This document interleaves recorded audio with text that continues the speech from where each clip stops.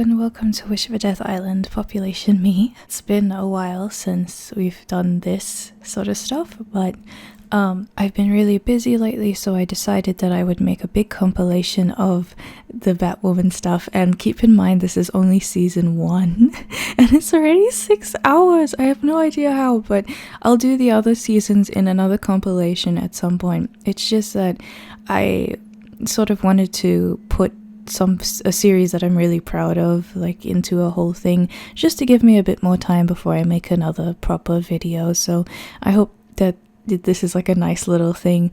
A lot has happened since then. At this point I didn't have my shop, and now I do, and it's like a huge thing for me. So, you know, and I think I got a lot more confident because I made this series. So, you know, I think of it as like a bit of a celebration, I guess, while I'm busy doing stuff in real life. But yeah, and if you've never seen this series before and this is new, well, I recommend you hang on tight. See ya. So guys, we did it!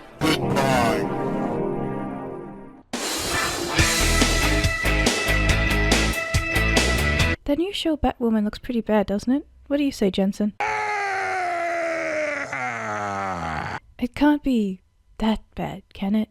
Like, surely it's not gonna do anything. I wasn't exactly bursting with joie de vivre.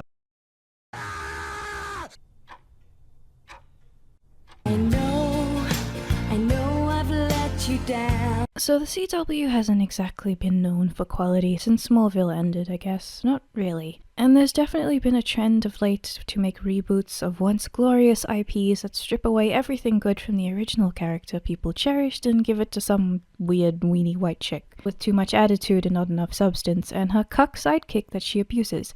Hang on, that's weird though. Why is it that every time that there's an apparently progressive reboot that's woke, why does it always involve a white main character physically abusing her black sidekick? Is that costume made out of hand-picked cotton, Kate? Welcome back to Wish for Death Island, Population Me, where today we gotta go save Gotham, cause nobody else is gonna do it. And believe me, it is bad. I can't tell which one's worse, this or the shit that they're doing in Marvel right now. When the trailer dropped around 10 months ago, I was pretty excited to see the cringing that the people I subscribed to would do when they saw the masterpiece that they were in store for. I wasn't considering doing a video on it myself, but it's just so bad that look what happened. It definitely didn't disappoint, I'll tell you that much. From the overt pandering to the really loud punch sounds to the bat suit that looks like a porn parody, but the porn would probably still look better. And the fact that even though the suit is supposed to be black for stealth, she chooses to pair it with a bright red wig from Spotlight to become a beacon for any enemy who wanted to kill her. This was looking like the best thing to happen to this dark timeline. And it is. I mean, just look at the music for the entire series, including the trailer. It's some edgy pop music you hear in Hot Topic. That's not even a joke, you would actually hear this in the exact soundtrack in Hot Topic. It's to make you think that this is unique and deep, when in reality it's the most radio-friendly and safe thing to ever exist. I mean, it's definitely nothing that we've not heard before. People listen to it thinking that they're unique, but they're really not. It makes young teenage white girls feel all the coolness of being a rebel with a cause, and none of the discomfort, thinking, or action of actually being one. The show immediately exploits the scenes of Kate kissing her girlfriends, which is funny because this is apparently a show that's pro-LGBT, but as you'll see, it is the most exploitative anti-LGBT, unintentionally that is, divisive thing we've ever been graced with. Fred Phelps would definitely be proud. The CW has the slogan, Dare to Defy, which is incredibly funny to me when you picture all of the stupid teenage girls running around acting like they're quirky in a desperate cry to be seen as unique without putting any of the effort of having an actual personality, coupled with the fact that this is the safest and easiest way to do a reboot in this current day and age, making it woke, and not having the backlash of people saying that it's gonna cause a shooting somewhere because of incels, because you dare to not put overt political themes in it. And then there's Kate being told that she is the female Bruce Wayne, to which she replies, Awesome, hilarious, handsome. Because the best way to see if someone really has those qualities is if they have to tell us and not show us. Then they rip off the obnoxious thing that Captain Marvel did in the trailer, where they blank out the O in hero to make a message they think is smart. And we all know how much people love Captain Marvel. But the worst thing that the trailer provides is the line, I'm not about to let a man take credit for a woman's work.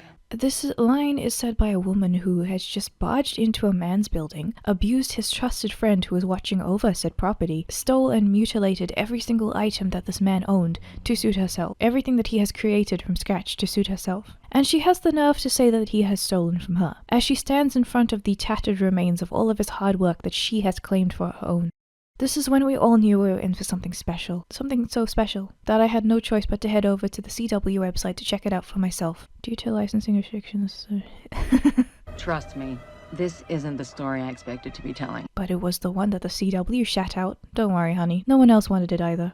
But stories, like the people who tell them, aren't always what they seem. You know, in a good or even mediocre show, they let the theme of the show come through with the way that the events unfold, and don't just give us direct explanations through narration of what the show should be before the show even starts. But here we are. So this is Kate What's-Her-Face, the cousin of the Mr. Big Bat himself, and she is currently swimming around in the ice-covered lake in her underwear with cuffs around her ankles for reasons. Hey, if you're into that, you're into that. I don't want to pry. But she finds the key, and then an evil figure puts cover over the hole and she cannot escape. So she decides the best course of action is just to have a 5 FPS flashback of the events from her childhood for some fucking reason. I don't know why the flashback is so badly put together. It looks like one of those 90s music videos where they put still frames together to make it look like edgy and cool. One of the only times where this happens is when Batman is supposed to be in the shot, I think. Because I guess they didn't afford to have anyone notable play Batman, so they just try to lower the frame rate so you wouldn't see it. It makes me sick. Like,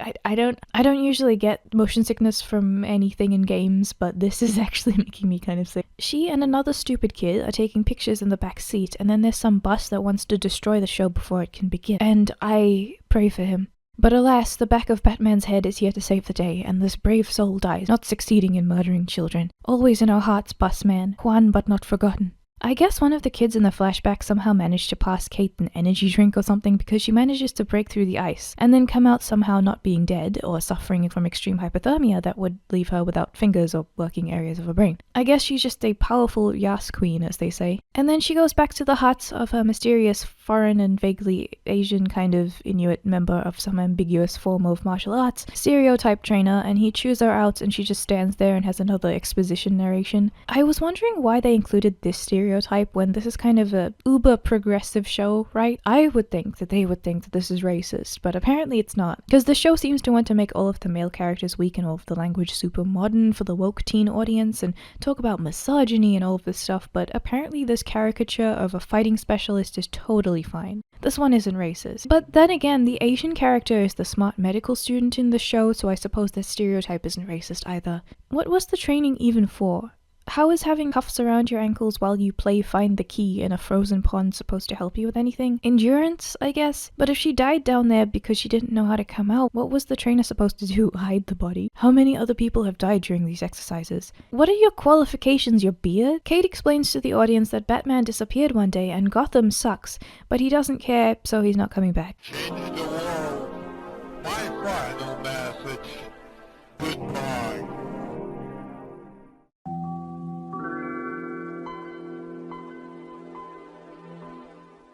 The problem with the narration, as you'll see, is that it seeks to tell us the theme for the episode not only before the episode, but after the episode as well. Like, she'll have a recap narration. But the thing is, the themes of the episode are already shoved in our face during the episode anyway. So we're being told all of this shit like 3 times when they could have just let us figure it out through the story. And Kate sounds so fucking bland. You cannot sound like you care less than you do. And why should I give a shit about it when she doesn't? So we follow a truck coming through to the place where Batman's light is shining, and seemingly has been for a long time. Turns out they're here to turn the light off, and all 5 other people who live in this town are here to protest it because they have not given up hope, and they all apparently went to a sale at the same arts and crafts store to get their signs. But apparently everyone else doesn't care. So the people who have just arrived is Kate's dad's wife and her daughter, who immediately decides to take a selfie in front of a random child, and her mother expresses disappointment in this. I know I would. Wife then gets stopped by Jacob Kane, and he gives the most awkward exposition to who he is.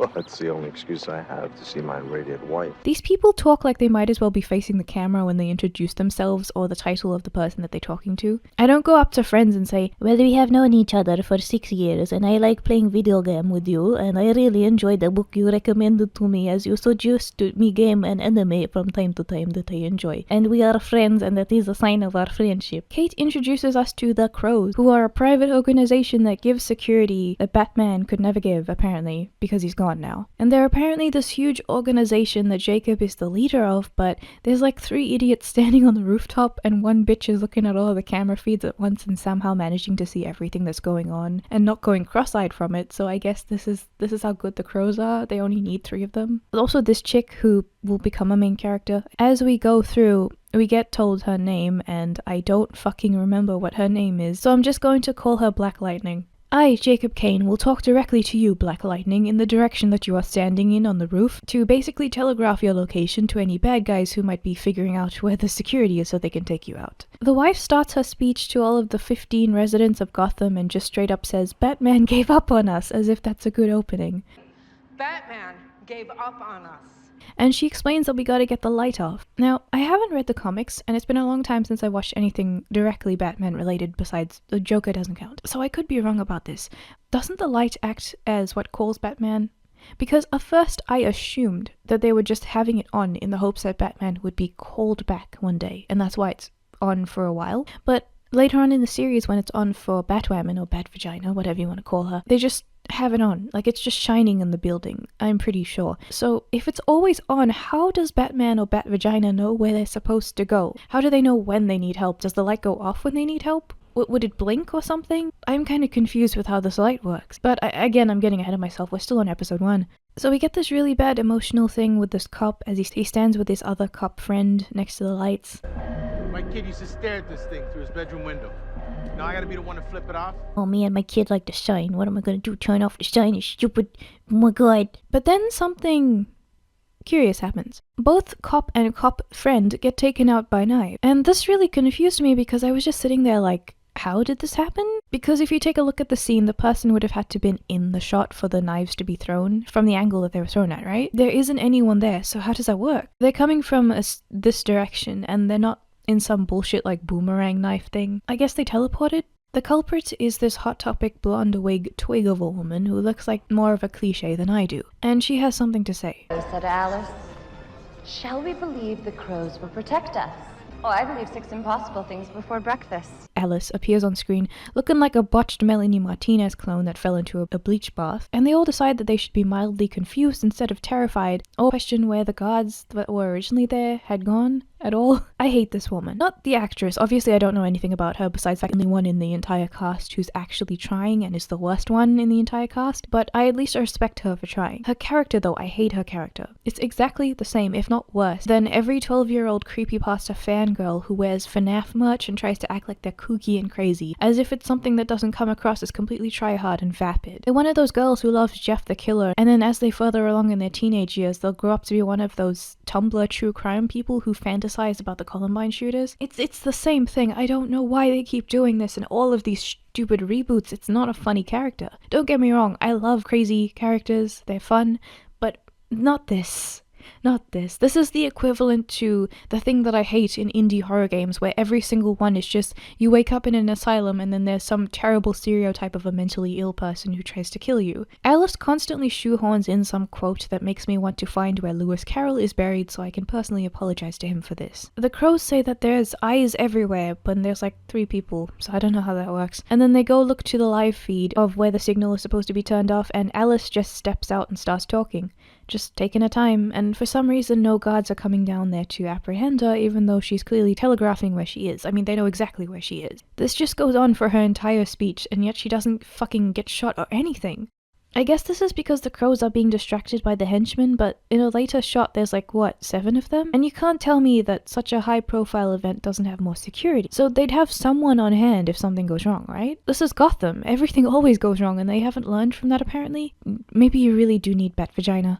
Alice says that the crows suck, which they do, and then says that they won't save Gotham, which they won't, and then pushes the camera down like a pouty teen, and the camera somehow manages to stay in like a really clear focal point, so that it manages to like gracefully arc down to where the murdered guard can be seen by everyone. I guess that's lucky. But that's when the crowd decides to panic, so I mean they're not entirely retarded. Just a little retarded. Now the next series of events is kind of confusing. First off, the henchmen are indeed attacking Black Lightning, as you'll see as the common theme of this show. Small women are somehow able to take out larger men who have guns or bats or whatever else for some magical reason. And it's like, she has a gun, and she didn't hesitate in killing one of the henchmen, so like, even if they had guns, she still has a gun, she's not completely powerless. Why not just fucking use the gun like a normal person? And then the fucker manages to get Black Lightning to chase him to the edge of the building, and I guess he's lucky she didn't just shoot him while he was running. I mean, guns aren't ranged weapons or anything. And this leads to her falling over the railing into a little trampoline fun ride, and they manage to hit her and incapacitate her to take her away. I guess that one guy being shot was just part of the plan, even though they could have done that without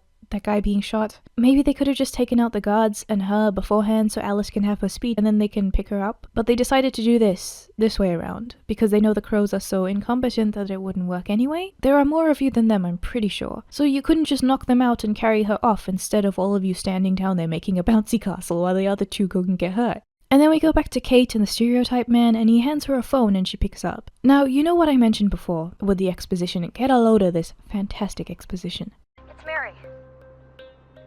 Your stepsister? Mary, our parents have been married for over a decade. I know who you are.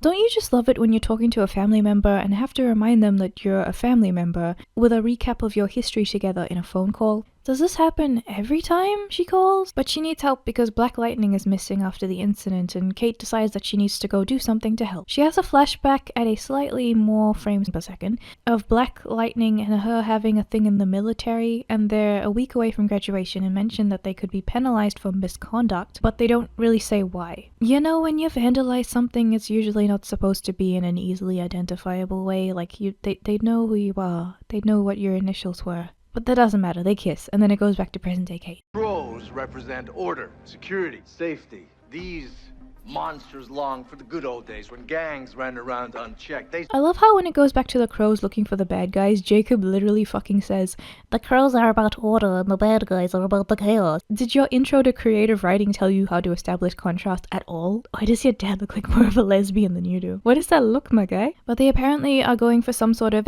estranged relationship sort of thing, which is fine, but this episode is moving so fast that I don't even know what to do with that information. Like, we've had no other time with them to like work up to this, because there's some weird emotional shit going on, and then he hugs her and they seem to love each other, but apparently they fight a lot, and I just don't know what to do with this information. What am I supposed to take away from this? Oh, did I mention we're only like 10 minutes in? This episode moves so fucking fast that we should be getting these reveals later in the season, if not in the season finale. They're just cramming it in now. This fucking plot moves faster than Mobility Mary on the freeway. What the fuck? It's like they're constantly pulling iconic shit or like references or twists out of their asses so that the viewers don't look away and stop watching. It's like, it's sad. And the next bit of exposition is just fucking awful. You don't stand a chance against a team of ex-Navy SEALs and Green Berets.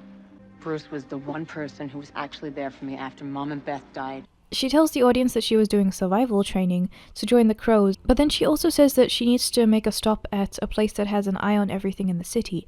Yet when it cuts to Wayne Industries, apparently it's completely abandoned because there are no lights on and she's able to just climb up to the window and open it. Because locking windows doesn't matter. So Wayne Industries doesn't have any other support system to continue operating with any other things that it does, despite the head not being there. None of the other space can be used at all to help the community, especially if they've abandoned him and it's easy to get in. Right. So she fucks around a bit and then is caught by the one other person in the building. Luke, otherwise known as Manlet. He is apparently the one that Bruce trusted to take care of everything. The only person. Even though he's weak as fuck and apparently incompetent as fuck, so how does this work? What is he even doing hanging around just watching the cameras by himself? And he doesn't believe that she's related to Bruce and then asks, "What's his favorite soup?" I'm Kate Kane. Favorite soup? Listen, Manlet, I don't know what the fuck my own favorite soup is. It changes like the damn weather, and I haven't had soup in such a damn while anyway, I wouldn't know. How the hell does she know what his favorite soup is? Do you even know that? But he takes her to just hang out in the security room while he calls security, who should have been around the entire time in the first place. And then she gets free and stops him and handcuffs him to the thing, and while she quickly goes over to the computer that she knows how to use. Password still Alfred? His password is Alfred. Now, here's the thing. If this was the Batman we all know and love in a good series adaptation, I would have been super surprised by the incompetence of how the building is protected, or lack of protection, and how the security system works, and how apparently this amazingly stealthy man with a huge empire is using the easiest password to guess in the world.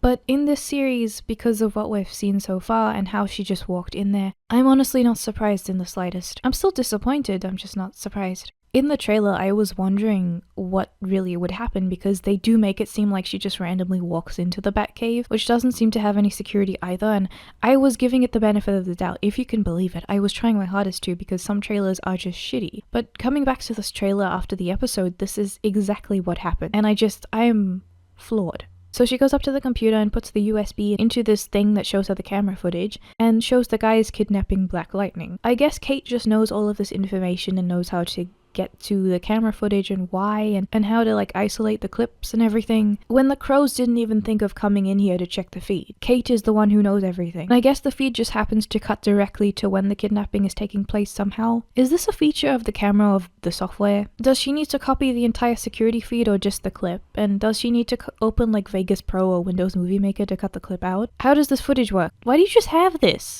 But wait, the shit is copied really fucking fast. The other shit can just be, but no, you do not copy that shit that fucking fast. That's not fucking right. Let me fucking show you what happens when you're transferring a large file. This is how the scene actually went. What are you doing? The Crows aren't able to.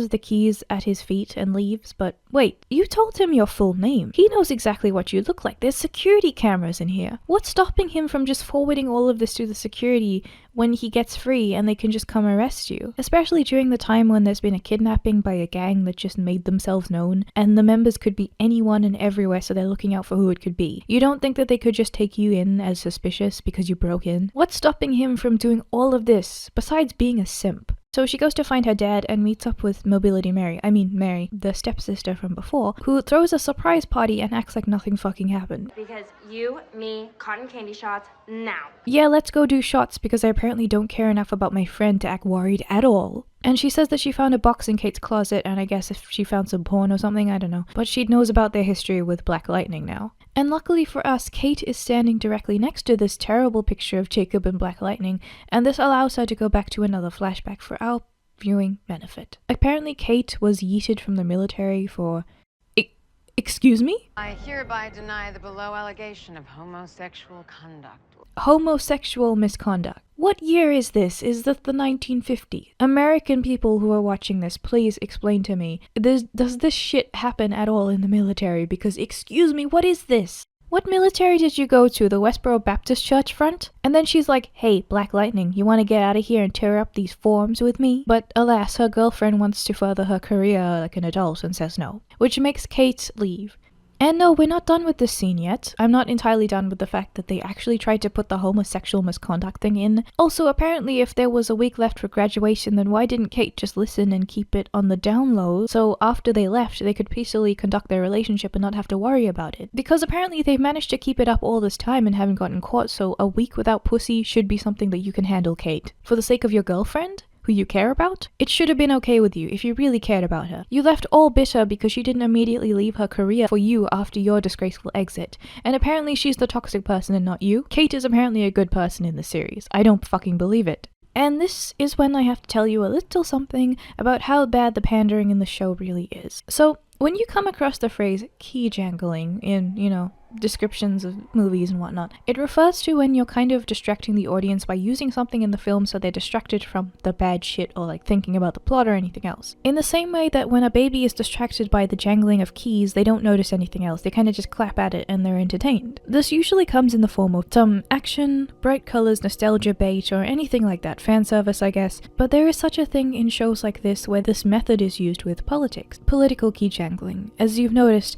the show is focused on making some social statements and pushing their own agenda. And this is definitely a form of key jangling. Now, I can give you one major reason for this. There's a bunch, but I'll save the rest for maybe when we do another episode. Representation. Every time one of these shows comes out, they always bank on the woke media saying white males don't like this show because it has a lesbian in it or a woman of color in it, so the incels are giving it bad reviews, as a way to dismiss any of the bad things in the show. Because, oh, look at the representation. Don't take your eyes off the representation. Look at the representation. It just sucks.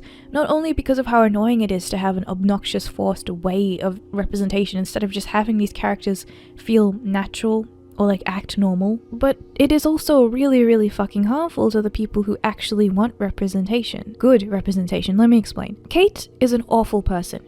Throughout the series, she will repeatedly let this mass murderer, Alice, go hate on her dad as if he's an evil person when he's just trying to help and maybe a little misguided, but he's a good person. And then she comes back to repeatedly abuse Manlet. And she's just incompetent and annoying in general, but she has a huge ego. This could be fine in a world where she's supposed to be that way, so she can grow out of it as a character arc, as if these are her flaws, that the show is aware that these are flaws. Or perhaps she transitions into being a villain because of these flaws, and these are the seeds of her bitterness and her motivation for being evil. But the writing in the show clearly wants her to be seen as a good person, a perfect person, and a good representation of a lesbian character on screen. She is unintentionally written to be an asshole. So, because you're supposed to like her, and I fucking hate her. So, first off, this is shitty representation because I think if you really want good representation, this is a slap in the face to anyone who is like, let's get a good quality hero character who is a lesbian. Because you should be getting a show with quality writing and a good character with your identity or whatever it is that does not come across as an incompetently written, shitty, like, unintentional villain. She's not real representation, she's just a shell. She's a shell with the identity that they're expecting you to love her for just stapled on top of her. It's a husk. A husk who flaunts her sexuality to make it seem like the show cares about you or your representation or any of your concerns, and you're just eating it up because you can see it and clap at the key jangling. She has a grudge against Black Lightning for moving on with her life and comes back later to judge and harass this woman and her choices just for having the audacity of moving on. And Kate is just a terrible person. Is this really the representation of lesbians or gays or anyone that you want to see on screen? Instead of just calling people homophobic when they criticize her, maybe you should just understand that the show is bad and you should want better for your representation. You should want better. And let me give you some more reasons why. I'm on a kick now. Let me keep going. This show is being universally panned by anyone who is not a hack political writer, and so people see this shit and go, wow, this lesbian character keeps reminding everyone that she's gay and attacking everyone, and the show wants to paint everyone as homophobic if they don't like this. This fucking sucks. And then, as more woke shows do this and put people into a corner when they don't like the show, it alienates their audiences, but it also alienates people from wanting to have this conversation, from wanting to think about maybe seeing representation in this way. So if you care about representation, this is doing the opposite of what you want in that regard as well. It's just a detriment. People start to see representation as a detriment because it's always portrayed in the most obnoxious way. And you're alienating your entire viewership besides those who are just pretending to like the show so they can look good to other people. These people who say that they like the show and that the show is automatically good because of the representation of lesbian characters don't actually care about your representation issues either. If they did, they'd also be bringing up the horrible way Kate represents lesbians in the show. Instead, they just look at Kate for her identity instead of her as a person, and don't bother thinking about how it impacts anything else at all. All the well-meaning people who want representation will go along with it and become misguided because of how shitty the entire cycle is. Lastly, as someone who used to have basically no sexuality but didn't want to use the term asexual, as of last year, came to the conclusion that I'm bi. I am so sick of seeing LGBT characters that have no other character besides being a stereotype of their sexuality and constantly shoving it into other people's faces. We don't do that. I'm bringing this up as a specific point. You couldn't fucking tell unless I just told you just then, because I don't make it a part of my personality. I don't fucking care. And it's just really fucking obnoxious when people portray all of these characters as doing that, because I don't fucking know anyone else who does that. I don't fucking care about representation as it is, but I'm trying to make an argument for people who do. You need to do it in a better way, I guess. And I can see why people would want representation kind of cool in a show that's good. But I just want a character that is fucking normal. and has a fucking personality, and you don't even care about their sexuality. It just pops up when they get a love interest, and you're like, oh, okay, and continue on, because I don't want to fucking define myself as my fucking dumbass sexuality. I don't fucking care. I'm so sick of the fact that the only representation that these people want is people who aren't even human. Even people who do the whole, like, proud of their sexuality thing and flaunt it don't act like this. Again, I don't fucking care about representation 99% of the time, but if we're getting it, can't at least be good? Because it does piss me off. It does. I just don't care about a show because the lead is the same sexuality or a dark skin tone. But seeing how they treat these characters is doing me a disservice and setting us back with whatever you want to do. Like, you're just making people hate this. Make your characters gay, make them brown, make them black, make them white, make them straight, make them whatever gender you want, but make them people first, identity second. And don't expect me to like a show just because it's made for me, because it has a character that might look like me. You can make me a cake out of dead babies as a birthday present, but that doesn't mean I'm fucking gonna eat it. You're not helping the LGBT movement by harassing people who criticize this show. You're only lining the pockets of the shitty corporations who don't care about you. Also, the reason that I brought this up now is to show you that there are still so many problems with the show. If you remove everything woke, it would still be a bad show. Like, I criticized the exposition, the way that the plot really doesn't make sense, the really shitty way that the characters get into trouble and then get out of trouble. You don't have to talk about anybody's, like, political things because it's still a shitty show. It would be shitty no matter what. If it was a straight white guy who was the lead, it would still be a shitty show. It's still bad. Speaking of bad, let's get back to the episode. So Kate has to go tell the crows that she found the footage of Black Lightning being kidnapped because apparently they didn't think to check the building across the damn street for any footage of what happened, and they managed to zoom in really well on the footage to see a slogan of the orphanage on the paddle that the bad guy is using, so they need to go there to check out the hideout for the villain. Kate has an argument with her dad because he wants to keep her safe and make her wait for the fucking professionals to go get the hostage, but Kate's fucking massive ego decides for her and she needs to go there by herself instead. I fucking hate this thing that shows do where the main character is suddenly gone, like they can teleport, as if that's at all possible. Like, he would have seen you walking away. It may look cool to you, but it's really fucking dumb. Please stop doing that. But Kate decides to go inside the orphanage by herself, even though there would be so many other people in there that would fight her and overwhelm her that she should have just waited for the professionals to come in for backup. But luckily, she as a twig of a woman can beat up multiple grown men who are all waiting in a line to try and fight her one at a time. Why are you just waiting? What are they paying you people? 3 peanuts and a kazoo? God, what is this soundtrack? So then this one guy brings like a baseball bat or something when Kate is conveniently not aware of her surroundings, and she wakes up being suspended in front of Alice. No, this isn't porn, it's just a reminder. I just figured after the horrible suit from before and now this, I should remind you that this isn't porn in case you're confused. So Alice says that she isn't used to being found, and the henchmen don't look prepared for Kate. So I'm guessing that Kate was a surprise for them, but why on earth did they use the paddles with the orphanage label clearly marked on them? I guess, like, if you're trying to defend them, you could just say, well, they were using the orphanage name because they knew that Kate would go and find them, and they were, like, banking on the crows for not looking at the footage and sending in people first, I guess. Like, that's still wrong, but that still doesn't work. I don't think that that's the case. I think they genuinely just didn't know that Kate would find them because they're not reacting in a way that would make sense. And Alice has been doing this for a really long time, so if she has this much experience doing this and this many resources, how did they do that? How did they slip up in that way? Is this just convenient? If they were a bunch of teenagers who had gotten in too deep in their own club and decided to take an officer hostage and this was what this was about, I could believe that this was a mistake that they would make, but why the fuck would I believe that this criminal mastermind did the same thing? Oh no, the quirk. Kate is angry, which you can tell because she looks like she's halfway through a seizure. But Kate is like, where is Black Lightning? And Alice says she's gone, and then Kate's like, no, take me instead, not her. Dude, she already has you. She could just take you both, you idiot. You wouldn't be able to do anything about it. But Alice says that she wants to send a message to Jacob because she's not scared of him anymore, and he's not good for Gotham, and she thinks that Black Lightning is the one that Jacob really loved and thinks of as a daughter, not Kate, so Kate should just join her. And then Kate's like, shut the fuck up, you cunt. And then Alice knocks her out again. You could have fucking killed her. Then who would give your message? One of your bunny rabbit sidemen? This is your brain on quirky. The crows get there way too fucking late and everyone is gone, and then Jacob is clearly concerned for Kate when he doesn't find her. He cares about her. But then she wakes up to Mary, who says that Kate was dumped on her makeshift hospital's doorstep. So the bunnies were apparently stealthy enough to vacate the entire building and then dump Kate on the ground without being found out, yet they were stupid enough to use the paddle from the place that they were staying at to easily identify their location. But Kate has no head trauma, even though she was hit very, very hard, and the only bruise that she has is from all of the fighting is this cut that seems to be kind of unrelated, and she's just fine and jumps up afterwards. Also, Mary is apparently stealing medical equipment and supplies from her university to do her own bootleg medical practice. This show treats this like a good thing. I'm sorry if stealing from my med school makes me a bad person. It doesn't.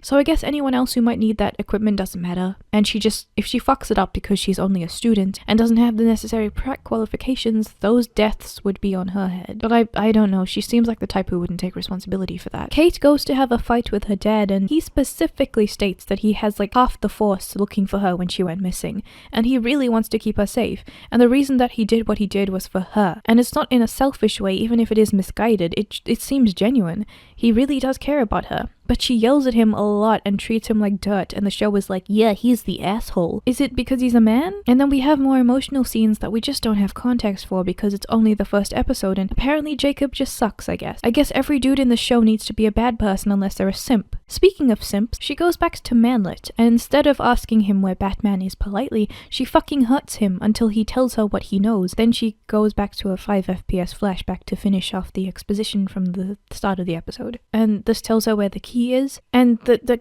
cave entrance is just obvious. Like, do I have to comment on this? It's really shitty. And she fits the big ass key into the big ass lock that for some reason is right next to the big ass key. So she hurts the Manlet until he's so scared of her that he just lets her do what she wants because he's afraid of more physical abuse. And then it unlocks and she goes inside, where the elevator thing comes down so the Manlet can't come in. He tells her to stop, and she says the most obnoxious thing she could possibly say about rules. So I have this thing with rules. Yeah, you apparently have this thing about human decency as well. Don't let me stop you. Why are there bats in here?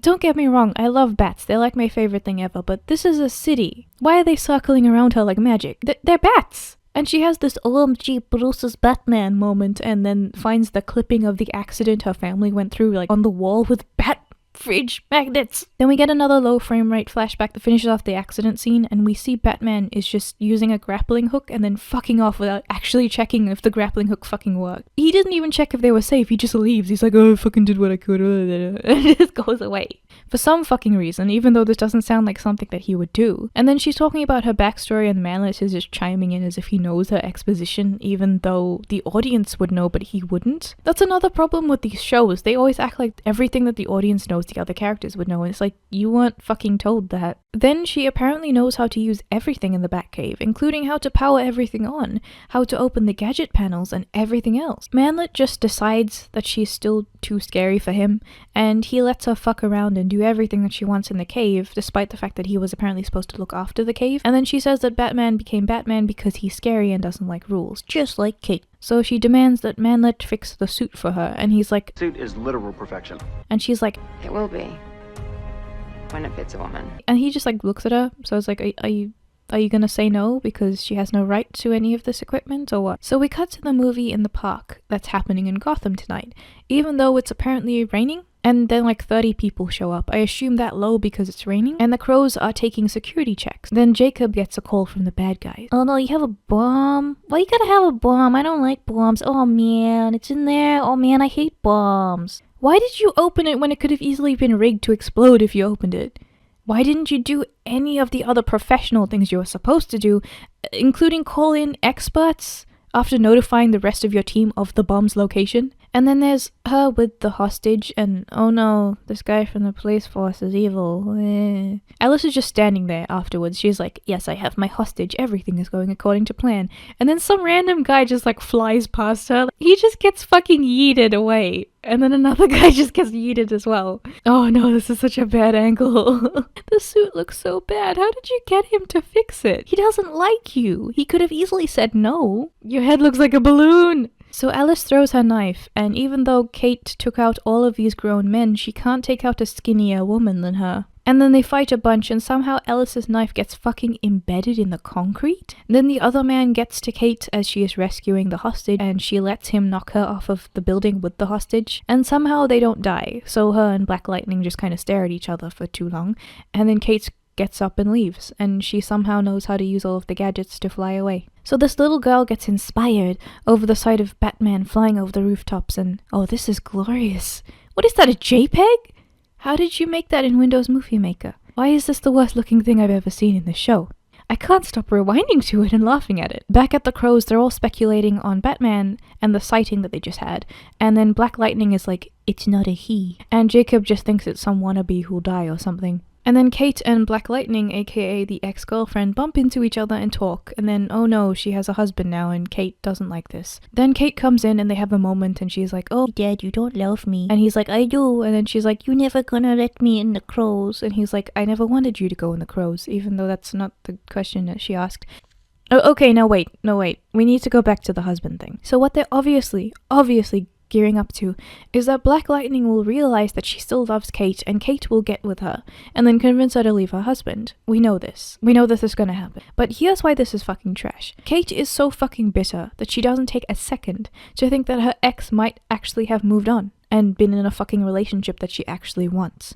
Because Kate is the only one for her. She can't have moved on. Kate is just a creepy person who can't let go. And the show sets it up like, look, Black Lightning was with a woman before, so she's obviously still in love with a woman. Because she's just hiding her lesbianism by being with a man. Firstly, again, it portrays these lesbians as fucking toxic. And secondly, she could be bi. She could easily have something that develops for her where she could fall in love with someone regardless of their gender and that be a thing.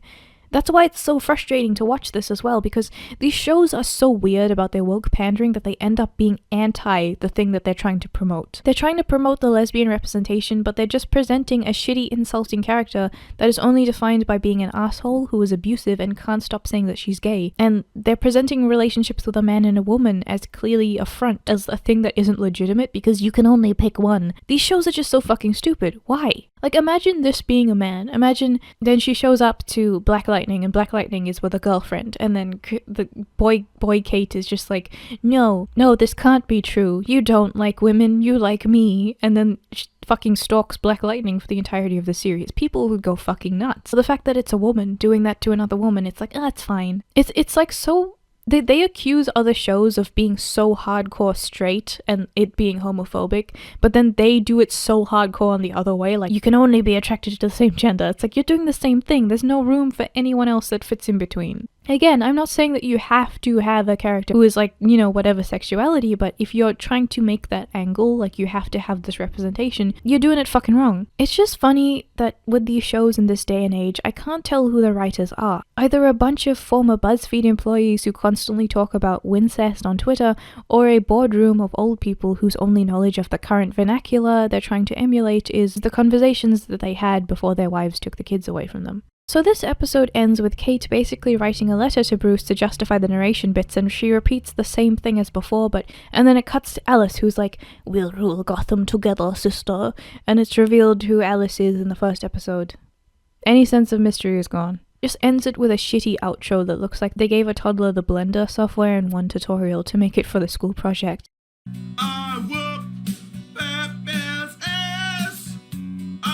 Hello and welcome back to Wish for Death Island, Population Me, and today we're back to this dumpster fire called... This is illegal, you know. And we're going to watch episode 2 called... Gee, it sure is boring around here. Immediately we get set up with this fucking terrible series of clips that are supposed to tell us what happened last episode. Only it doesn't. I'm glad I fucking remember what happened last episode with my own goddamn brain, but this confused me so much that I actually kind of doubted what I remembered, and then I was like, no wait, I'm remembering the right thing. Only Batwoman has the power to make a previously section do the opposite of what it should. Why not just use the narration from Kate? She always does it and we don't want it, so why don't you do it when it's actually beneficial? So this one has the Crows all standing there while the leader man talks about how the traitor from the last episode has been identified as a member of the Wonderland gang, which is the evil Hot Topic lady, Alice, and her gang of people in bunny masks.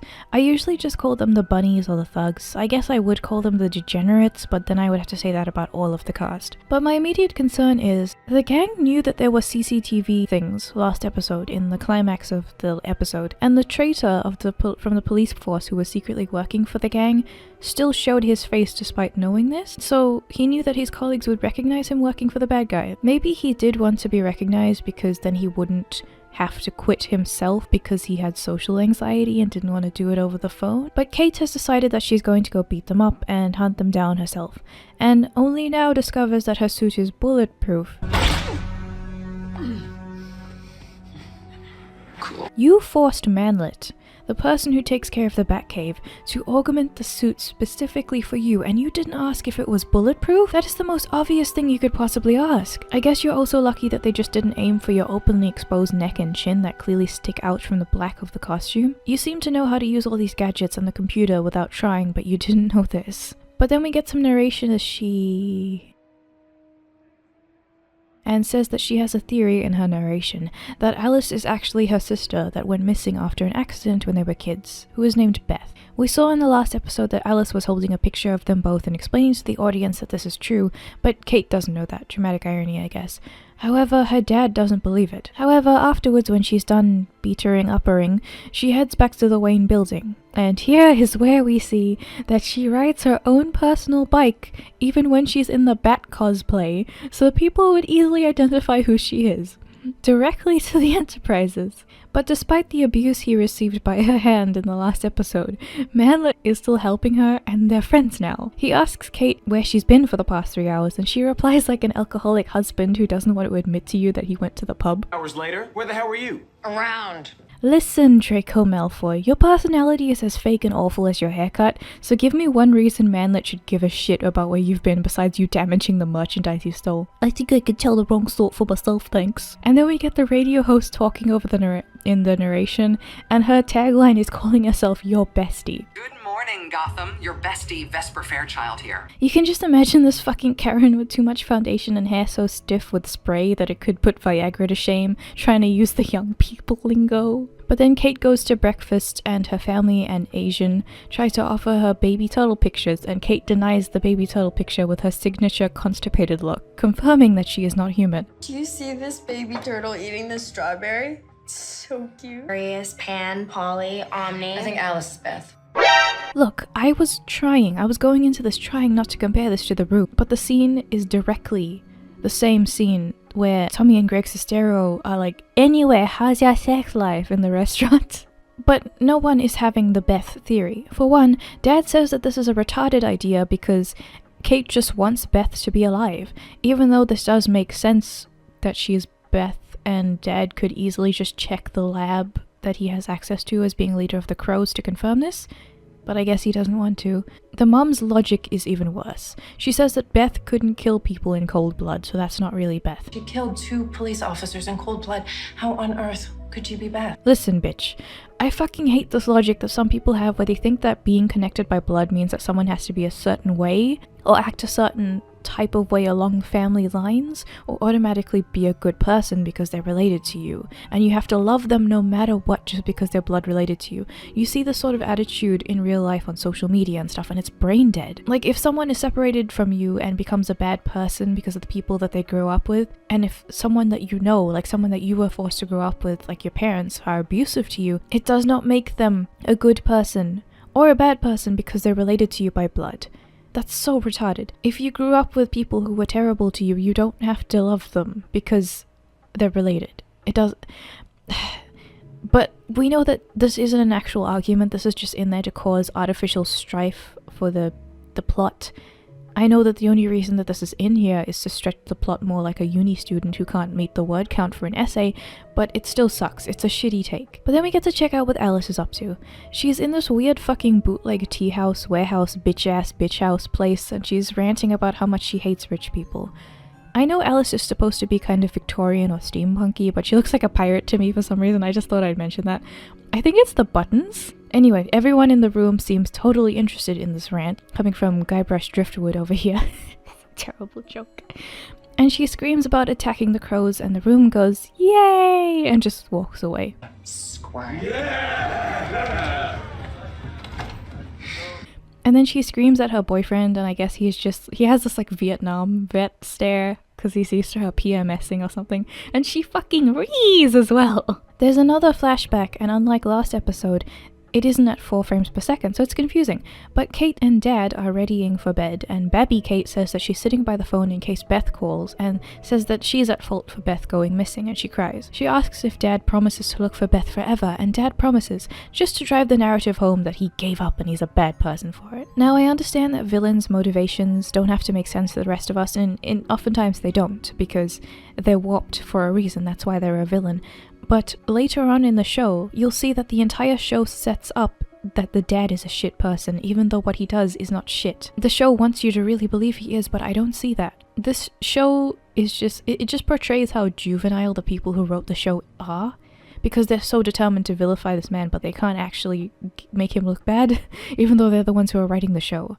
It's a very real and terrible truth that there comes a time when you have to give up looking for someone who's missing, because the rest of your life goes missing with them. Otherwise, you have to move on, and you know that if you can't find them, and there's no way for you to do that, they would want you to move on. That's just the way it is with loved ones. It's a sad fact that a lot of people who go missing are never found. And this attitude just stamps all over this experience and the reality of this experience with the treatment of Mr. Kane. Just to really drive this home and direct you into some good content in case you're depressed with the terrible nature of the show. There's a great video on the subject by Blame It On George, who recently put forward this video on this girl who went missing, and it just shows how sad it is and how much people want to blame each other. And if you're someone who's writing a story about this clash between a hero and a bad guy, where one of them doesn't want to move on and the other one is trying to move on, it is a great thing to watch to just get an idea of that, or one of those true crime channels. This show is just insulting. Anyway, I'll stop moral fagging for a second. Kate is at the Batcave, and Manlet comes in after he got a text from her saying that they should meet up, and they talk about stuff. He mentions that he keeps all the lights on and locks up when he isn't there, which is false because in the last episode Kate broke into the unlocked window and had to put the lights on herself because they were off when she came in. He's like, I know you don't want to be the city's next great hope, but it's too late. And she does this humble brag grumble thing, like, if you're gonna imitate a superhero and everyone is waiting for that superhero, don't you think that they'll think of you as the superhero? They'll lean on you, because that's kind of how you're presenting yourself. What the fuck did you think was gonna happen? Kate just wanders into the Crow headquarters. I guess since her dad is the leader, she can walk in whenever she wants. She's like that kid in school whose parent is the principal. So she walks in and Black Lightning is there, and the driveway is just kind of open, so I guess everyone else can wander in too. But Kate makes a somewhat bitter remark about Black Lightning's childhood, and then Black Lightning puts up footage of Batwoman from the last episode and asks if this is Kate. Kate provides the proof that if she would be a superhero, she would be Wonder Woman, so that confirms that she's not Batwoman. But I guess Wonder Woman, or like the comic Wonder Woman, is real in this universe? How does that interfere with everything? I'm sure it does. They talk about more stupid shit and Kate is like, oh, you know me and Hope. No, we don't, Draco. Please enlighten us, Draco. And then a truck just barrels in. There's gas there before they come in, and then they purposely put more gas around them as they come in. So they want the knife that Kate took, and she only has it with her to get tests from the lab for Beth's DNA, but my question is, why didn't she do that before, if it's so important? But there's so many fucking henchmen just there to get the one knife, and Kate and Black Lightning just go fight all of them. I don't even care about how 2 small women can fight all of these big men anymore, I just don't care. So then the bunnies get the knife and just leave. So Black Lightning and Kate just rush to tell Dad, and the dad is like, what happened? So Kate explains, and the dad is like, Black Lightning, talk some sense into her. She's obviously wrong, even though I don't know why. Kate goes to her Asian stepsister's bootleg hospital, that's an interesting sentence, and Asian is surprised to see Kate there, even though last episode Kate was there getting fixed up, so she would know. Kate assures Asian that her father won't hear about this, so it's fine. Kate is apparently running the hospital, going to school, and trying to protest the healthcare of Gotham at the same time. So she says all of this with a sense of righteousness when it comes to medical treatment, and she definitely has a sense of righteousness and an ego to go along with it. But that immediately brings up a question from me, that if you're that concerned about proper medical procedure, why do you wear so much makeup in what is supposed to be a sterile environment, a high-risk sterile environment? What if some of your cakey-ass foundation or your fake lashes fall off into something that's contaminated now? and your customers or your patients or whatever you're doing, they're gonna suffer because of this. I don't know if you'll take accountability for that. Who are you, Jacqueline Hill? Asian reveals that she has one of the bunnies, so a domestic terrorist, in her hospital, and she's taking care of him. She pulls out this bat thing out of his body that he apparently didn't pull out of himself, and Kate introduces herself to him and uses a code that only Beth would understand. Waffles. So if Beth is really Alice, she'll know. And they just let the domestic terrorist go. They don't do anything, they just let him go. We get to the crows who are looking at the CCTV to see one of the bunnies spotted a couple neighborhoods away, even though last episode they seemed to not understand how CCTV worked for the same street as them. So the dad just like rushes them out without a plan, and Black Lightning gets a call from Kate telling her to single-handedly distract the entire team of crows for a couple hours so Kate can go do Kate things. Fucking Draco Malfoy, man. Then Manlet comes in after Kate leaves and acts like he has no idea how to use the fucking computer, and even though Bruce had apparently put him in charge for a reason. Then Kate goes to the Waffles place, which is this park, and we get a flashback of her as a baby, crying while the dad gets waffles and they talk about Beth being missing. And for some reason, meanwhile, while this is happening, the bunnies go to the home that Kate grew up in, and they murder the random people that live there now, even though those people aren't connected to Kate. I guess this is just them wanting to strike fear into the hearts of the people involved in like a way like, this is a clue that we found your home where you grew up in and we're killing the people who are there because of you to try and make them feel guilty. It's not necessarily a move that doesn't make a whole lot of sense, like I get it, but just because it's in this show and this show doesn't make any fucking sense, it confused me for a bit. So they're evil, so whatever. But Alice shows up to meet Kate, so she does understand the waffles thing. They do some waffling, if you will, with some exposition about the waffles, even though we just got exposition through the flashback. And Alice gets triggered by the dad leaving her behind again. She keeps bringing it up every 5 minutes. We get it, bitch. We get it. She acts like a fucking retard. Like, I like it when people talk poetically as a very amateur writer myself who's hopefully going to get off my fucking ass and like actually try and edit my novel drafts instead of just leaving them there. I love poetic villains, but this is bad. This is like Gabby Hanna poetry level of bad. But as I tilted my head like a little mouse, Kate basically takes the guilt trip bait because she's a fucking idiot and says that she never wanted to give up looking for Beth, but she had to. She never wanted to give her up. She never wanted to let her down. She never wanted to run around and hurt Beth. But Alice keeps asking, why? So am I. But the cops show up and Kate stands in front of the mass murderer to protect her. It's so funny to me how apparently neither of them have backup. Kate shows up and she knows this is a mass murderer and doesn't bother having backup hiding there just in case. She should assume that Alice has backup hiding somewhere, and if Kate doesn't, Alice will just kidnap her or something. And Alice should show up assuming that Kate is doing the same thing with backup hiding somewhere, but neither of them do.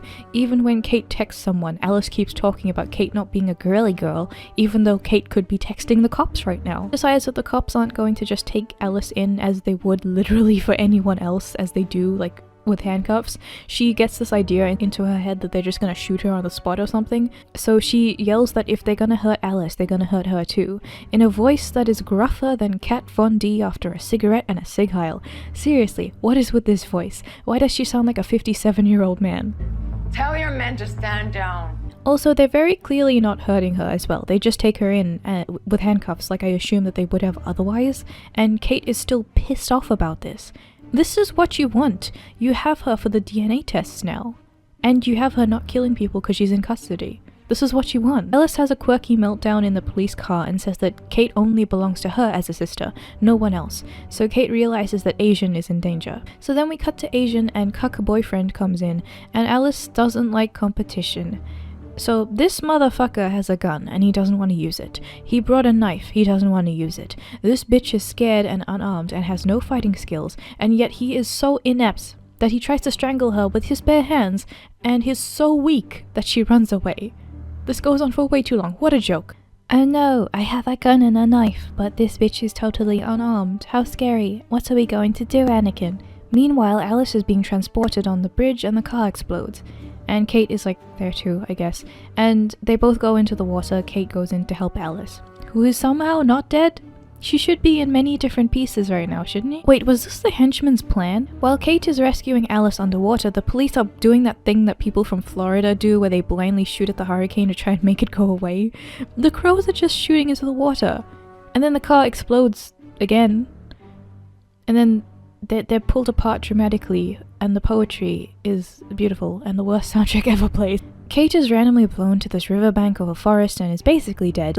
And then the sniffer dogs appear and keep teleporting to the same place. I guess the AI just isn't that good because Manlet finds a button that refills Kate's health bar. I guess it's some sort of exploit, I don't know. And she gets up. Back at home after all of this, Kate checks up on Asian, and they're now having issues because Asian says Kate barely acknowledged her as a sister, but is obsessed with Beth. And then fucking Billie Eilish starts playing. This is so forced. Meanwhile, Dad screams at the crows and that things need to start making sense now. I agree. Then Babby Kate finds Dad crying and accuses him of being a traitor, even though he's clearly upset, and the show runs with this as if she's in the right. Poor guy. He's just trying to be a dad. Justice for Dad. Don't you know this is not needed?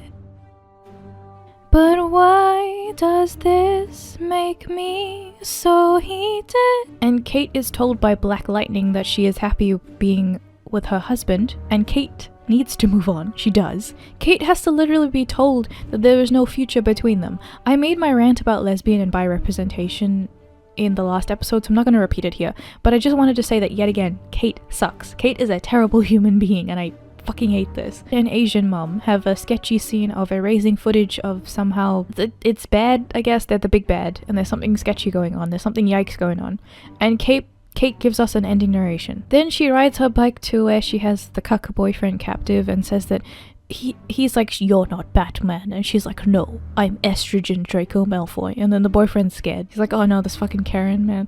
Alice apparently doesn't give a shit about this, and she just writes her fanfic at her desk. Kate picks up the dead bat on her bike, and Alice says some more crazy shit, and oh no, Bat is alive now, and flies away. What? This is even worse than the first episode, and I'm not surprised, yet somehow even more disappointed? It's so dumb to see how corrupt journalists and critics who just want to be woke are just like pulling this shit up into like the upper echelons of entertainment. This is getting better reviews than Joker, but nevertheless, do not worry. I am determined to stick through this dumpster fire the entire way because it's funny. Anyway, get off my damn island. Bye. And I'm not Batman. Maybe I'm better. Okay, so let's cover a few more things before we go into the episode. This bitch who plays Batwoman is leaving the show, but they're replacing her for season 2, so there is probably going to be a season 2. So to recap for you, this bitch is leaving this bitch, so this bitch has to find another bitch to play this bitch. Good. Welcome back to Wish for Death Island. You're all caught up now, and we hate life here. After the shitty recap of the last episode, we see Alice sleeping in an old-fashioned bedclothes because even in sleep she can only be quirky. Alice has bad dreams and reveals more about her past being taken by the crazy guy. If you'll recall, she was thought to be dead in an accident, but it was actually that she was taken by someone and her death was faked somehow. And that guy is using her for weird things. Because I think the people who found her body just found a skull that kind of matched her, and then they just kind of stopped doing anything at that point. The flashbacks in this entire thing, like again, we're only up to episode 3, but even now, have this whoosh sound.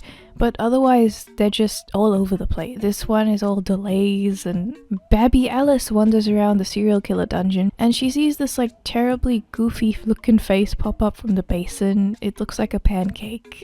She screams and wakes up. So let me do you a favor and spoil this for you now, because as usual it gets really terrible with the explanation for the rest of the season, so I should go over what I pieced together through that. First off, this guy did take her and make her do his bidding, which is to help him make masks out of skin to attach to his retarded son's face to make the retarded son seem normal because they think he looks abnormal even though he looks normal. And his thing is that he can mimic voices perfectly, so whenever Alice tried to escape, she failed because when she would call someone, the police show up and the evil dude is just like, "It was my son the whole time," and gets him to do it, and they didn't bother to check at all and they just leave. Meanwhile, Kate is lamenting because she put on the suit to terrify Alice, but she fucked up and now Alice is all guilt-tripping her, and now Gotham also expects something from her too, which she feels is a heavy weight of responsibility. Even though she's so self-righteous, you'd think that she enjoyed that kind of thing. So Alice uses the bat signal just because she can. She's making fucking hand puppets and all that bullshit on it because no one is monitoring it. It's just there on a building in a park. So she just uses it there, and Kate answers it knowing it's her somehow, and they just talk like a bunch of disgruntled colleagues from rival banking firms instead of rival superhero and supervillain. So a group of teenagers could just use the signal for a prank if they wanted, or some random person could use it as a distraction so Batwoman would show up there and the real crime would go on somewhere else. Are people okay with this? I'm not a comic book superhero fan. This isn't actually my interest usually. I'm just covering this because it's bad, but tangentially I'm getting interested in superhero things because of it, so I guess that's fine. So excuse me if I don't really know the ins and outs of how the bat signal should actually work. I'm really just reacting to it from what I see here. Does it usually work how the mayor of Townsville has the Powerpuff Girl hotline? Is that how it usually is? Because it always seemed to work really weirdly to me. In the retarded Dark Knight sequel, I remember that they painted the terrible gasoline outline of the bat signal and somehow worked, even though it made no sense. So is that it? I don't remember. Don't the police usually have it? Or someone in like a high authority has it? Because it's hard to understand if Batman has it. Because in the Batwoman show, she has it on her property. So Kate is the one who has the signal. I thought the whole point of having the signal is because someone else has it, and if there's like a crime, they have to tell Batwoman and she has to show up, because if she has the signal, how are they supposed to signal her? Why not just, if you're on the property, just go and talk to someone on the property to get her at this point. Just fetch her yourself if you're gonna go there to like do hand puppets. As we've established, anyone can access this thing, and Kate just happens to be alert and know it's there, and no one else came to investigate it besides her. It's just her. I guess everyone else ignores the bat signal except Kate. And this bat signal is I'm pretty sure it's a different size, and it's in a different location to the other one in the first episode that had like security. It had like 3 people guarding it, but the show was acting like it had security. So like Kate has no morals about stopping her. It's just, hi Alice, how you doing, bitch? If Alice can just go around wherever she likes, she can go to Kate. And she also assumes that Kate is staying at the abandoned Wayne building instead of anywhere else, like where her family lives and stuff anyway, and that kind of worked out as well. There's just so many things that don't make sense here. This entire episode is gonna make me have a mental breakdown. Plus, if Alice escaped because they never found her in the last episode, and they clearly know that she escaped because they were shooting into the water like fucking idiots last time when she got captured, they just stopped looking for her now? Like, Kate could turn her in if she has any conscience whatsoever. She could turn her in. And the only reason that Kate even saw the light is because it glinted behind her, and she turned around. She was like, ooh, what's this? And then she saw the light and she was like, oh, it must be my arch nemesis. Time to go talk about boys with her. I don't even know how Alice does any of this either, because she's so incompetent with everything else. All of this other stupid shit that happened. An example, in the last 2 episodes, Alice monologues to herself that she'll rule with Kate, but every single time that Kate's interacted with the henchmen, including with Alice herself, she got hit in the head and almost killed. So you couldn't clue the bunnies in? Do they just zone out when you do monologues? Is this a regular occurrence with you? Alice is like, haha, it's supposed to call Batman, but you fucked up his suit, and it's you now. I guess it's broken. It's supposed to call Batman.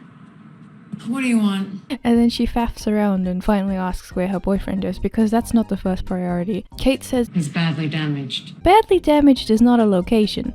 And Alice just doesn't care. She's like, Kate, how can you give him back to me? And Kate puts her on the honor system of not killing people. And Alice is like, fine, no killing, because Beth is down the rabbit hole. I don't know what the fuck that means. Beth has gone down the rabbit hole, and she's never coming back. Alice does this thing where she raises her arms like she's going to curtsy, and then she doesn't do the curtsy, she just dances. She does that so much for the whole season. I hate it. Like, it feels like they just gave the actress some random shit and just like, do this now, and then she's just trying her best and she doesn't know what to do because they didn't give her any directions. It's just, and then it cuts to a terrible commercial thing that looks like a Tim and Eric sketch. But the guy watching the ad gets killed because truck crashed through gate and man go bye-bye with bottle of sauce splash on TV. Yes. Then Black Lightning is fighting her husband in like a practice fight, and she has flashbacks of what Kate told her for some reason, and that gives her the energy to beat her husband. Because men must always be defeated by every woman in this entire series, and she cannot ever go through an arc where she gets beaten down and then learns something and earns the win. That's the thing with these series, they never earn the win. It's just she must immediately win with no character whatsoever. Like, why am I supposed to care if she wins? And then it cuts to the dad watching the explosion on his laptop.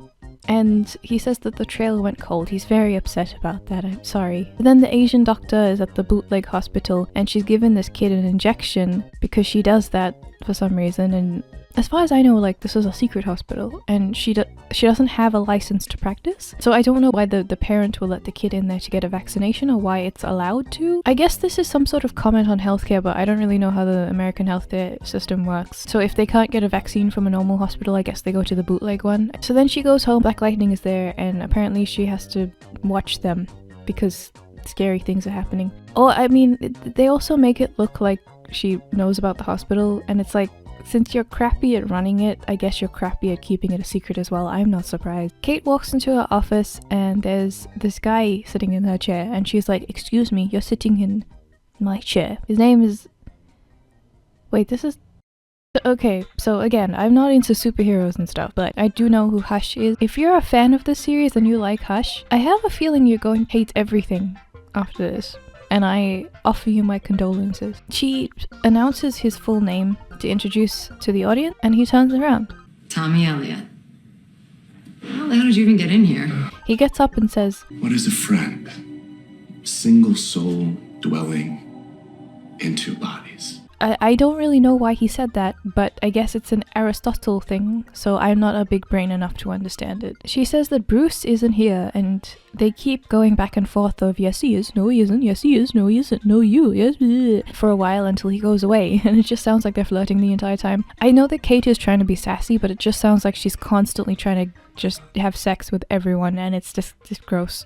He walks away like he knows that Kate has like some plan or something, like there's some like weird exchange between them as if there's something that we don't know, but it's like it doesn't really pay off. That's another thing with I think the problem, that because she's trying to play sassy, but she comes across as like they're flirting but they also know something that the audience doesn't, but that doesn't pan out in the end. So it's just like I am forced to assume that she just doesn't know how to play sassy without it looking smug and also wrong. So I know that his name is Tommy Elliott, but I know that he isn't Hush, he's just what they're using to try and capitalize on the fandom and not be creative, and they're bastardizing every single type of villain in this series. So I'm gonna do you a favor and just call him Rich Man, because in this episode they remove every single part of his personality besides being rich. That tells you more about the show than about him, so I'm just gonna keep doing that to remind you that this isn't Hush, this is just Rich Man with same name. So they all go to investigate the murder that happened, and Luke is, or Manlet, I'm sorry, I forgot his real name, Manlet, is there too. They're just touching everything without gloves, and the police just don't give a shit. They see that the guy that got killed before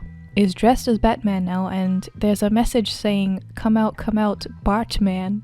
That definitely says Bartman. Like, I don't care what anyone else says, I don't care what the fucking showrunners say, it says Bartman. And this is a message to intimidate Kate from whoever. I'm gonna assume it's from Rich Man. But Kate says, "But what happens when your enemies start to kill real people in order to draw you out?" So all of the civilians and the real people that were in danger, that the bad guys tried to kill or succeeded in killing, like in the last episode when they killed all those people that lived in the house that Kate grew up in, or any of the people that got hurt on the explosion on the bridge, any of the people, all of the guards that got murdered in the first episode, all of those people don't matter. I guess NPCs don't count. I know when I play video games, NPCs don't count. So then Black Lightning has to watch her client and says that A-list clients require 10 to 15 feet of surveillance at all times, and she has these really goofy sunglasses on too, like she's trying to be Kit Boga but she doesn't know how. Biochemistry. Not exactly fodder for small talk at Kylie Q's Jam Glam party. "You're studying biochemistry? You? What? Nani?" And then she's like, "Why is Kate not a crow?" And the Asian's like, "You want to know why Kate's not a crow?" Black Lightning's like, I just fucking asked that, you fucking retard. I am Black Lightning. I know many things. When it cuts back to Luke and Kate, there's this really stupid joke. I just have to complain about it, but it's like one of those things where one of the characters puts on something to cover their ears, and then they end up talking really loudly because they can't hear themselves, and the other character is like, "Stop screaming at me," and they're like, "Oh, okay," and take off the, it's whatever. That joke's been done a million times, you all know how it works, but it's funny because he's not really yelling. Like, he raised his voice a little bit, but he's not actually yelling enough for the joke to make any sense. That's on design. You're screaming. What? You're screaming. Oh, doesn't make a dent. Yeah. This is the easiest joke to do, and they fucked it up. I think you can see that I'm complaining a lot more than usual. I don't know what it is about episode 3, but it's the worst thing ever. So they both get an invitation from the Rich Man, and they go off about how rich he is, so he must be automatically bad because Rich Man bad. Kate gets angry that Rich Man was questioning her authority, like she wants to talk about how she's Batwoman now and everything. And the comment that she makes, she basically summarizes his opinion by saying Sorry, that just sounded like Mr. That's Not Meant For You. wants me to put the suit back on? Like it's some sort of sexism comment, but the thing is, you think the suit's not meant for you. That's what you think. You don't want to put the suit on. And then people think that Bruce Wayne is the Batman because that's what he is, and you don't want to be it, and then you get surprised when people act like the thing that you want. What? Maybe you should earn the suit then. Like the guy who made the fucking suit earned it. You just took it and made someone else maul it so that it wouldn't fit a man anymore and then claim that you earned it. What do you expect people to think? This guy makes more sense than any of you. So Alice goes into the dad's place and she's fucking with the Asian mom's makeup and eating stuff and being quirky, and it's like, you're in there, so people could be coming back to check on the place. Just do what you want and then leave. But she decides that what's more important is to stomp on a picture of the family because she's mad at them. And then the guard comes in and just like stares at her for like the 15 seconds that it takes for her to pick out her knife, twirl her knife around, launch it at him, and then to hit him, and he dies. I get it, man. There's a reason I call this Wish for Death Island. I wish that was me. So they get in the elevator and then complain about how high the rich man lived. And then Kate goes to the bar to ask for the rich dude. She goes up to one of the employees, the bartender at the party. Like, she's not a permanent employee, she's a bartender, so right now she's the employee, right? And then the bartender goes, He's around, but if you want to save yourself from a verbal car wash of veiled misogyny, you might want to plant yourself here. He's around, but he's a misogynist, so don't go in there. But no, I'm actually giving her more credit for the clarity of what she said. So let's pause here. What does a verbal car wash of veiled misogyny actually mean? Let us dissect this, because language is kind of a thing that I get extra annoyed at. Verbal car wash, what does that fucking mean? I assume that means something similar to verbal diarrhea, but let's take a closer look at that sentence because I think it means the opposite. Because car wash is a really poor way of saying that. Diarrhea is used to describe it as a bad thing. The connotation that we have when we talk about diarrhea is that diarrhea is bad, because we know it is. So the thing that it's being compared to is being compared in a bad way. It's gross, it goes everywhere, and it immediately tells you that it's a bad thing because of the way that you think about the imagery. So we understand what this is universally. Now we talk about car washes, right? A car wash is people cleaning something. It's cleaning, and the water and suds are being spread around in equal measure to leave the car in a better condition than it was before. So whilst diarrhea leaves the area in a worse condition than it originally was in, because that was what it's intended to be used for in that sentence, a car wash denotes the condition of the affected area. The car will be in a better condition after experiencing said thing. So what this woman is really saying after we've gone through all of that is that the veiled misogyny is good for you and will leave you as a better person. That is what that sentence means. You will go through the car wash of veiled misogyny and come out cleaner than you were before. That is a good thing that you should experience. That is what the CW's Batwoman is telling me, that misogyny is good for me. This show is so bad that it just loops around to actually being against the thing that it promotes, and it doesn't even know it. Kate immediately establishes a bond with this woman over the misogyny comment because I guess she loves misogyny too. Wait, we're not done here. So this woman is being paid to do her job, and bartenders in general will love to work in a place like this because you get paid an incredible amount at parties like this if you know how to do your shit, right? Other bartenders would probably fight to be here, and she has a lot of fancy equipment to go off of. There's a lot of guests who really want to drink, and she knows that she will get a lot out of this. Instead, she's choosing to just like kind of fuck around with the guests and then like make sure that she doesn't get a fucking job here again, because you know that some of the other employees in this building are probably listening to what she said. They'll probably tell him, and then she's not going to get work there anymore, right? So if she really wants to be an activist, she's just showing herself to be a moody dumbass who gets paid to be there and then acts like she's being forced to be there while she's making money hand over fist. Instead of using this to shit talk the guests, maybe if she really wanted to get one up on the billionaire, she should make money at the party and then use that to go and promote a cause that's against what he supports, and saying that she made that money at his place and she's using it against him. That would probably work, and she would make a shit ton of money in the process. So once again, I have already forgotten this person's name. Whenever they introduce a new love interest for Draco Malfoy over here, I always forget their name, so I'm just going to call her Thought. So they talk, and it sets up as them coming back to be a future love interest, or, you know, whatever, but we'll leave them for now. And Kate goes to talk to the Black Lightning husband, and then she goes to talk to her dad. Both of these interactions basically summarize to her being an asshole for no reason, and she's just not likable. You know that already, but she's not. The dad then informs her that this guy is the top payer of the crows. and insecurity, so they gotta be nice to him. I don't know, because they never show the bad things. All of the characters just say he's bad, but they don't actually show him doing any bad things. They don't show him being a misogynist or anything. They just think that he is, and they think that's enough for us to see. It's like one of those verified Twitter checkmark people who just go around claiming everything is racist, but then you don't actually know what they're talking about. And then you dig back in their history, and then they've called someone some racial slur in their past, and then they do like a half-assed apology for it and get cancelled. Then the Asian doctor sees her mom there and she's embarrassed. And then Kate has a conversation with the rich guy. Finally, maybe we'll see some veiled misogyny. But this is the actual conversation that they have. I'm finally looking down on Bruce Wayne. But I'm finally looking down on Bruce Wayne. Hey, you know that the gun got stolen from me. It's a good thing it has a GPS in it. It's probably preoccupied with that break-in at Wayne R&D. Good news is the morons who took it probably don't realize there's a hidden GPS tracker inside the device, and... What does that have to do with the building? Don't be racist. I am a building. And then she walks away. That is the conversation. I'm not kidding. This is how these humans talk. So the dad gets a call, and it's from his apartment, because he hears Alice playing the cello, which sounds suspiciously like a recording of it lazily dubbed over Alice making random movements like she knows how to play. You taught me, remember? But the dad really doesn't like this music. So he's like, where are you? And the cello doesn't give him any indicator, but he like tries to figure it out while she monologues about how he left her and dads are bad and now she's fucked up for life, and he doesn't tell her that he looked for her for ages, I guess, because the show hates him and wants him to look bad. So while she waits for him to come to confront her, she finds a box labeled Kate that's just kind of there and decides to look inside, and for some reason the box has the map that they used to look for Alice that Kate just took with her. And so Alice has this really shitty emotional moment. I guess everything that he could have told her so far he specifically didn't want to because they needed to have this reveal.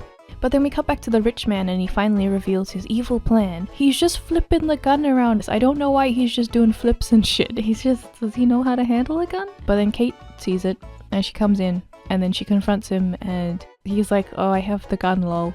But prepare yourself for this. Seriously, prepare yourself for this. Go and sit down.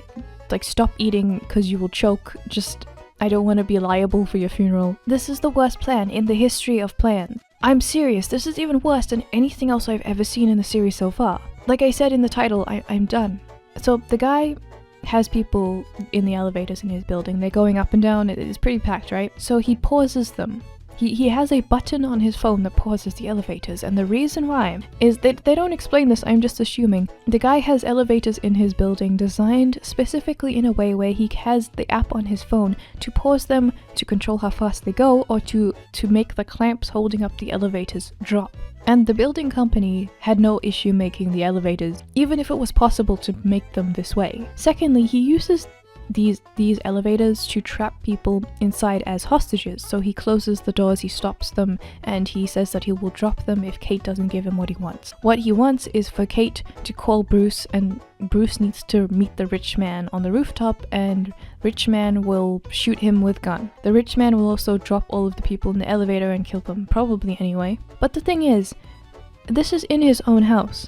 So not only will there be some sort of building records about the elevators being fucked with to make this app work, but this is a well-known billionaire. He's gonna have people investigating him anyway. His career will be fucking destroyed if there are bodies in here. And the only person who can control the elevator to cause this to happen is the man who owns the building.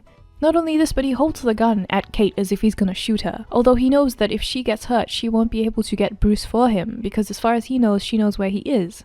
So why would he shoot her? Because that's the only way that she's gonna give him information if she's alive. And the whole point about having a hostage is because you know that the superhero will like not care if you threaten to shoot them, but if other people's lives on the line, they can't be risky anymore because they don't want to risk those other people's lives for the sake of themselves, right? So what is this? I'm actually fucking speechless. I don't know what to do with myself while trying to comprehend how dumb this is. Not to mention, all of the elevators have a standard that must be met, in real life I'm talking about, where they are supported by 4 cables on either side, and every single cable, if one of the cables snaps, the other ones can hold them up. If all of the other cables except one of them snaps, that one cable should be able to hold up the entire elevator. That is the law, that is the way that it works, I'm sure in most areas. Especially in a millionaire's building, I assume. So if elevators like this were built to standard, The accidents that used to happen where they used to fall down like this pretty much don't happen anymore because of how secure these are, especially with the clamps on the bottom of the rails and how everything is constructed to immediately stop it if need be. And I assume in a billionaire's building people would check if it's up to standard. Again, this is the person who they think is Hush. This is how they interpret him. If you like Hush, if you like Luke Fox, if you like Bruce, if you like Jacob, you're fucked, and I feel sorry for you. I'm glad that I wasn't in the fandom before this. So then Asian says that she's going to leave a scathing review if they don't get saved in the elevator, and I honestly just, I know I keep saying I hate things, but I fucking hate this character so much. She cannot be anything but awkward and trying to be funny, and she fails at both of them, and I hate her for it. They're all just joking around in the elevator. It's like, you guys are gonna die, you know. And then Black Lightning and the dad have a personal discussion, while Asian is just sitting in the corner, looking at either of them like she's in a fucking tennis match. So one of the elevators actually falls down, and then the people fly out into the hallway for some reason. I don't know how or why, but they're all alive somehow, and then Kate lifts one of their heads up because when you're in an emergency, you're supposed to lift up the neck of the person that you find there in case it's broken so you can just slosh it around a bit. None of the people here should give a shit about what Kate has to say. She has no authority. She's not a medical professional. They don't know that she's Batwoman, so then she just like tells them what to do and leaves, and then they listen. But the guys in the elevator with Black Lightning find a way to open the doors anyway, and they climb out onto the floor that they're in and do things. So then Kate goes to the Batcave and complains about all of this, and she says that it's all her fault because she put the suit on, and that's why it's her fault. But I would argue that it's her fault because she's just stupid, not necessarily because she donned the suit. But she asks if Manlet can know if Bruce can come back, and he says that Bruce is never coming back, and she takes that as a definitive answer because whatever, and she claims that she's better than Batman, and I want to die. So then the Asian doctor starts moving the injured people's necks around as well, but she would know better. Like, I'm not a fucking doctor, and I know that you shouldn't move people's necks around when you find them lying on the floor after an accident because you don't know if what's broken. But she's a med student. She does this right in front of an EMT, and the EMT doesn't give a shit either. Like, the lady just fell, and she's obviously fucked in the head, and the fucking Asian doctor is like, do you have a hurty head? Does it hurt? It's like, what do you fucking think? She pushes herself in front of the EMT to access this person and keep jostling their neck around, and the EMT is just trying to do the same thing and lets her boss him around. What the fuck is this? And then this is the worst fucking part I've ever seen. So while everyone is trying not to fucking die and these people in the elevator are in danger of being killed by the crazy man and they're all running out of time, Kate and the Manlet spray paint the suit and find a red wig for her to put on from fucking Party City to make it all look fucking pretty. They spend God knows how long making the suit look pretty, and then she fucking faces the rich man looking like this. No. And then she shows up and Tommy is on the roof and he's alone because he thinks he can kill Bruce by him fucking himself because he can't even point the fucking gun correctly. I don't know how he's gonna fucking make that work. And then she shows up looking like a fucking whore and he goes, "You're not Batman," and she goes, "That's the point." You're not Batman. That's the point. And then she just stands there and disappears, and Oob Oob teleports behind him, and then hefts her leg in the worst fucking roundhouse kick I've ever seen in my life, and he falls on his stupid fucking face, and dun dun dun dun dun dun dun. He tries to hit her with the gun. He tries to hit someone with a fucking loaded gun. He tries to hit someone with a gun. And of course she beats him, because all men in the show are neutered cucks, and he says, "I'm done with you," and this fucking small pussy ass bomb in his pocket is just in this one location, specifically for the specific fight, just happens to go off. I guess he assumed that this would happen in a specific spot. Gonna get more fucked. I don't know why this episode is making me so fucking angry, but every single thing is going wrong with it. I don't fucking get it. I can't watch this shit anymore. Stimpy, I just love life so much. Tommy, aka Rich Man, has disappeared from the explosion. Kate uses the grappling hook that Manlet explained earlier to hold the entire elevator up with the force. She holds up all of it in the same way that one of the cables should, but the cables just got released for some reason. And then the bombs go off one at a time to release the elevators. The elevators are released one at a time so she can save all of them one by one, and they wait for her to save one before jumping to the other, so she has plenty of time. This looks more like a training exercise. So then she's hanging from the hole in the wall as the elevators go down, and he's just there. And he starts stepping on her hands like Scar and Mufasa style. And it's like, you have a gun. And then Alice is just there, and then she smacks him on the head and he gets a boo-boo and fucking dies. Then they have another conversation again that doesn't mean anything, and Alice just straight up admits that she killed someone in the past few hours and takes a picture of it for her. And then Kate just lets her go anyway because Kate's fucking retarded and I can't. So then she goes back to the building and the thought from before is fine apparently, so she asks Kate out and Kate just is all sassy and shit. I guess this is how the show depicts queer relationships. I can't. But then the Asian mom realizes there's a bunch of playing cards on her dresser, and the dad realizes that Alice was playing the same cello song that Beth knew, and it just zooms in on his face. So then Batwoman just stands on this tower and lets people look at her because her ego is the size of her fucking forehead, and the news bitch says, "We need a new name for the superhero," and then Black Lightning says, "Batwoman," which is the most obvious choice ever. I call her Estrogen Draco Malfoy, and I will continue to do so. What was this episode? I fucking hate this.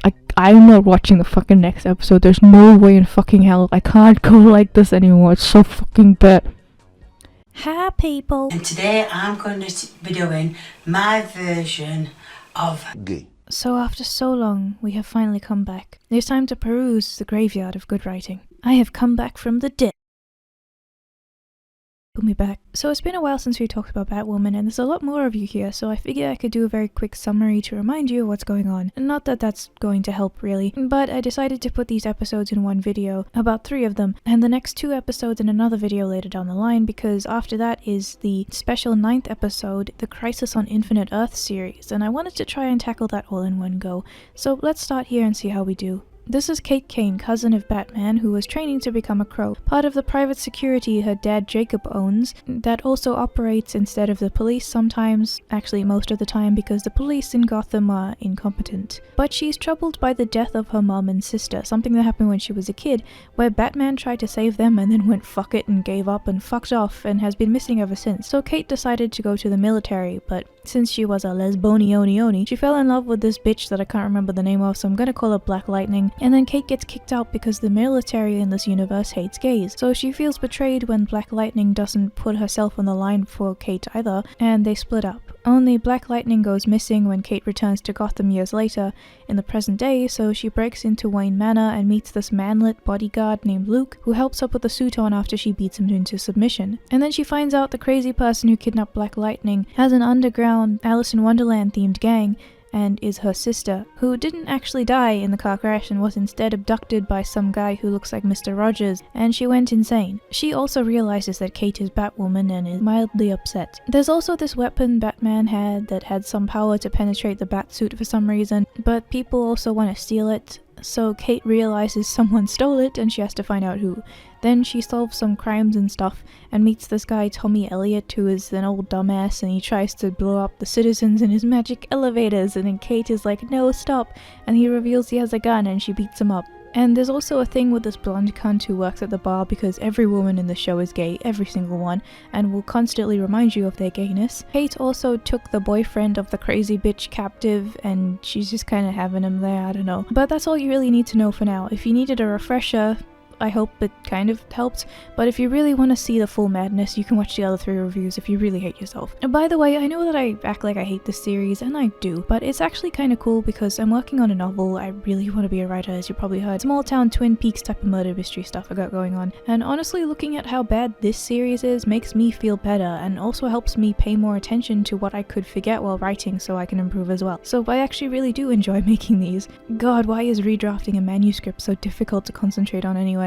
This is illegal, you know. So at one point in the previous episode, Batwoman is scared by this dummy on the floor. Also, I wasn't clear that it was a dummy when I reviewed it last episode, but it is a dummy that warns her there will be blood if she keeps putting the suit on. But in this episode, that point is completely dropped, so don't worry about it. If you're confused, just try and forget it. It's also revealed that the gun that was super powerful that could destroy the Batsuit is now in the hands of the crazy Alice villain, who is just kind of hanging out. It's weird because sometimes she seems to be everywhere, but then she disappears and just is not in the episode for some reason. It's as if she's not even in the city, as if she's suspended in time like an NPC, not in use. Her gang always either has like 5 members or 500 members depending on the plot, and no matter how many die, they always respawn and come back. You'll hear me talk about this later, but this episode does have a lot of Schrödinger type concepts where everyone is anything they need to be depending on the context, so it changes and there's no consistency. The episode opens with this wig motherfucker descending from the window that is perfectly above the jewelry that she is attempting to steal. It kind of reminds me of that one Batwoman movie scene where she's trying to stop the jewel thieves, only this person is the thief this time. She has a special power, SFX stock explosions. that explode in front of people and must have some special time stop powers, because this guy reacts really weirdly to it, as if they didn't tell him where they were going to put the explosion and he could just kind of flailed around trying to figure it out himself. But I'm just imagining things, this looks perfect. With the jewel stolen, the wig motherfucker zooms away and Rachel Maddow informs us that this is the third theft this week and the guy who jumped from the explosion was nearly killed. Black Lightning is watching all of this on her laptop and is very concerned. And it's also playing on the radio in this bedroom. Whose bedroom? Well, it expands to show Kate and her blonde girlfriend person just kind of fucking. They have some conversation to show how in love they are, but remember, they only met like yesterday or something. This show is so accelerated to get everything into one season that time as a concept is just way too fast. Why are you thrusting like that? You are gay. Kate gets a text and she has to go because of a friend type deal thing, which is the most suspicious thing that she could have said. My friend type thing.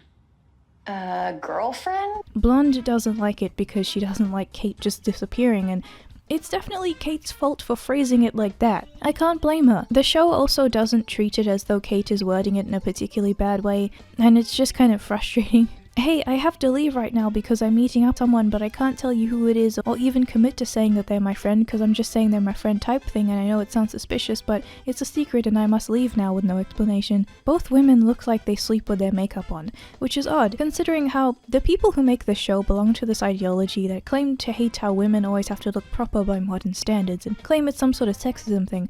So why put makeup on these women? Why not show the women being normal and having bed hair and having puffy eyes and everything that happens when you sleep? You can't complain that women have to put up with such high standards and then you perpetuate them yourself because of some girl power boss bitch narrative where you cannot bear to be seen as anything other than flawless and superficial. But the reason why they're rushing everything and making Kate dumber than usual is because they're breaking up at the end of the episode, spoilers, and going to do the thing where she can't balance her social life being Kate with being a hero, so they make it complicated and she has to sacrifice her relationships and things. Well, you usually see it in a show over like the span of the season, but they're doing it in 40 minutes this time. So Kate heads out using the same bike she rides when she's Batwoman, and I'm pretty sure she goes through the same routes as well, so it's a wonder why people who frequent those places don't know who she is. But she makes a comment about hiding who she is, and about it being a gay metaphor and being a hero, and it's not obvious at all, and a very, very clever double meaning. I've been out and proud as long as I can remember.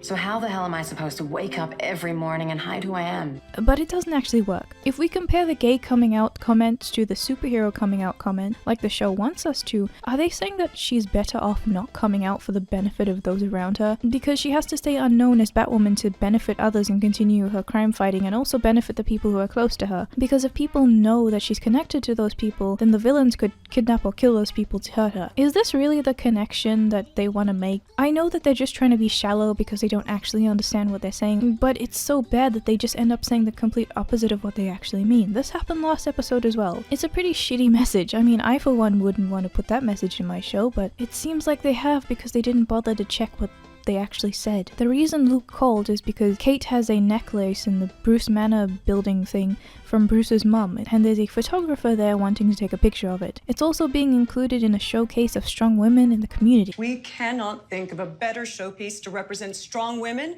and pillars of their community. Firstly, Kate doesn't do anything. She once commented on how she thinks Batwoman is appreciated more than she is, and woman strong, society bad, implying that Gotham doesn't appreciate strong women. So why is it that they really appreciate her and strong women in this scene? This is the first case of Schrodinger's bigot, because they show the characters being really aware of social issues and constantly commenting on it, and a whole lot of SJW shit. But there's also a really ignorant side of them that is ignorant about the same thing that they were just talking about. People that they're fighting against must simultaneously be the smallest, most pathetic group of people that are super ineffectual, but also be this huge monolith that they have to take down, whatever their ego needs it to be. Gee, with all this jewelry talk and break-ins, I wonder which item is going to be stolen. But anyway, Luke is there, and Kate reveals that she is seeing Blonde late. Luke starts stammering because he's like a kid who can't say the sex word on the Xbox with his parents in the room. Okay, so while you've been... that... He also talks about the fact that the place last night was robbed and says that the place was nuked, in reference to the small bombs that were used. She nuked the place last night. Nearly killed a security guard. What was it, a microwave? Who uses the word nuked like that? Is that an American thing? I've never heard that before. I'll have our security team bring the necklace to the event tomorrow. Smart.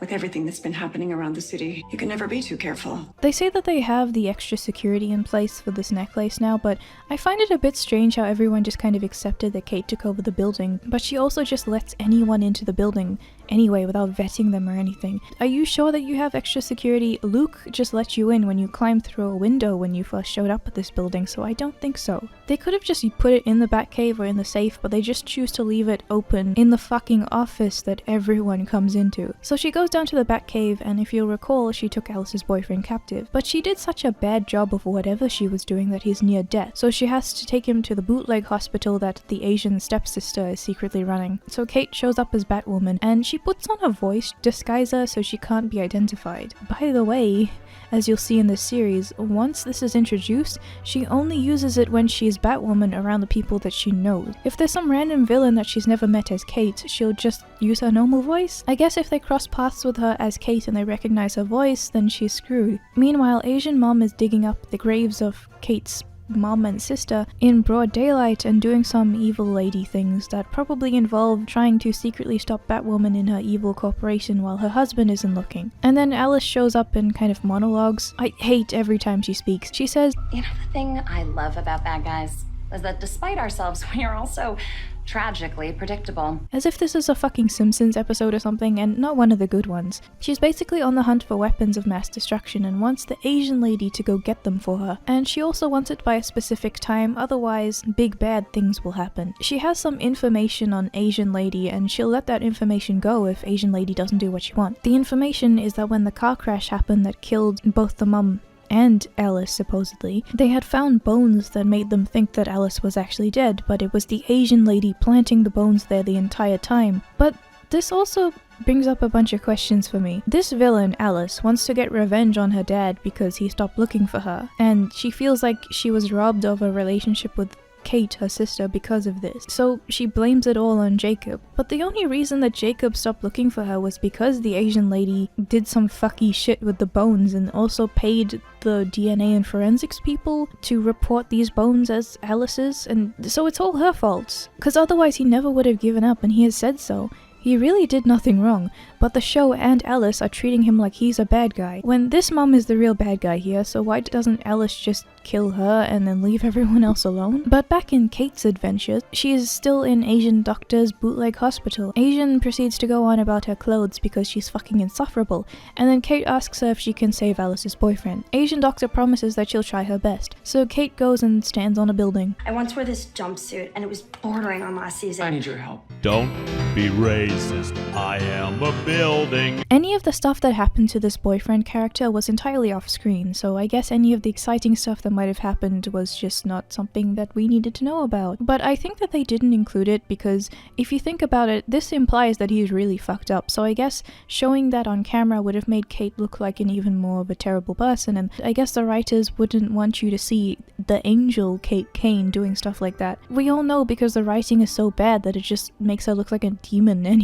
If the writing was better and we got to see her doing that to him, it probably would have introduced some moral issues that the show must have worked out and made her more of an interesting person, but it just looks incompetent now. His wounds got infected in the first place because she's so careless that she didn't think about that being a thing. Alice has shown up randomly around places where she apparently couldn't get into, so I don't see why she couldn't just show up at the Batcave randomly and take her boyfriend back anyway. I guess she knows that the plot has to happen, so she just stays out of it. Also, Kate remembered the entrance to the Batcave while she was playing with Alice as a kid. She had that memory when she walked into the building in the first episode, and that was what led her to go down there and discover the suit. Since she was there with Alice, then why can't Alice have that same memory and go in there as well? And why does Bruce give his money and building to Kate Kane, his cousin, instead of some other family member that's more immediate? How does the family work in this way?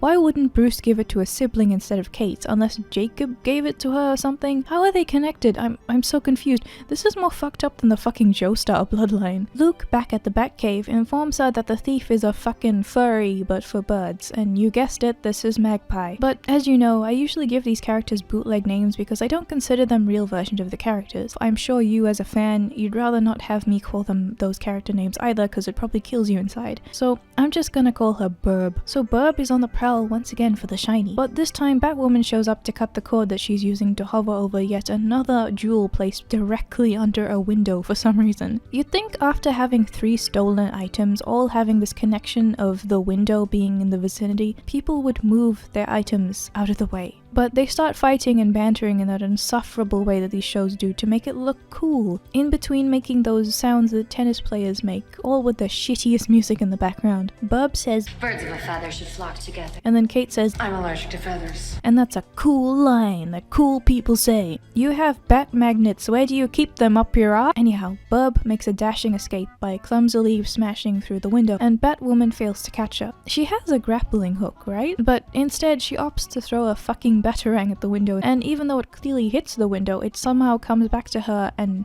hits the lamp. Is this how physics works? She's pissed at the fact that she fucked up and blames her equipment because Kate Kane has no flaws, she is perfect.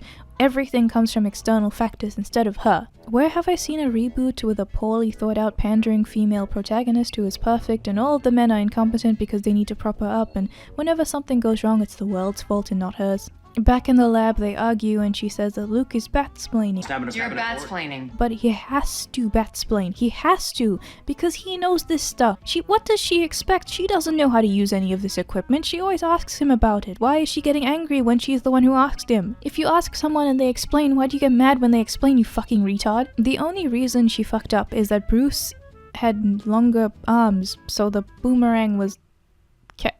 How do you calibrate a boomerang? So Kate wouldn't have been able to throw it well anyway, so it isn't her fault, it's the equipment, it's the world's fault, not me. They end the conversation with him getting pissy because all he does is stay in his cave and he doesn't date anyone. Cool, yeah, no, I'll be here. Not dating anyone because I love to work. Love to work. You had the choice to throw out Draco Malfoy PS1 cunt over here when she first showed up, but you didn't. So it's kind of your fault when you're in this position. Meanwhile, at the Crow headquarters, Black Lightning walks into Jacob's office and has a discussion about Alice's recent activities.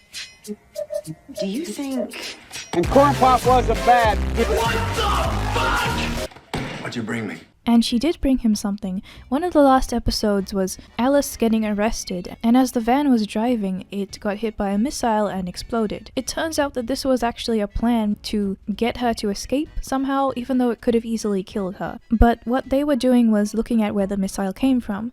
Now, the missile hit, so I'm pretty sure it's 100% accurate, but Black Lightning makes the statement that it was 99% accurate, and I don't know how she got that. She also claims that something that accurate could only be made from a one Hamilton Technologies. Leads me to believe that evil Asian lady looks rather suspicious. This also implies that there is something ominous going on with the company, but I also want to bring up the Crows as a whole. There's been a lot of stuff in the last 3 episodes about how they have spies and moles from the bad guys in the company. So why don't these guys automatically assume that there must be moles in other companies as well? Meanwhile, Kate meets up with the blonde girlfriend again, and the show once again tries to make it look like they've known each other for more than 2 minutes. Blonde asks what Kate even does with her time, and Kate claims that she's just taking care of the old building.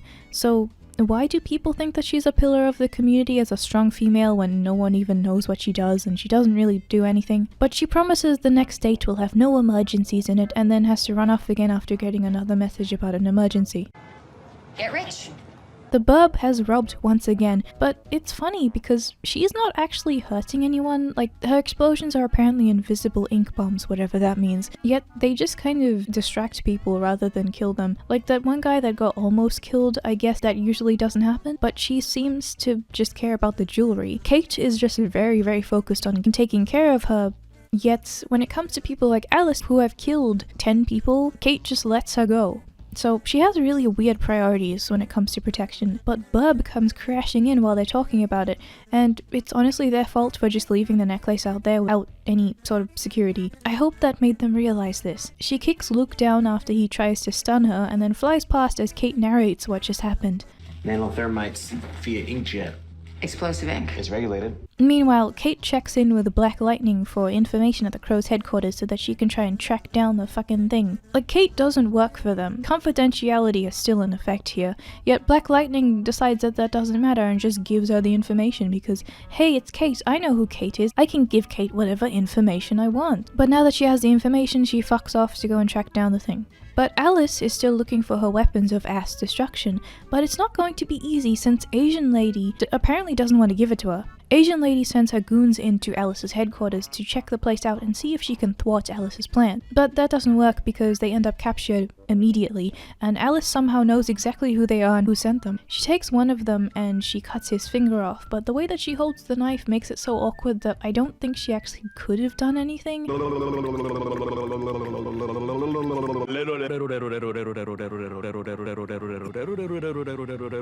Kate goes to investigate the necklace's location. Luke asks her where she got the additional information from, and she says that she took a selfie with some random guard. She used it as a bargaining chip. Do I want to know how you got him to tell you that? Let him take a selfie.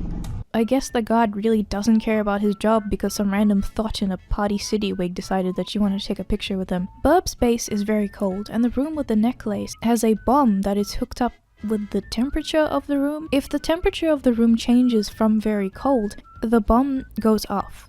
So Batwoman has to have Luke lower her body temperature using the suit technology so she can go in without setting the bomb off. I just don't really understand, since if the temperature is so precarious, then every single time that the door opens it should have gone off, yet apparently that's fine. She barges in and apparently has to hold her breath as well because of how precarious it is in there. She says that she can hold her breath for 2 minutes, so she's fine, but if she can sneak in and out so easily, why doesn't she just leave to catch her breath and then come back in? How long can she hold her breath while her body temperature is lowered as well? That just doesn't seem very possible. Luke also has this handy dandy picture of her lungs with a percentage to see if she is running out of oxygen, yet that isn't actually what affects us. It's the buildup of CO2 that's the problem, and that's why we can't breathe. So why wouldn't he just have one that counted the percentage that was rising in her lungs instead? But that doesn't matter anyway, because she sneezes and then flies out of the room with the necklace at the last minute. So she finds this USB and Luke reminds her that she needs to get some information off of it, and then she gets mad at him again.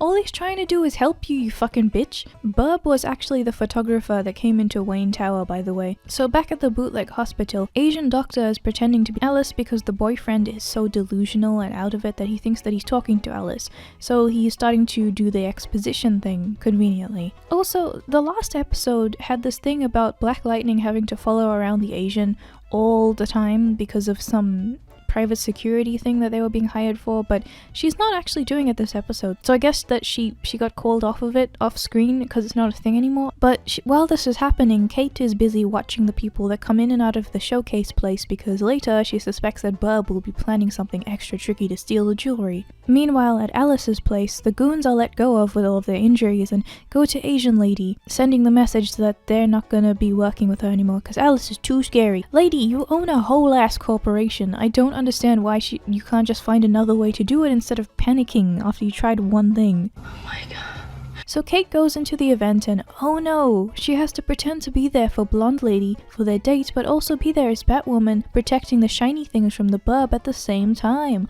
I hope this will end well. They have a really awkward romance scene and then Kate just spins around and leaves, and she again makes it worse than it could have been. Some pearls are revealed as part of the showcase, but Kate figures out there's a bomb or something on the pearls, so she tries to stop it, but it's too late. The power gets cut, a mini bomb goes off to make all of the pearls scatter to the floor. Each pearl is actually also a mini bomb, and when people step on them, the bomb goes off. The security comes in to see what's going on, and Kate starts to use her cape to keep the explosions contained. Burb is causing a distraction to get the necklace, but the case is unlocked anyway, so I guess they wanted it to be stolen. It's also right by the window, and it's not guarded. Oh no, there's a bead rolling down the staircase directly to where a little girl is standing. This couldn't have gotten anywhere. Batwoman uses a batarang to get it out of the hands of the small child without harming her or anything, or making the thing explode. It just kind of catches it somehow and then fucks off. So when it hit the window before, it ricocheted off and acted like a boomerang somehow, but then if it doesn't really hit anything, it just keeps going in a straight line and doesn't come back. So then Kate uses the grappling hook to pull the Burb down from a multi-story building across the street and makes said Burb fall into a pond without breaking every bone in her body. So now with her caught, there's a couple questions. Burb apparently chose the worst times to actually rob stuff with max security. Why wouldn't you just wait for the security to be lax after the event? I don't fucking know. Burb was like on the 4th floor of the other building, and then she gets pulled down across the street into the concrete water fountain. I don't see how she looks fine.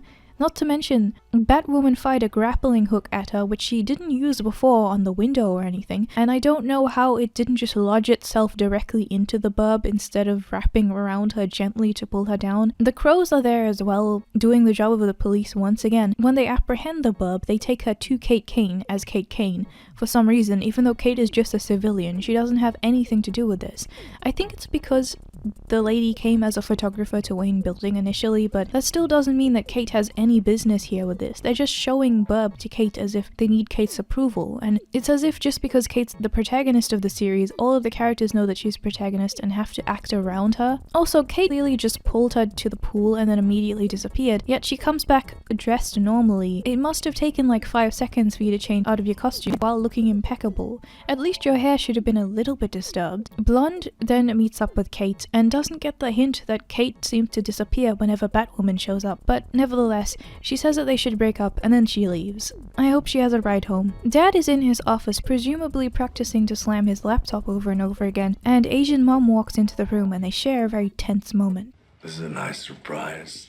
Okay, Palpatine. She came to confess what's been happening with Alice, including her coming clean about those bones and how she planted them to fake his daughter's death. She used deer bones and bribed the DNA people somehow to convince Jacob that they were human bones. I don't know if Batman had left at this point because I don't think that he would have been fooled by fucking deer bones. Another thing is that she said that she bribed the DNA analyst, but she didn't make a comment about the detectives or anyone else involved, which is odd because when you find bones, you don't just call off the investigation, you find out how the bones got there and what condition they're in and whether or not it's foul play, but they all just seem to call it off as soon as they find the bones in the first place. Since Asian mom now confessed, Alice can't blackmail her, so I guess that was the point. Only it comes at the cost of Jacob walking out on her. Batwoman comes in to check on the boyfriend, who was healed, although to reiterate on how bad she fucked up with him, if she hadn't brought him here when she did, within the hour he would have fucking died. Back at Wayne Building, Luke comes in and buffs up Kate's fucking ego as he does, but Kate announces that she needs to give back and start a real estate firm to give back to the community out of nowhere. Even though the entire episode was about how she can't be Kate and be Batwoman because Batwoman sucks up a lot of her time, so she has time to start an entire company? They turn the bat signal on in an ending monologue and she stands on a building once again to look super cool. But our city is worth it. Really? Is it? My boy! On to episode 5. Alice is in the morgue stealing skin and generally just being evil. She takes from the arms of corpses that are bleeding for some reason and puts them away before leaving. Not to worry, because Luke is on the case with the footage from the morgue. Bruce is so prolific with his surveillance cameras that he left behind that he has every location mapped where they need to investigate, and apparently the crows and the police don't have access to any of this footage. They see Alice leaving the morgue, but Kate doesn't believe it. She's not the skin pirate, okay? It's too sick even for her. Kate then decides that she does need to stop Alice and gets mad at Luke because she can't find night vision equipment. Apparently Batman didn't need any, but in the following scene, her eyes look really fucky because apparently she has like night vision contact lenses or something, but it was never explained how she got them or what they even are. I suppose he just whipped them up for her before she left. She immediately tracked down Alice from the tracker that she placed in the boyfriend after he was let go. The Schrodinger's gang has like 5 people this time, but they all have guns. They don't really use them effectively and they just let her beat them up so that she can apprehend Alice. It's also confusing too because the room is actually very lit and using the night vision would be a detriment in this case. I know that they're trying to make it look like it's really dark, but they also want the audience to see, so I don't understand why they couldn't have just filmed it through the night vision lens instead. This will happen again later as well. Alice gets clapped and wakes up in this dungeon the boyfriend was in before. You know it already. Since she was caught so easily, that means that she's gonna escape later. You just know it. Alice says that she's mad that the boyfriend was injured and had to be taken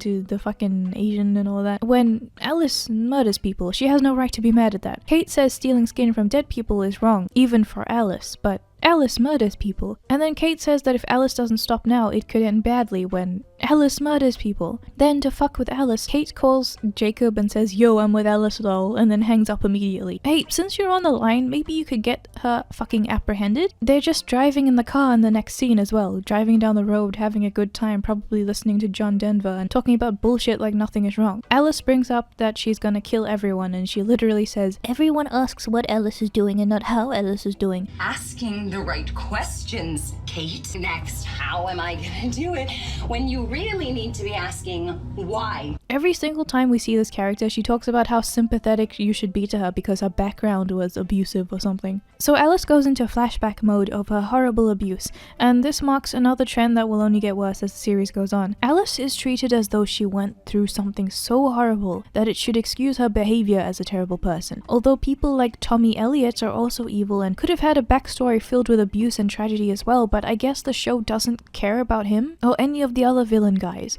It's only the exceptions that are either gay and they're murdering people because they're scared because society doesn't like them being gay, or they were abused by an evil man, or something very, very specific. All of the other ones don't get the same chance. It's not even considered for other people. They really get to pick and choose here. Alice was stuck in the evil Mr. Rogers guy's house, and they show him in various scenes being evil to her. Meanwhile, Jacob is wondering why Kate called, and says that she hung up because she knows that he'll trace the call, implying that he didn't. But Black Lightning traced the call, and she knows where Kate is. He and Black Lightning are the only ones who are going to trace her. They're not bringing any backup whatsoever, and I don't know why. You know that this is going to be because they're going to be either held captive or they're going to run into some goons and there's going to be some tension because there's only 2 of them versus like 5 goons, and you don't know if they'll make it through. It's just a really retarded decision to just go by yourself though, especially as a leader of a private security firm. You should know this. Asian mom and daughter are having a scene together along the water, and Asian mom confesses that she faked Alice's death.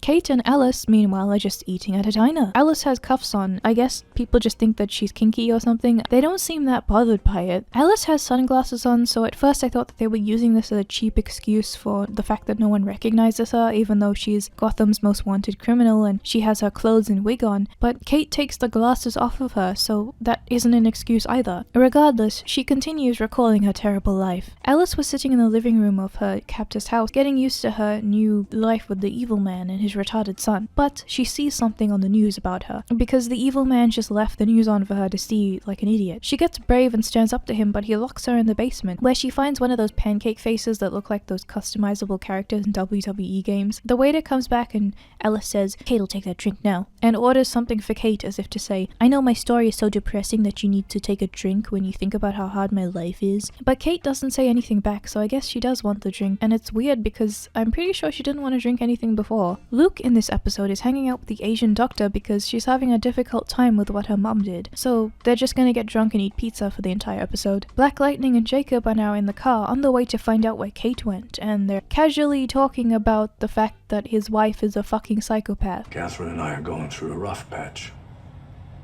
Copy that, sir. Why the cringe? Child Alice finds out that the retarded son grew up isolated because of his face, and his dad said that one day someone just like Alice would come along to save him. The retarded son was waiting all this time and she's finally here, and that's why he won't help her escape, because he wants to be her friend and he wants her to stay here forever. But as Alice continues, Kate, who is listening, realizes too late that her drink was drugged. I guess the entire plan to get her into this situation banked on the fact that Kate would drink the drink that Alice ordered for her despite the fact that she didn't want one before, and then she just fucking yeets that cup. Black Lightning and Jacob are caught in a standoff right as they're about to catch up to Kate and Alice, but the henchmen conveniently stand around a propane tank and it dramatically explodes without hurting any of the people inside, and the two escape. The boyfriend says that Jacob is bad because the rich people are bad. The city's not safe. The wealthy are safe. And Jacob runs a private security firm, so he's helping the rich people because they pay him. Jacob punches him in the face, but he doesn't bleed because only corpses bleed in this timeline. But his statements don't make any sense as well, because the Crows are also contracted by the government, essentially, because the police aren't doing anything. So they do help both poor and rich people. Yes, they are a private security firm, but they seem to do that as extra as well as just operating as the police. Meanwhile, Asian is drunk and says something about the penthouse of lies of falsely dead children that her home has become to her. The penthouse built on lies of falsely dead children?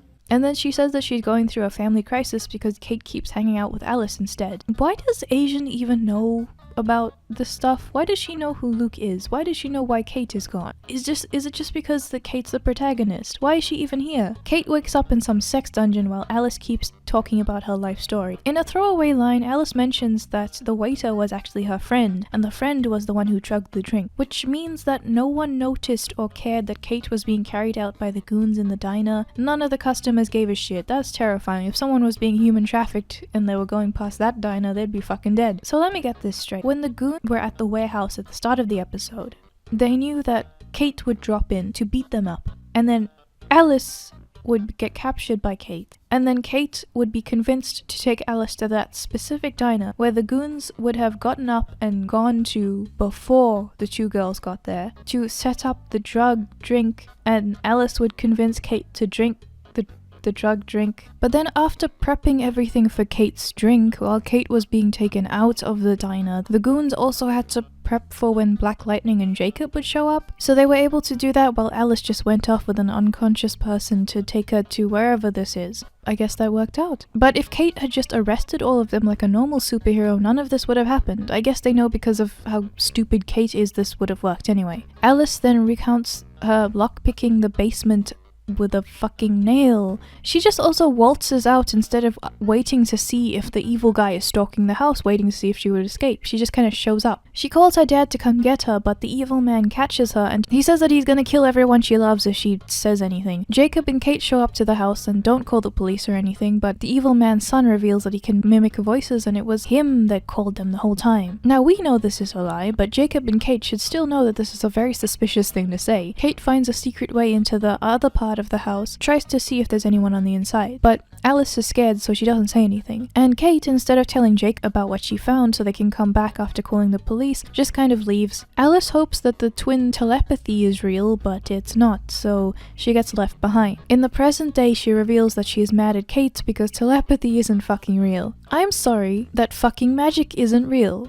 That's not my problem. Luckily, Jacob remembers this incident and where the house is all these years later, so he knows where Kate is being held. He and Black Lightning still refuse to call backup and just head there directly themselves. Even though Alice could have goons there or bodyguards and booby traps, it doesn't matter. Meanwhile, Luke and Asian are still moping, but he decides to tell her about the skin theft and how it should be connected to another person who stole skin who escaped from the Arkham Asylum a little while ago. Why is this any of her business? Kate starts lockpicking now because there's a theme in this episode, and Alice goes up to confront Jacob when he arrives. Apparently, it was all part of her plan for him to show up here, so she can kill him herself. So I guess the standoff from before was only to distract him with guns so he could remember this building and come racing here so that she can act all sad so he hugs her, so then she can stab him and start monologuing. She also banked on them not bringing any backup so that Black Lightning can go out to the basement, only to encounter the skin mask and the dude from the asylum, who is the retarded son all grown up. His name is Mouse. Kate finally freed herself and runs in just in time. She apprehends Mouse and they go up to where Alice and Jacob are, where Kate uses Mouse as a bargaining chip. She even fires at the ground to show how serious she is. You need to decide right now what you care more about.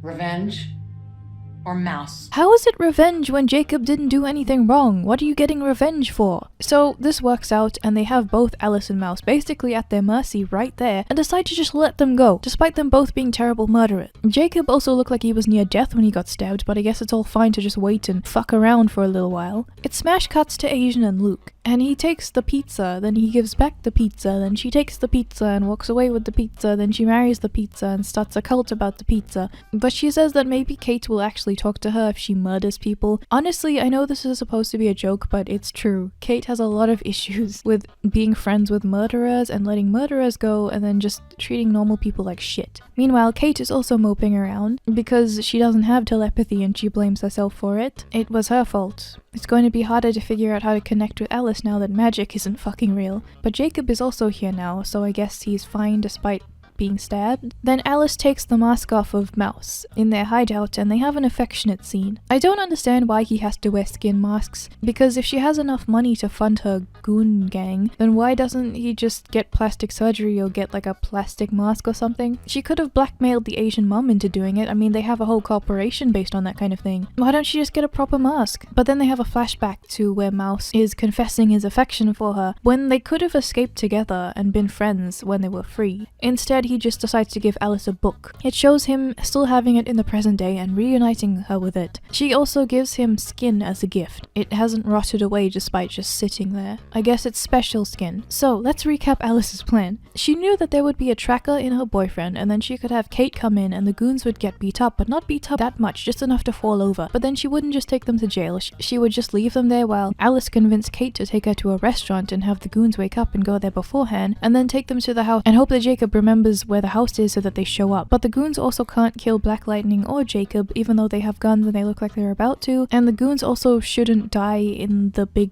shootout that they had, even though they could have. Jesus Christ. Okay, one more episode to go. My boy. This is the first scene of episode 6. Bald Man go home, but evil Zat is smashing shit up, so Bald Man decides to watch him for a while, looking slightly concerned, but ends up getting too close. Instead of running the way that he came, he runs towards the fence, and then hangs off of it while desperately trying to escape and panicking. The puddle next to the fence makes the electricity travel up the fence and go to the bald man. He seems to be having a lot of fun in the last shot, but alas, he dies. In the Crow's headquarters, Kate is allowed to have all of this information explained to her as if she is a crow, because I guess Kate gets whatever she wants. Jacob gets frustrated because she keeps being pissy at him, and he says, "How am I supposed to say I'm sorry so many times?" But he didn't do anything wrong. On the news, the bald guy's body has already been discovered, and they also know that he was murdered because conveniently the entire thing was caught on camera. Apparently he was an attorney, but he's fucking dead now, so I guess he isn't anymore. Zat throws an axe at the camera to show that he's super evil. Jacob says that they need to apprehend him before Batwoman comes in, because all she does is show up the police and make the crows and the police look like they can't do shit. He's not wrong. So then it cuts to Alice putting the skin salami on Mouse, and he's suddenly completely transformed, as if the slimy skin just turned him into a different person. But he gets mad at Alice because she isn't killing people anymore, when the old one would have killed everyone in a heartbeat. But she says it's because of her sister, even though Kate never really stopped her from doing any of this stuff before. She also tells Mouse to go steal something from Asian Mom. Kate decides that she needs to vent to Luke about how Jacob hates Batwoman and it bothers her. Everyone in this show just hates Jacob. The only solution she sees is to go stop the villain before the crows so that she can show Jacob how amazing she is, even though that would just make him angrier. But Luke has a moment where he recounts the officers coming in to make him ID his father's body, and how the culprit was released a few months ago due to overcrowding in the prison. Jacob announces that they shouldn't care about jurisdiction lines because they need to go stop the killer, even though that's illegal and would make them vigilantes like Batwoman, who he hates. But they show up with the police to another altercation with the villain, and the police don't seem to mind. Batwoman is also there. They aren't prepared despite her warnings, and one of the guys gets shot. Black Lightning almost gets killed too, but she's saved. Thanks, Kate. Dun dun dun! She knows it's Kate! How could she have? Kate has been so careful and totally not incompetent.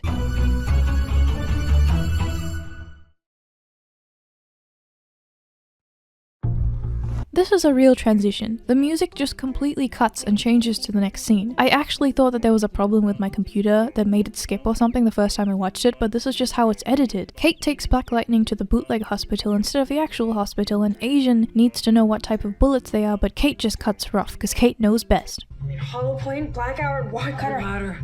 Meanwhile, Mouse, now disguised as the business partner of Asian Mom, sneaks into her underground lab to take the weapons of mass destruction. They conveniently have no eye scanner or fingerprints or password, it's just a webcam that looks at his face. He gets in and they all luckily give him exposition. Meanwhile, Luke is telling Kate about how Gotham brought back executions since the new mayor came into power, even though that doesn't sound like something the mayor can do. But he just casually mentions that they use gas chambers. Then Kate goes on to talk to this guy who they suspect is behind today's episode's problems, only he's really fucking thirsty, and she insults him because all men on the CW are useless, horny bullshit, and Kate is so perfect that everyone wants to fuck her. So let me buy you a drink and you can tell me all about the superhero thing.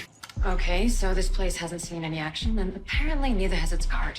It ends in an altercation, and Jacob shows up to actually do something. But Kate gets hit by the actual villain driving a fucking truck into the building, with the license plate covered. Even though Luke usually uses the magic suit stuff to bring her back to life in these sorts of situations, he can't actually do it this time, so she needs to go to the bootleg hospital. When they cut to a few minutes later, she has an ice pack on her, so I guess it's fine. Her suit also picked up the impression of the license plate so they can have the car, and she didn't even hit that side of the car anyway. I guess her ass was so big that it pulled the plate to her using gravity. Tells Asian to keep Black Lightning locked in the hospital while she goes off trying to find find the villain and stuff. She knows that Black Lightning knows who she is. This doesn't make any sense because Black Lightning will have people looking for her if she is missing. This is what happened in the first episode. Black Lightning was missing for a couple hours and everyone was going to look for her 24/7 until she was found. It's a big deal. Why does Kate think that this is gonna work? I guess no one cares anymore? So this villain is a curious one, because he works as a guard and yet he goes after cops and prosecutors. So why does this happen? Well, it could be because they're corrupt and evil, couldn't it? In what way? Well, I think you can get, because this is the CW, so obviously it's going to be a very oversimplified case of them all being racist, because they're going to pick some vulnerable minority and say that they're being attacked by the police, and completely insultingly oversimplify the issue for social points on the internet in the most shit way possible. Batwoman breaks into the suspect's home and plugs a USB that she finds into a computer. It shows a video of him saying he was being bothered because after a while everyone that showed up on his desk for the prosecution was black or brown and they were all innocent and racism bad. So the guy that they had in custody taken to jail even though he's innocent now, so she uses her hook to grab him like she grabs Bub from the last episode to get him out of the way. None of the cops seem to really care that some guy just fucking disappeared. So the problem is that this undermines every single type of commentary that they could have because it makes it very, very cheap, very superficial.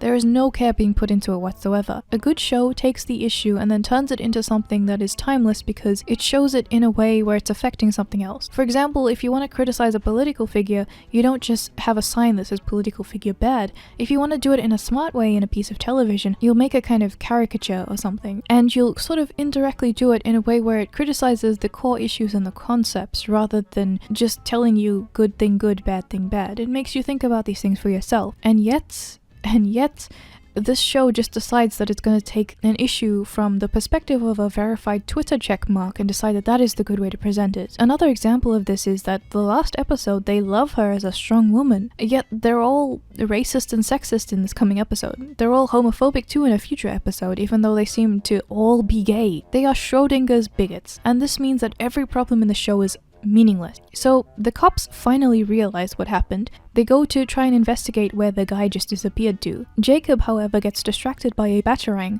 that has a USB attached to it. This is the USB that has the evidence that the prosecutor was actually a racist. And it's a good thing that the batarang didn't, you know, destroy the USB or anything. Man, Kate has such good aim even though she has shorter arms than Bruce. Meanwhile, Mouse mimics Kate's voice and calls Alice to get Alice to confess who Batwoman's real identity. And then he complains to her about how he is the real family. And she sucks because she keeps ignoring him to get closer to Kate, even though Kate's gonna betray her because Kate's a good guy. This seems to ignore the fact that he was one of the reasons why Alice was stuck with the psychopath in the first place, but he acts like he was doing her a favor and she believes him. Then he shows that he did steal the gun after all, even though it all happened off screen and I have no idea how he made it out of there with that thing. Whatever. The fucking webcam security probably let him go.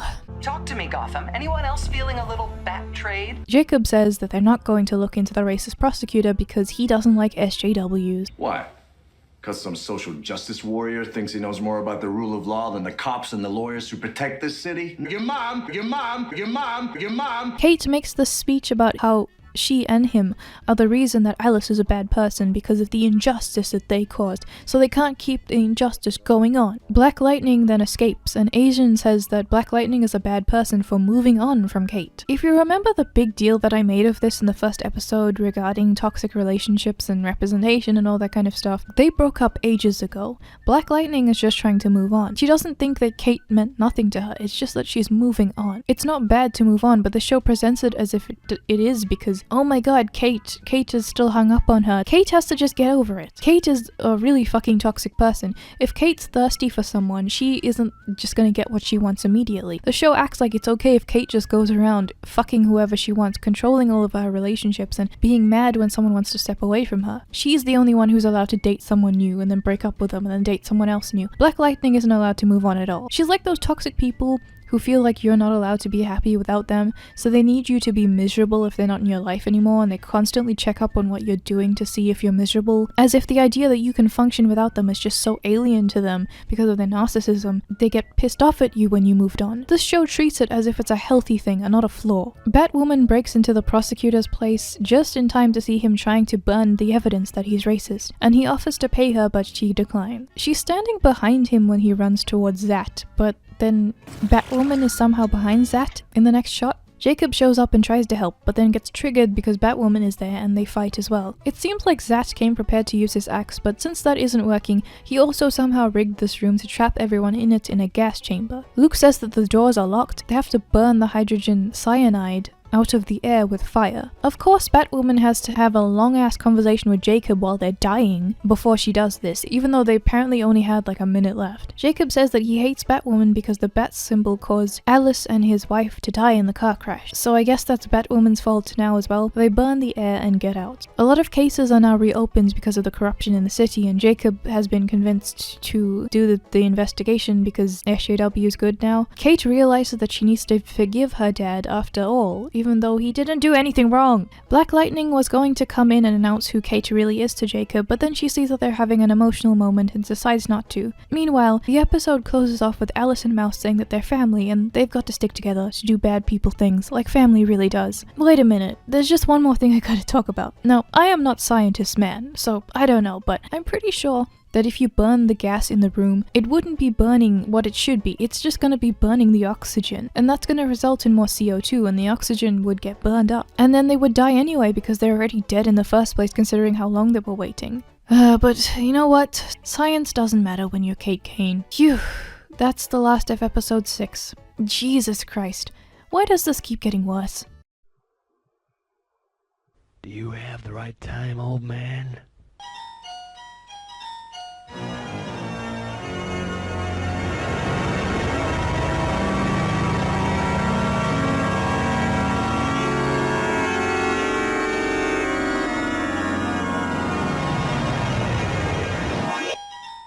No.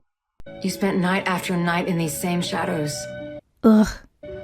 Prowling, hunting, hiding. Ugh. Welcome back to Batwoman, ladies and gentlemen. We're approaching the halfway point for this series, finally. This is episode 7 and episode 8, and then there's a special, and the series took a break for a few months afterwards, I believe. But it's back by the time that I record this, and it's all the way up to the finale in episode 20, which is brilliant. Now, like I said, since it's already out, I'm just going to keep reviewing it like usual, but apparently season 2 is up and coming and it looks even worse than the first one, so whatever happens, happens. I'm scared. I do want to say that there's been a lot more people on Wish for Death Island, population me, and you know, I am working on making videos better. I was kind of just used to dumping my opinions out there before, but looking back on my past videos, I do talk too fast and cut things off too quickly sometimes, and so I'm working on that now. This is giving me the excuse to actually have a standard and hopefully make it better over time. Just letting you know about that. Anyhow, let's continue on with the cringe. Oh look, it's the opening to the platform, but I think this one is going to give me nightmares for a different reason. There's a sniper aiming at people inside, but the target has AirPods in so he can't hear us. Anyway, the sniper gets yeeted before they can do anything and the shot misses the person, hitting the wall. Everybody fucking panics, but Batwoman is here so that's fine, I guess. She's walking down the alley and realizes that Black Lightning is following her. Did you ever let yourself trust anyone? Kate!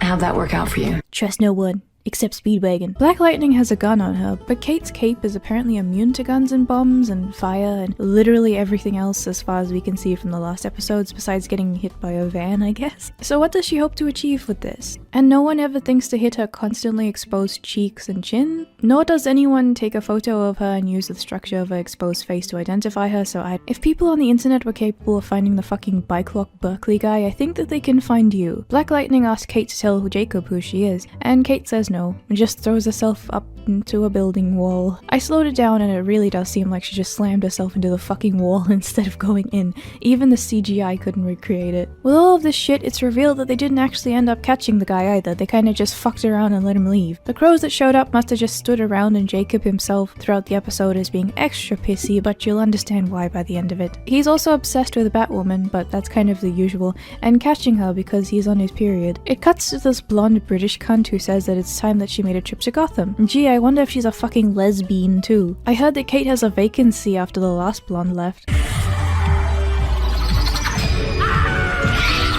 The restaurant guy is interviewed and this looks like a fucking Wham City comedy sketch. Like, this is a cheap show, but the cheapness only really shows because of the bad writing, and I don't even have to mention it most of the time, but the camera shaking is horrible. I keep expecting Alan Resnick or some other Adult Swim guy to come in and start talking about Lovecraft beings up their asses and sell you a fake product. Back in the Batcave, Luke walks in on Kate practicing fighting with herself on the walkway, while some bootleg fucking AWOL Nation sounding bullshit plays in the background. Trust no one, not even Speedwagon. Alright, we get it, flips and shit. You know, when they do scenes like this, people usually have something like a dummy or a machine or even like a VR thing going on so they can fight with someone. There's a method and a purpose with the equipment, a focus if you will. They're not just doing the physical equivalent of slam poetry. I think it's funny how the premise of the show is when Kate says in the first episode, "Never let a man take credit for a woman's work," and then this follows up with the body double for these types of scenes that are all clearly male because she can't do it herself. Luke mentions that he is actually doing work to figure out their mystery, and Kate decides that the best course of action is to change the subject to talk about her fifis because Black Lightning still believes that Kate is Batwoman and is going to tell Jacob about it, which is going to be a blow to their family after the Asian mum came out as the fucking weirdo who faked a child's death and all that. Anyhow, this leads to her flashback where she thinks about a makeout scene that she had with Black Lightning while they were still in the training thing. She concludes this makeout flashback, and I assume that Luke was just standing there the entire time while she either zoned out for that duration of this flashback or she was describing it to him. And knowing that how he reacts to the sex word in the 4th episode, he might have an actual heart attack this time. Convince the hell out of her not to tell your dad who you are. After informing me of this sex scene, I have come to the conclusion that you must tell her you don't want her to tell anyone.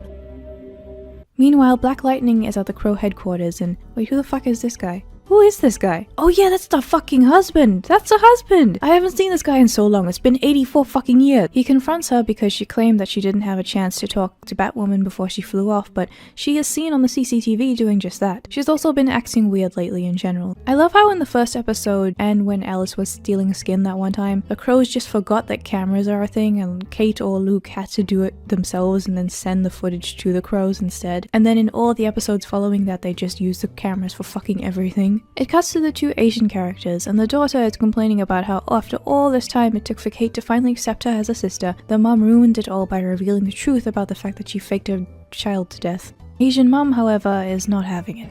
I have enough going on right now without another guilt trip.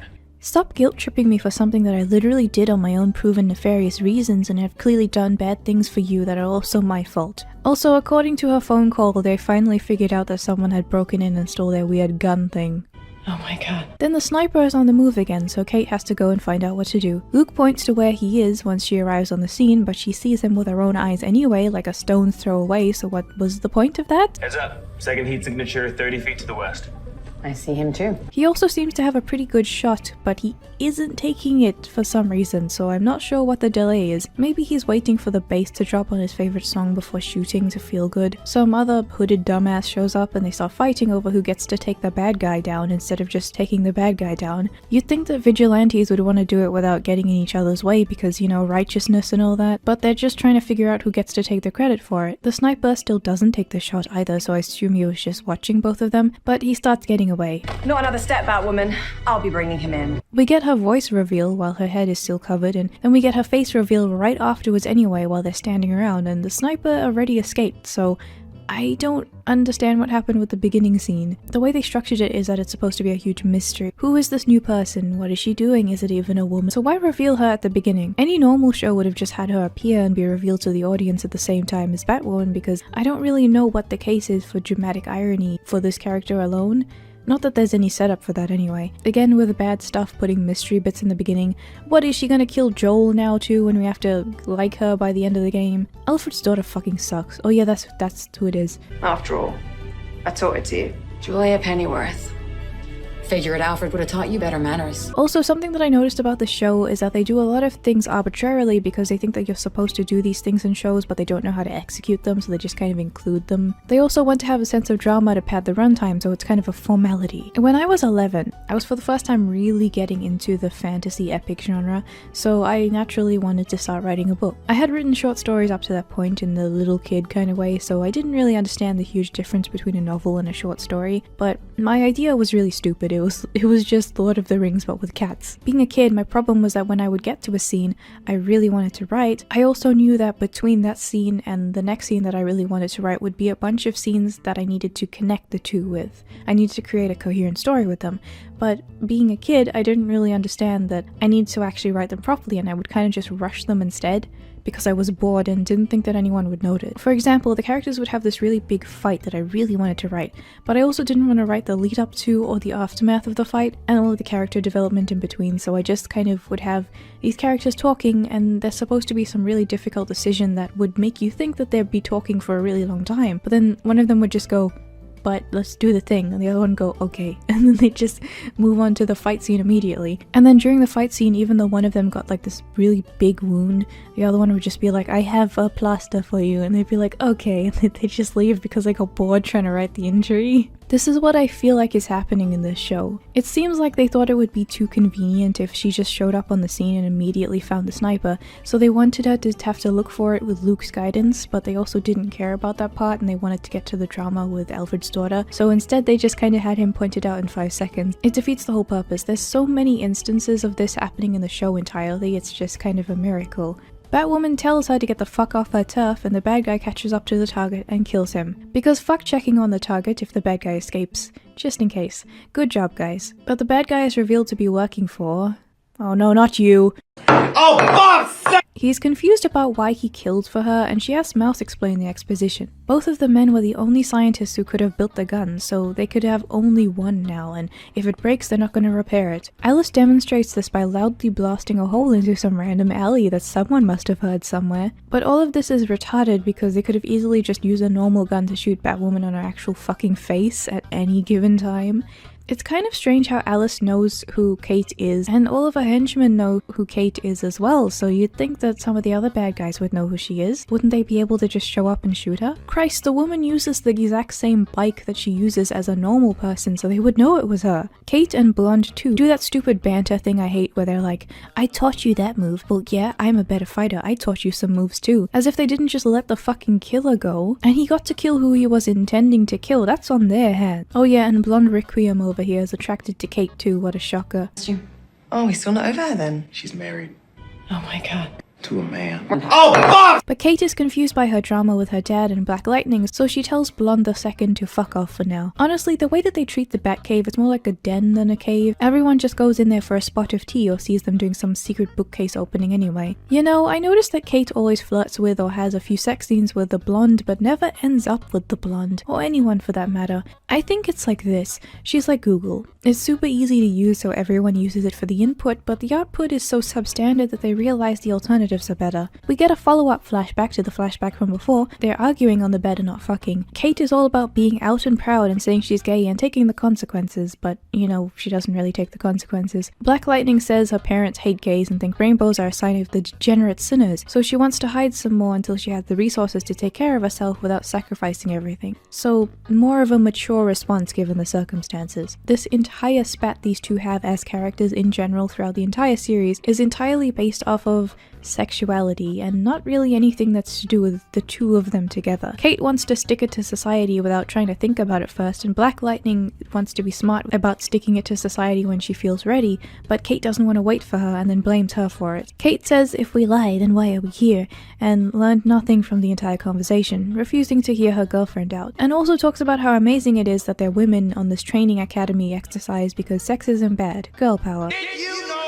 We're women. Nothing happens. They go on about how they beat all of the records because they're women and women are geniuses. And then they end with her saying that she won't lie and they won't expel her because she's awesome. Even though if you break the rules they'll expel you anyway, so what the fuck. Back in the present, Kate invites Black Lightning out to dinner so they can talk about this Batwoman business, and she can see what Black Lightning knows.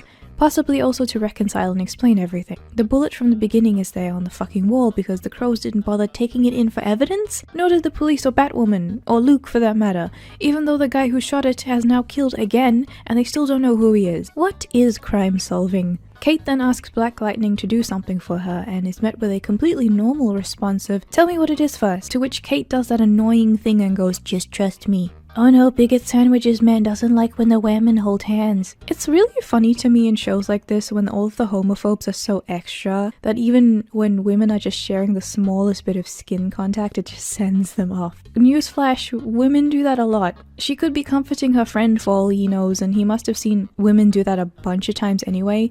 My female friends hug way more than any of my male ones. It's just a thing.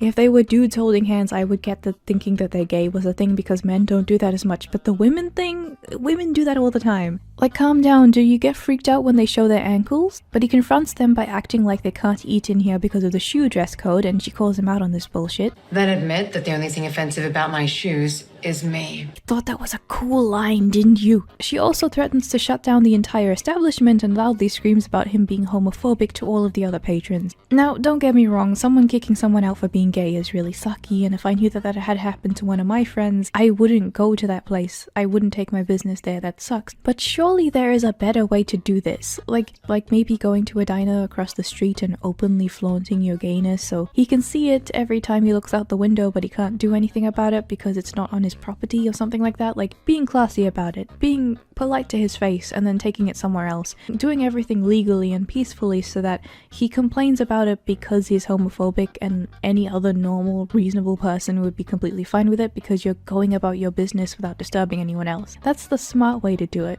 The kind of thing that Black Lightning would do. And especially because when they leave, because they get kicked out, Black Lightning's not happy at what Kate did, but Kate can't understand why. Black Lightning confesses that she was going to come out with Kate and get expelled in the military, but Jacob showed up at the last minute and talked some sense into her by saying that this isn't how you do things. The better option is to get your qualifications and then come out afterwards so you can have a good life and also be yourself in a place that's not going to punish you for it, because that's how you can have the resources to change things and actually put plans into action in the real world. Not doing this shit and having no plan because ego like Kate. Not everything is a dramatic showdown, some things just don't work. The only reason that it would destroy the relationship is because Kate is a fucking idiot and her personality is really bad and abusive at times. Jacob is totally right and rational, and yet he's still the bad guy in the show for some fucking reason. Kate is now mad at her dad even more for convincing Black Lightning to do the adult thing. Why is this still a controversy 7 episodes in? Kate refuses to grow as a person for 7 episodes. Why are they still standing there outside in the middle of the street when they could have gone somewhere more intimate to ramp up the drama of the scene in a closer space? Why is there so much weird camera shake in this episode? Top 10 questions science still can't answer. But Black Lightning says that she managed to get out, provide for her family, and get a job with Jacob, someone who does know that she's into women and doesn't care, so she has a great setup where she can really be herself. Kate says that the trade-off for all of this was losing her, which I don't see as a trade-off because it's not a negative. Kate just sucks. That's what it looks like when it comes out naturally. Girl, what did that girl just say, girl? That's what it looks like when it comes out naturally. After this nonsense, she goes back to talk to Blonde Experience and Luke about the sniper again. As they're going into the Batcave, Asian happens to walk in, and I guess that there's another person who knows now. She says she bribed the desk girl, who they have a desk girl now, with coffee to let her in. Mary points out that Kate isn't even doing anything with her real estate company and her assistants are just friends, then they're meeting up at midnight, so it's really fucking weird. Oh yeah, what happened to the real estate firm? What's going on with that? You don't have enough time for a relationship, but you do have enough time for this, but you don't, and you're really bad at lying, so how the fuck does that work? Kate's alibis are so bad that saying that she has a secret satanic sex orgy every week would probably make more sense than the real estate firm. I would watch Eyes Wide Shut CW edition. I would love to see them attempt that. Meanwhile, Asian Mom and Jacob are talking and Black Lightning decides to just show up and join in. Jacob makes a good point about people just showing up for no reason, but she makes Asian Mom leave so that she can inform him that Kate is Batwoman, and this bass drop plays. I guess that was the thing that the sniper was listening to from before. Sir, she's your daughter. Kate is Batwoman. She continues to explain while Jacob looks very engaged. It then shows that Alice has her henchmen back this episode despite them not being mentioned at all before, and she gives the gun to the sniper so that he can go kill Batwoman, even though Alice would have been able to send her henchmen or something to do this at any time if she really wanted to. But she has some deal with this guy to do with the gun, so he gets to do what he wants. I'll explain that part later though, it's a bit fucky. Back to the flashback, Black Lightning says that they should keep their distance, and I think this is a great idea. Drop the hoe. ho, thoughts are temporary, chicken nuggies are forever. But once Kate is gone, Black Lightning walks into the hall to see someone taking down Kate's medal. She goes on about how amazing Kate is at every class she's ever taken and can truly never be removed even if you remove her. And she takes the medal. She even mentions Kate did some of the assessments drunk, which shows that she doesn't actually take authority seriously, and this could mean someone dying in the field and that being a bad thing. But I guess in this show it just shows how cool she is, because fuck authority. But I guess we have to keep having other characters talking about how amazing Kate is because Kate cannot show it herself because she is inept. Where have I seen that before? Asian lady comes in and apparently they're slowly patching things up because faking a death of your husband's daughter is nothing more than complicated. They're on the move again to track the sniper, and Black Lightning runs up to Batwoman, who she confronts before Kate just turns up anyway and... Blonde Electric Boogaloo is actually Batwoman in this scene. Jacob is like, we got Batwoman, let's take her to the van, instead of worrying about who the fuck shot her. Which, there's a twist at the end of the episode which reveals why he was doing this, but my question is, why did none of the crows think of this as a strange thing? So this entire thing was for Kate to convince Black Lightning that she isn't really Batwoman by having Blonde Act 2 be there instead. But then Black Lightning is immediately suspicious of why Kate is in the fucking crime scene in the first place, when she has no business there and she's not qualified. Their facial structures are also different, but that's never brought up. They could have even done some hack shit where they're in some normal setting and like Black Lightning is having dinner with Kate and then they stage some danger scene to happen with Luke so that the fake Batwoman could come in and save the day while Kate is present in front of Black Lightning and no one would actually get hurt. I actually expected them to do that and then fuck it up, but they did something worse. Then she grabbed pistol and goes, I'm going to take care of things, which shows her as even more suspicious. This reminds me of that one meme from Taken, well, of like the 30 cuts to jump the fence in one shot. Like there's so many edits to mask the lack of anything that's going on here that I don't know what the fuck is happening. Since Kate has been established as a good shot, she upends the truck with one shot and fights off two massive crows that are way bigger than her to get Blonde back somehow. Back at Alice's trash villa, she reveals that she switched the ammo of the gun so it wouldn't actually kill Batwoman, and she lied to the sniper. He gets angry about this and brings up the name of the boss, who Alice apparently doesn't like. Okay, here's where I explain the deal. He works for someone named fucking Sapphira or something, and she wants the gun from Alice. So she sent this guy to bargain for it, and Alice said that she would give them the gun only if he kills all of the other people who know how to repair or make the gun. So this is the only gun that they have, and if it breaks it'll be unusable from that point on. So once he actually killed the scientist, she switches the bullets and her plan is to destroy the gun to the point where no one can use it anymore before giving it to him. They can't actually use it to kill Batwoman or anything, and she's technically upholded her deal and they can't get it fixed. That's what he was trying to do in the previous scene and that's why he's angry now. Why doesn't the big boss just kill Alice? I assume because her gang is apparently so terrifying that no one can defeat Alice, but there's like 5 members in it sometimes, so I don't even know. Why doesn't Alice just kill the scientists herself and then use something else as a bargaining chip to cheat the sniper out of the gun? I guess that would take more effort. But my whole thing is, at that point, what are you gonna do when she comes back for revenge? Because I don't think she does in this season. I think they just fuck off afterwards. But back at the Batcave, once again, Blonde Return had broken her ribs from the fall, and that's all that happened despite there being multiple floors. This is like episode 4 again. All she needed is some ice and a wrap that you're totally supposed to do for ribs. I didn't read anywhere that you're not supposed to wrap ribs. Instead of maybe going to the bootleg hospital that the Asian lady runs or something. She says that Bruce didn't trust anyone, and that's why he could disappear so quickly, but that's not a good thing. I'm pretty sure in his line of work it is. Kate is actually doing real estate stuff now and makes this place a gay bar across the street from the homophobe. Why didn't you just do that in the first place instead of making a big deal? Anyway, Black Lightning comes in and implies that she knew that Kat shot the crow's van, but she smiles, not caring if her colleagues are dead. And her own pistol was also used, so maybe they would find it and think that you yourself did it? But I guess that doesn't matter either. Maybe they'll just frame the shot on the wall in the precinct.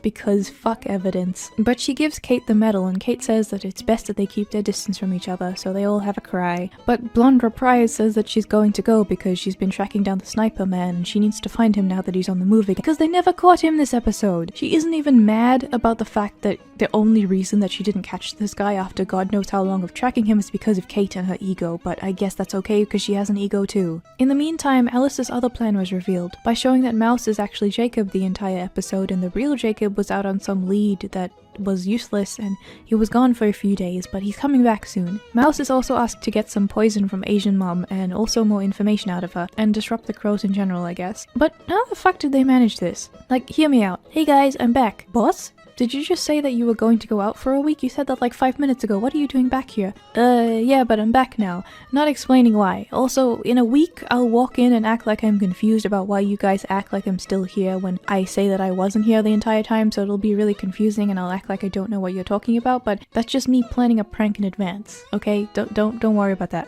But what about all the eyewitnesses and phone records and bank records that show that you really were away, yet you're also on CCTV here, and we know that someone in Alice's gang can use skin to transform themselves and pretend to be different people, and you're acting like Jacob normally doesn't act anyway. I'm on my period. Alice also finally remembers that she has a Lewis Carroll gimmick going on and says some references. The most memorable mad tea party Gotham has ever seen. What a story, Mark.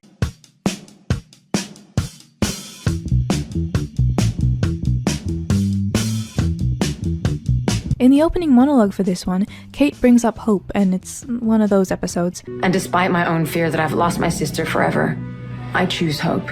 He arrives on the scene with one of Alice's henchmen and steals his jacket after snapping her own fucking equipment. Luke uses this to track down where Alice is. Surprise, surprise, she's in a warehouse. Isn't she always in a warehouse? But she explains to Kate that she has the gun, saying it's the only one in existence despite the fact that Luke had clearly showed in one of the other episodes that Bruce had one as well. But then Kate asks Alice one more time if she can just stop killing people and turn herself in, which didn't work last time, but all Alice's goons come out to threaten Kate and Kate leaves. Jacob, the real one, is on the phone with someone saying that he'll be home soon. If this was a woman in the scene, by the way, I guarantee that she would have beat up all of the bad guys anyway despite the size difference, but Jacob just gets overwhelmed, despite having more experience.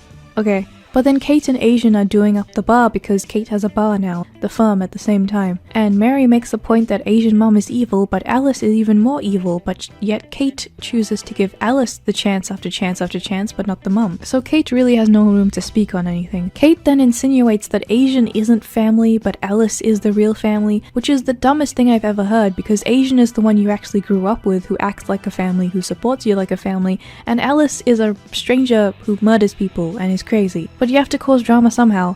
This is the hero. Fake Jacob, or Fakeub if you will, declares that he and Asian Mom are gonna get back together, and some of the crows seem confused, but some seem to catch on to the fact that not acting like himself at all. We know this as the audience, because we understand that it's not him. But they have no excuse to not see something is wrong, because it's not that subtle. Alice then shows that she has the real Jacob, and she once again launches into her stupid thing about him not looking for her, and forces him to apologize because he was trying to be a grown-up and wouldn't have known otherwise. How many times do we have to sit through all of this shit? She explains that she's going to have a tea party and just leaves him dangling there. But Kate starts going insane because Asian Mom is apparently worse than Alice in her eyes. Alice was brainwashed against her own will. This is different. The fact that Jacob is taking her back is making her angry. But so far she hasn't been suspicious enough to wonder why he suddenly changed his mind, even though she knows about the skin thing and the fact that anyone around her could be a fake at any moment. Once she does figure out that it's a Fakeub, she calls him and does that thing where you add fake details to a story to see if the person knows that there's fake details. Black Lightning and husband are having a conversation in the meeting room while everyone is setting up for the security thing that they have planned tonight, which is where Asian Mom is going to be delivering a speech from her company. They're having a moment because husband has caught on to the fact that Kate is somehow involved in why Black Lightning is acting weird and distant from him. Fakeub comes in and shoots both of them with these darts that instantly knock them out as soon as it touches them. He ties them up and leaves them there, while in a limo on the way to the event, he and Asian Mom drink something that I assume the poison is in. Meanwhile, Alice comes back to her hideout with her stupid walk cycle, pleads with her to not be an evil person and let Jacob go. But it's too late because she already put him somewhere and she's not telling. Meanwhile, Luke also realizes that the crows at the event are actually Alice's gang that Fakeub put there instead. Oh crap. Black Lightning and husband have another moment and she lets it slip that Kate is still in love with her, while they're tied up and the fucking killer is on the loose. Asian Mom gets to speak up at the event, and the graphics design is my passion prompter has been taken over by the gang and informs her of the predicament. This includes having to read the not Comic Sans but close to Comic Sans message that they put there, which also explains why her company is Big Bad. Is that the true villains of Gotham don't go by the name Joker, Riddler, Or Alice. How is Alice standing there when everyone knows who she is? She is the most wanted in Gotham. The poison conveniently kicks in just as she finishes and she falls down and the lights go out. Batwoman drops down at supersonic speed and flies around kicking all the bad guys, but there's so many this time, oh no. Black Lightning and husband have been placed in these chairs that have clearly been moved to the position that they are in now, but they don't try to move the chairs at all to get out. They just kind of sit around until Black Lightning mysteriously gets the cuffs off of them. She makes this comment about how she doesn't want to play by the rules anymore, and they go off, but they don't seem to care about any of this at all. They don't have any concern over the fact that everyone they know could be dead. Are we sure that they're not replaced by lizard people? Asian mom and daughter are now on the ground backstage, and daughter has a knife now. She angrily swings it at Alice. Alice launches into yet another big thing about her life and blames everyone and says that she has the antidote, but both of them are poisoned, and because she hates Asian mom because of her tragic backstory, she's not gonna give it to them until they play along. Daughter conveniently starts showing symptoms just now, but they only have enough to cure one person, so the poison is some like super strong thing that's really rare. Daughter suggests splitting it, but mom literally says, Oh no, Alice would have accounted for that. Then what the fuck that nigga gonna do? well, if the plot says it's your time, I guess that's that. Batwoman catches up with Alice, finally. Where's my dad? And both of them have another fucking conversation about how Alice has had a bad life. This is the third time and she said the same thing. Kate is just growling the entire time because Ruby Rose doesn't know what anger is. Mom confesses that she knew about the bootleg hospital and dies. Now I don't have to clarify which Asian I'm talking about anymore, at least. She takes longer to die than in an Indian soap opera, and they sing like 3 songs in a row before they die. I don't know what the fuck. By the way, did you know that there's an Indian James Bond movie called Eeg, where it's James Bond but he's a fly, and that's literally the entire thing. He even has a human love interest. How the fuck does that work? Jacob, the real one, wakes up in a car and gets confused when he calls Kate and she asks him who he is, even though he knows that there's an imposter going around, so he could at least get to explaining. The police show up and arrest him for the Asian mom's death because he was framed, but they don't even tell him why they're arresting him or read his rights to him, which is illegal. But meanwhile, Asian goes off at Kate. Husband have a lot to say about how Jacob was the real culprit and all the evidence they have, but that doesn't matter because I guess no one wants to hear that. She also gives up and finally confesses that she doesn't know how she feels anymore, and husband splits up with her. Kate says that she chose hope but lost everything else, including Alice, and everyone smashes their desks to show how angry they are. Kate talks to Jacob as he's being held, and she pretends to try to give a fuck about acting. He promises to kill Alice when he gets free, but he won't do anything. We also get a post-credit sequence for the next part that I'm not going to show you or explain any of that because it's a surprise. Anyway, fuck this garbage. I don't know what's worse, this or Netflix, but I guess at least this doesn't have pedophilia in it. By the way, I've been working on the Yandere Dev Part 2 video. Yes, that's still a thing. It's gonna be coming along soon. Then what the fuck that nigga gonna do? Where's Alice?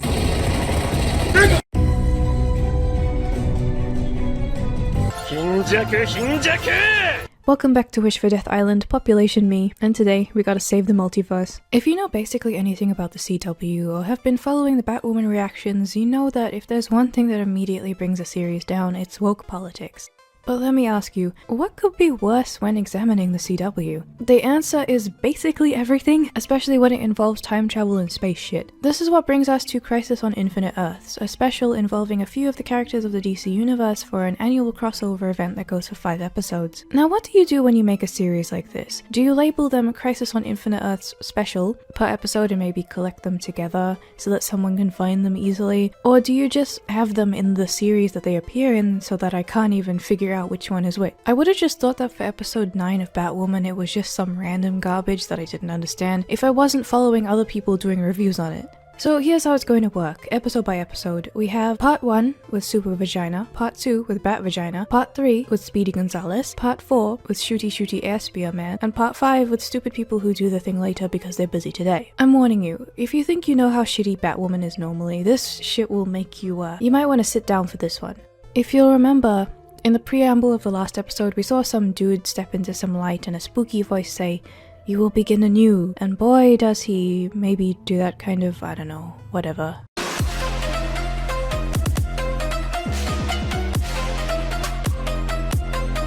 In the beginning there was only one, a single black infinitude.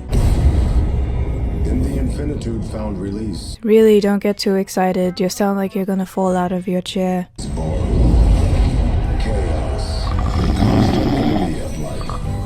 bay by champions from across the multiverse. So if you haven't guessed it, they're trying to do the big superhero thing where they all come together, but this one is so cheap it looks worse than a mobile game. Actually, I said that as a joke at first, but it actually looks like they stole some video game designs. So for the opening, they go to a bunch of universes, Universe 89 for example, and explore a bunch of different alternate realities. This also converges on Universe 1, specifically Earth 1 for this, because even though in the comics it takes place on Earth 616, in this one they've got to be super special, and has to take place on number 1. They also show Earth 10 at one point, which for some reason is written in Roman numerals, even though any other Earth labeled normally. I'm not sure what the fuck happened there. In Gotham 66 we get a cameo, including the very short play of a classic theme, which is just sad because it's wasted on this. Someone fucks with the color grading. The crisis is now upon us all. Everybody take a shot. Holy crimson skies of death! In Earth 38, we get the privilege of Will Wheatonstein screaming about how the world is ending, taking a break from screaming about feminism on the internet, after being known for screaming about shit that's useless and wrong on Star Trek. Don't you miss those days? I don't. But he's cut off when a random fucking dragon appears and starts firebombing specific spots, and no one reacts like they should. But I expect nothing less. It's a dragon. Supergirl is here to save the day though, and before she does, she makes sure to quip and be incredibly bitter to this random man who needs saving from the dragon. Fast as fuck, boy! I guess Supergirl was able to save you. Now go! Is there any indication in the show that someone like Will Wheaton would have had an anti-Supergirl power sentiment? Because for all of the people watching this episode purely for the crossover, it makes her look insecure and kind of useless. Take that sexism chip off your shoulder and defeat the dragon! Then again, I wouldn't be surprised if Will Wheaton wrote this for his cameo, because he seems like the man who cooms at the idea of women humiliating him. Supergirl talks to the dragon and it shrinks into an iguana, so she picks it up and flies around in After Effects land, because she was summoned to see Scientist Man and Lady. What is your haircut? It looks like a ski slope. Anyway, they're talking about a terrible earthquake, which according to Scientist Man is because this earthquake is quite literally worldwide. This long-haired yahoo is the Doofenshmirtz type of wacky Scientist Man in the lab for this series, and boy is he trying his best. By the best, I mean he's consumed a thesaurus or one off camera because he throws out random words in his sentences to make himself look quirky. Brendan Urie. Unfeasible, unthinkable, absurd, outlandish, but however you choose to describe this woolen dog. The shopkeeper makes a suggestion. How about this? We have a major crisis on our hands. Everybody take a shot. Yes, I thought the monitor was a flashing green arrows problem. He's of every universe, and he's everyone's problem. So he's the equivalent of when you get sick and your throat is sore, so everything you eat or drink tastes like nothing, but also like the cough meds that you had 3 hours ago, and it feels really tickly because your throat is coarse. Man, he is evil. Last year we tested Kara and Earth One's heroes with Dr. Deegan in the Book of Destiny. Excuse me, what did you say?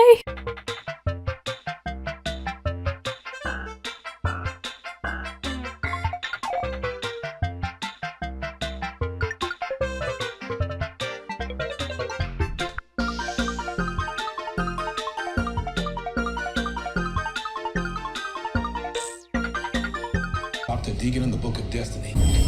Whatever it is hurtling through space at an impossible speed. Of the impossible speed as indicated by this game of Universe Sandbox I have running on 6 monitors.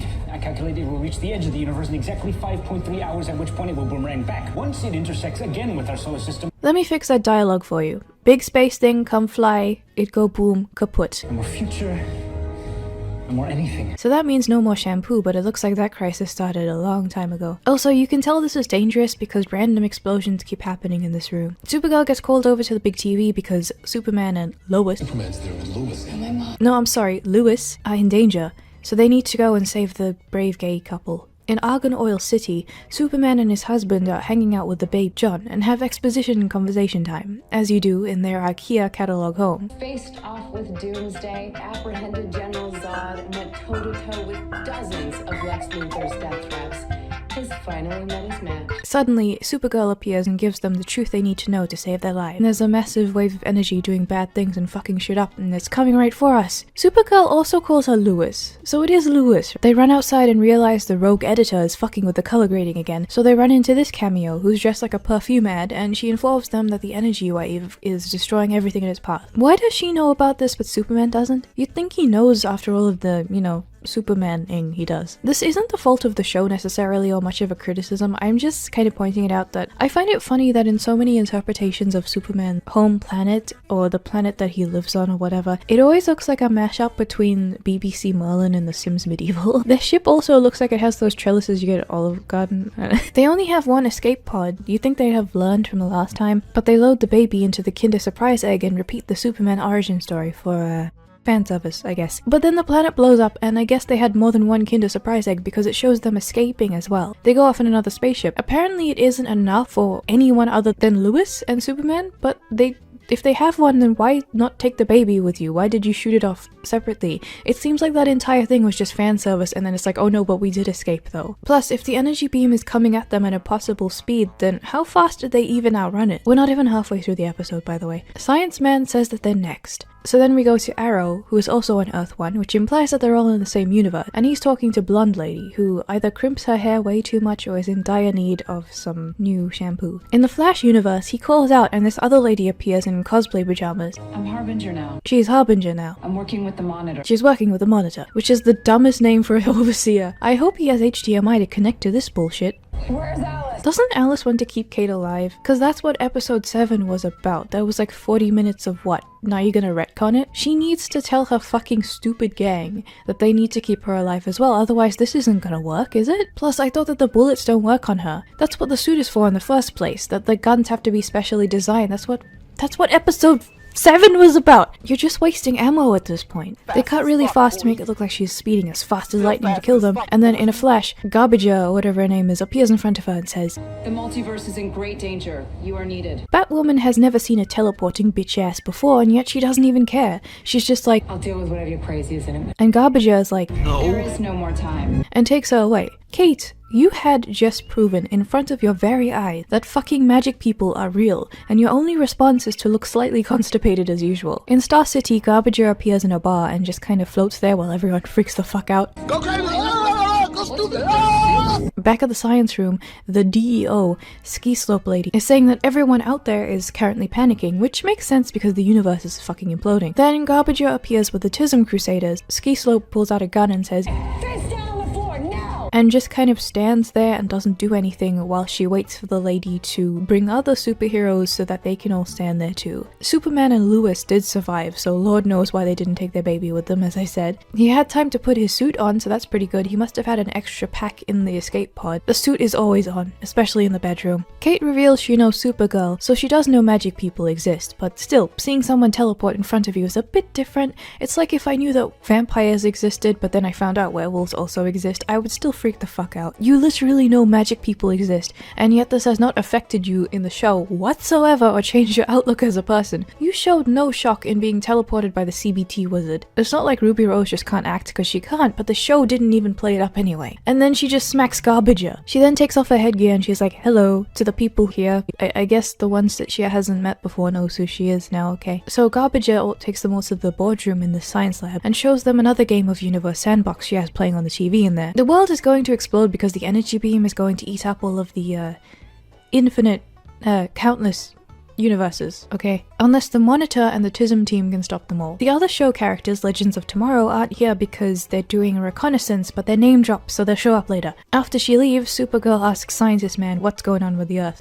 We'll find that bouncing bundle of Kryptonian joy faster than a flying Flacurian. Every time he opens his mouth, his dialogue is like an essay you write for class where you make one sentence into 17 because of the word count, so nothing he really says is relevant. The sky gets even redder, and this big thick shaft rises towards the sky as everyone looks on in awe. The sky goes back to normal and someone calls it the Quantum Tower. Apparently it's been there since a very, very long time, and it's only really come out now because it was needed. You can't just add that word to something and have it make sense. But Onision discovers Slactor Marco knows about science stuff as well, and they start creaming as everyone just stares at them. If you want, I could probably give it an upgrade. Yes, thank you. I will need this because I don't have much to offer as the rest of the team does, so it's nice to have you look out for me, and I can use these upgrades to further my hero exploits, especially back home after this is finished. Depends on how attached you are to your hand. They ask Onision why he's upset, and he says Sprock or Spock or something, and says that the baby who is in the pod is not responding anymore. Oh, Bob, say it! He got sucked into a wormhole and ended up in the year 2046, so it's up to Lewis and fucking magic people to go find him. And Onision is coming too because he wants to go near the children. 2046.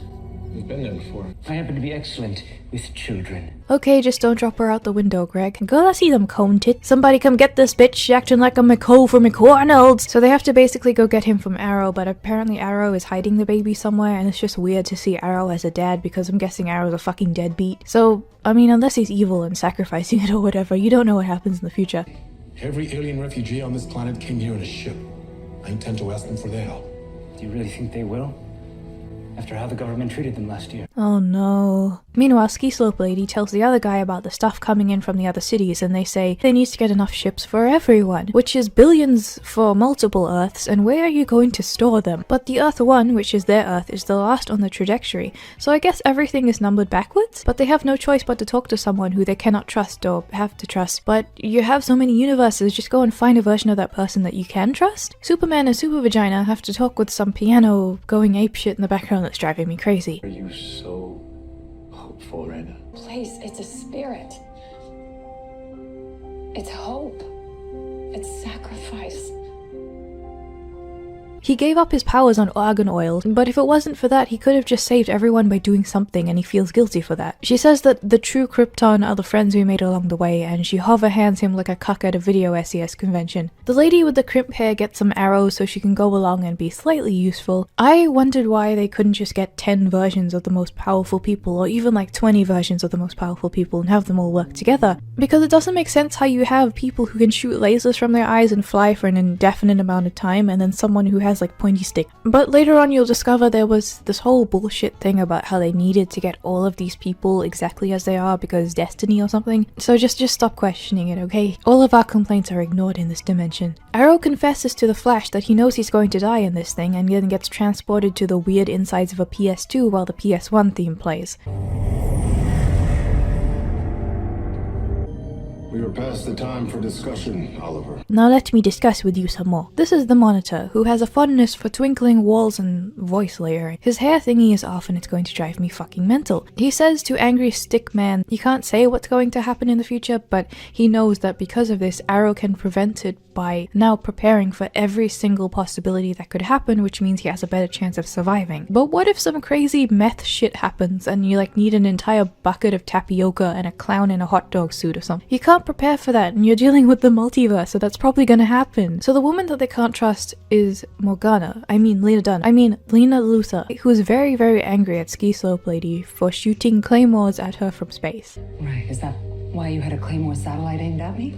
And then Ski Slope explains that the antimatter wave is destroying everything. I thought it was just some energy wave, I don't know, fucking whatever. Morgana is like, yo, you think I'm that evil? You suck, I can't believe you think of me that way. Like I wouldn't save the world. Of course I'm going to save the world, stop shooting swords at me from space. So the landing party goes to this big dick tower and the antimatter just dissipates for some reason, so everyone's confused on what's going on. So they send the two super people up to contain the damage, whatever that means, and Batwoman and the Archers are fine on their own, I guess. These other fucks are looking for the baby in the future, and as Cone Tits mentioned before, Lightning McQueen has it, so they're thinking that he's a bit sus because he's hiding the baby and they don't know what's happening in this future. Onision makes the perfect pose to fall right into the trap and Arrow attacks them. But he's not evil, he's just protecting the baby from them because he hasn't realized who they are yet, even though they're in full fucking view of him and have lighting on their faces so he should see them. Lewis abandons Onision to go help the fight, but of course the women are going to win. In the end, he realizes and Lewis says that he has her baby now, so it's all good. Meanwhile, the landing party is walking through some warehouse to do something. Yeah, just pull the bow with nothing on it, exert all your fucking energy. Then a PS1 Demento ghost. The camera swirls around like one of those BMX videos so you can't tell what's happening. They're punching at nothing as they're given no direction, and I can only assume that they were like, oh, just punch random places and then we'll edit it to make it look good, but they didn't. Batwoman then asks for the upgrade, which I thought would have been more complicated, like he has to give her another exoskeleton or something, but he just like boops her costume and she's fine. It doesn't even indicate what she can do or how it improves anything, so they just kind of do flips and shit, and Arrow looks like that flip made him fall over. Why did you flip that way? Not bad. Can she not be smug for like 5 seconds? But then the super people with actual powers show up and the Flash blast for some reason. This happens a couple times and they just punch more ghosts even though there's hundreds of them outside. Apparently they defeat them somehow. In the actual city, everyone is evacuating while the TISM team keeps the Dementors at bay. This chick who looks like a human version of toothpaste is waiting for the ships to come down, and everyone is remarkably calm for the universe ending. Alien ships coming to Earth, everything is fine. In Danganronpa, everyone was killing each other within like a day, so I guess these guys have some serious discipline. Never mind, after a small tremor, everyone starts going bonkers anyway. But they all get directed to the IKEA ships and they run in an organized fashion. Morgana and Ski Slope Lady talk about how much they don't like each other because when the universe is ending, you have time for quip. In the future, Cone Tits and Arrow talk, where she verbally sucks his dick and nonchalantly mentions that she's flying through time. But if the universe is ending, he should be dead because there should be nothing there, because they haven't saved him in the future yet, so why does he exist? Plus, at the end of the series, the world does die, so he shouldn't even be here. But when it comes back, he's still dead, so he shouldn't be here. So how does this future exist? So the ghosts were defeated by the Flash, and super people go off screen. But the Dick Tower just comes out some fire, and a comet explodes towards the Earth. So they fly up to the tower, and more ghost things appear, so they gotta save the people. They can't save the planet. Ski Slope and Morgana have more quips, but it's okay, because they're kind of maybe friends or something. Knowing the CW, they're probably gonna fuck by the end of this. Supergirl does something to save the something and Superman just kinda stands there. They have 14 minutes left before the world goes kaput, so they need to do something, but the B team comes out from behind this rubble and says that they're ready to help somehow, so I guess it's okay. Hey, what's up guys? It's Gaius here. The ghosts that were just idling there before in between the fights are back now because there's another wave and the team has regenerated their health and items, I guess. So they get to all of the panicking people and get them into ships, and this bitch saves someone from random spontaneous rubble that fell from nothing. There is just sky up there, there are no buildings, where did the rock come from? Kate is just standing there punching more ghosts, and then the monitor shows up to say, yo, get your ass back here, we need to save you from more battles, leave the lobby. Supergirl go brrr. Arrow stays behind because he wants to get more ghosts in and shoots the monitor with a splooge lightning arrow so he can continue fighting, and the monitor just kind of reclines. I have no idea how the evacuation of the planet is affected by this retard shooting ghosts in what looks like a Russian ghetto, but this is happening. Then one of the ghosts gets him and he falls over and suddenly has no arrows and starts going apeshit at them while the planet gets color graded and then gets teleported out of there.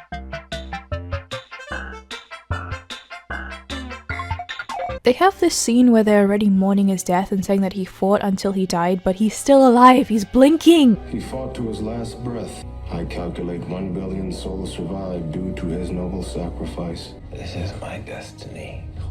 Barry. He has a prego on his face, but he's alive. There were 3 billion people saved within that small interim, but apparently him shooting ghosts for 5 seconds saved an additional 1 billion people from that small city that they were shooting next to. The good thing they somehow have somewhere to put these people, because they would have to put everyone on Earth 1 since it's the last Earth that would die, so overpopulation doesn't exist and these people wouldn't be packed in like sardines so tight that they would actually fucking die anyway. The guy from the Batwoman teaser clip says that he was changed into a dude called Pariah and he's here to help defeat the Anti-Monitor, who is the big bad guy. But the others show up with the baby and they all gather around Arrow and his Dolmio blend over his face and they just let him die. Apparently all of these shows have been renewed, so I don't know who the fuck Arrow is supposed to be when he goes back to his show after this special, since he's dead. But the Monitor and Twink Spartacus worry that the future is coming out differently than was written, so they don't know what was going to happen, and they rasp whisper about being doomed. Excuse me.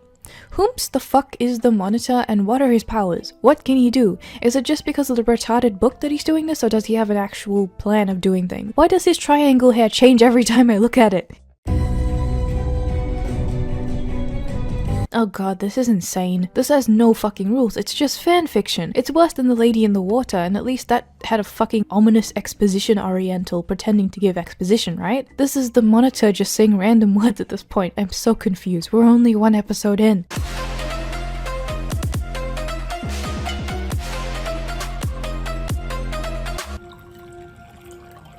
Never thought we'd be pouring one out for Oliver. We're not gonna wait for Barry?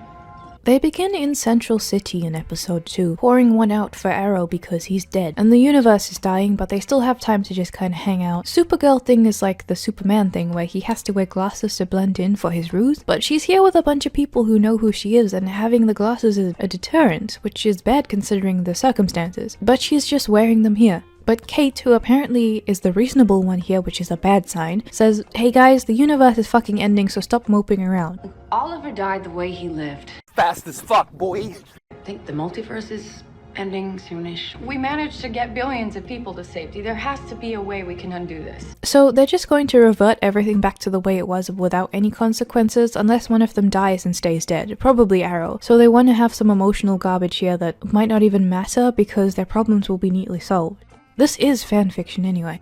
Garbage just shows up in a flash of lightning and they talk more about the plot. Everyone else rushes in for some plot fun before Garbager rushes out again for Earth 74. She appears on a shitty ship thing with Hell 9000 asking her what she's doing, and a bald man comes in saying get the fuck out. He's who she's after because she needs his ship to save the world, but he's busy writing romance novels and needs some convincing. Shut the fuck up about your romance novels, let me use this fucking magic time ship of yours to put my shitty team on it so we can save the world. No. So it cuts to everyone on the ship and then the monitor shows up again, giving more plot synopsis and getting interrupted by a baby with the most funny joke ever. Across space and time, Will, who can ultimately... He explains that in order to save the universe, they need to gather the beings of the purest heart who will undo the damage of the universe and are called paragons. And we've got every flavor. We got hope, we got love, we got... The other ones, he's only recently learned of their existence because of the Book of Destiny. What does the book do exactly? He summons the Kindle edition of the book to consult it. The monitor is special because he has the Moby files and you don't. Garbager doesn't like the book because it gives her a headache, but Flash says that they destroyed it in the crossover, so why do they have it now? After Oliver's early demise, I went back into the time stream and retrieved it intact. So how does that work? Can you just take random shit out of the time stream too? Like, can you take Arrow out of the time stream alive somehow? If you have it, you must have taken out before they destroyed it, so they never would have destroyed it, so why does he feel like he destroyed it? I don't get it. How could they have destroyed it when it isn't even in there anymore by the time that it gets to that course of events? Kate offers her first line in a little while, and it was as bad as the last line. Anyone else wishing they'd done that shot? A blonde lady asks if they can bring Arrow back, and he says yes, but actually no, because it's complicated, because there's different versions of him, so that reason. Because the anti-monitor who is taking energy away from him at every moment is preventing him from bringing people back to life, which he can do apparently. Bringing people back to life is canon now, but they have no time for that because they need to find the 7 Chaos Emerald, I mean the 7 Panadol, I mean the 7 Pavlovas, I mean the 7 Paragon, if they hope to defeat him. He does have a few of them in front of him. For example, Super Vagina is Hope, and she tells him to double check his omnipotence because she knows that she sucks. He says that he has descriptions for the other 2 of them, and that Superman, because his parents died, makes him the Paragon of Truth. Even though I thought that if him going through unimaginable loss means that he keeps going, it's Hope, isn't it? It just makes more sense for him to be Hope to me. And why does the Book of Destiny's child have one person labeled definitely as Hope and everyone else gets vague descriptions that they have to go and find him? And he has to mad lib them into existence? Cone Tits is also the Paragon of Destiny, but she isn't here right now. He looks at Batwoman and says that there's a Paragon which is the Bat of the future, and Kate and everyone else assumes that it's Bruce because they're living in a world where they assume that the hero has to be competent in some way, but we all know that it's going to have a special twist where it's going to be Kate because woman. But she says that it's now up to her to go and find him. Aren't there like infinite amounts of paragons? If something is destroying the universes, people are only worrying about Earth as it is, and plus you cannot finish the job of destroying them if they're quite literally countless. You've confirmed that people live on different planets and yet Earth is the only one that matters, but there's multiple Earths that you can't whatever. Come on, man! In San Francisco is all about, well, you know, gay bathhouses. You know?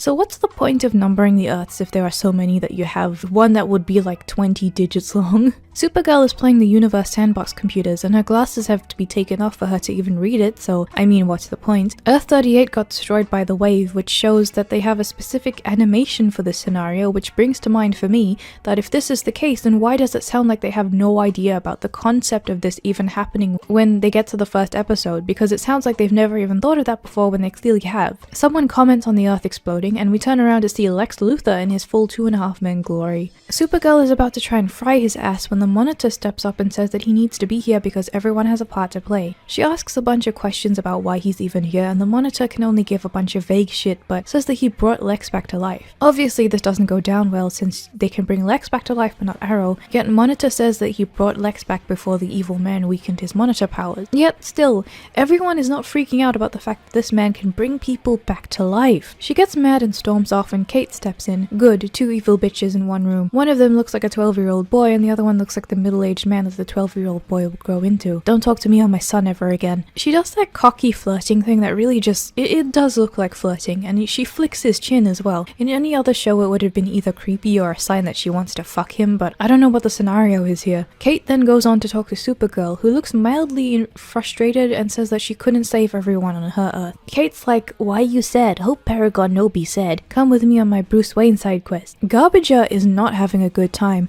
swaying around in the corridors on her own. She stumbles into this reading room where Lex is getting his grubby hands on the Book of Destiny, which is a real book this time, I guess. He's planning to travel the worlds getting rid of all of the Supermen, when my question is, why can you not just write into the book itself that they're all dead or give yourself superpowers so you can do it faster? Is this just a book that has all the answers to the universe and you can read these answers, or is this a book that you can manipulate? You can touch the physical version as well, can you not alter it in some way? And I thought it was just something that could give you observation but you can't actually use it for anything, but when he touches it, it gives him teleportation powers, so it must do something. The Monitor only gets here after all of the interesting stuff has already happened, and she's like, if he kills the Paragon, we're all doomed. Apparently the Monitor also thinks this is sus because he looks like he did something wrong. Flash is talking to the love interest for his show, and he's like, hey, some Earths are fucking dead, but we have more of them, so that's okay. And they whisper talk some drama and kiss. I have no investment in this because I don't know who this is, but my question is just, if the world is ending, do they have time for this? Cone Tits, the Paragon of Destiny,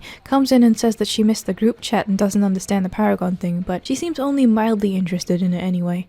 Same. Dirty Blonde says that they're going to bring Arrow back from the dead themselves, since the Monitor doesn't do it, and they need to go to the Lazarus Pit, which if you don't know is like a monkey's paw thing where if you bring someone back there's negative consequences that far outweigh the benefits of doing such a thing, but they're doing it anyway, despite the fact that maybe those consequences could be the world ending faster or something, because an evil Arrow could jump out and run onto the ship and crash it so all the Paragons die. Supergirl and Kate turn up at another Gotham, where they're directed to collect Bruce, and by collect I mean something is going to happen to him so that Kate gets propped up and becomes the special person. They find the gangster Luke, who looks more like the comic material than he ever has in the entire series, and he slams the door in their face. Supergirl kicks the door in and it just shatters instead of coming off the hinge because she's so strong. But he could have been standing there behind the door or something, so I'm not sure how that would have gone down. Plus, if this is the emo version of Bruce, he probably could just kill them immediately if he wanted to. I wish that would have happened. Mecha emo Bruce comes down the stairs and is like, let them stay, and Luke doesn't shoot them like I wish he did. Kate asks for a few things and explores his house,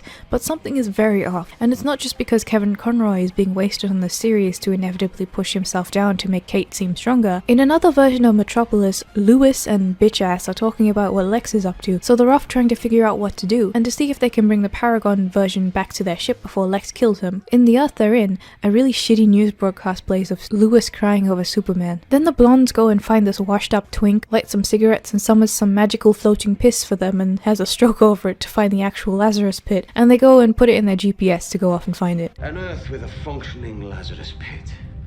Okay, well now what?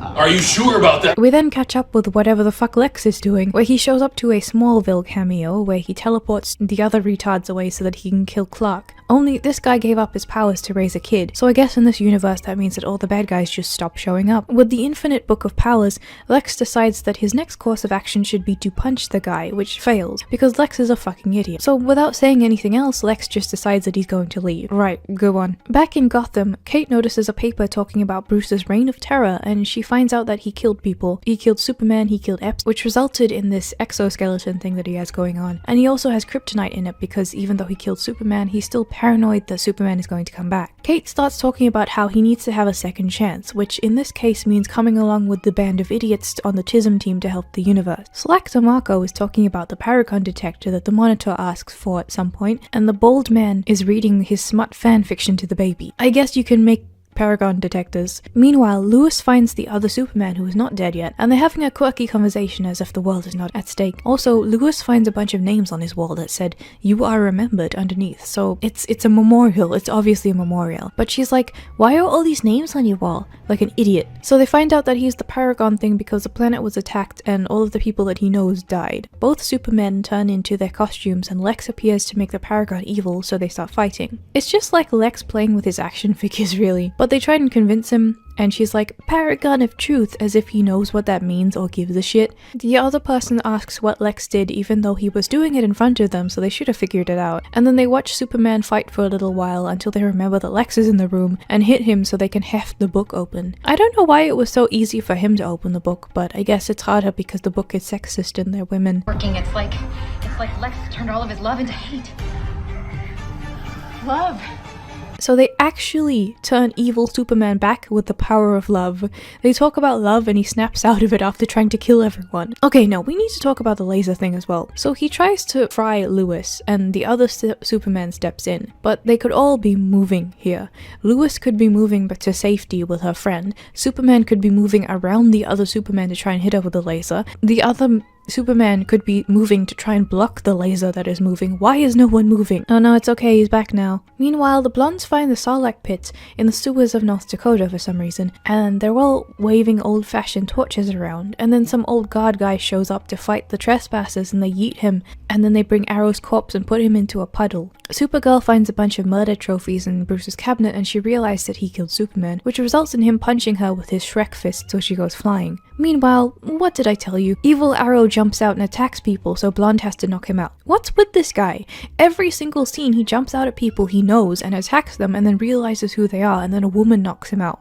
In Gotham, Kate is like, no, killing people bad, and he's like, well, I'm a killer, and she's like, you're gonna have to kill me then, which is super hard for you because I'm Kate Kane and I'm special, even though you've probably killed me in this universe before. But he also says that killing is easy, so how is that gonna stop him? He tries to kill her anyway, but she just kicks him and it electrocutes him to death, so she's just standing there. It's a good thing he's evil, so it's okay if he dies, but it's also good that he didn't have a chance to use more of his kryptonite on Supergirl either, because she's still okay. And we didn't get any other context for why they had to die in this universe. It could have been a good reason. Now cool Luke is all alone. This is terrible. Back at TISM headquarters, Lex is just fine now. He's just hanging out. He's not evil because he's finished his character arc, which was his role to help them find the Paragon of Truth by murdering countless other Supermen until they followed him and then found the right one.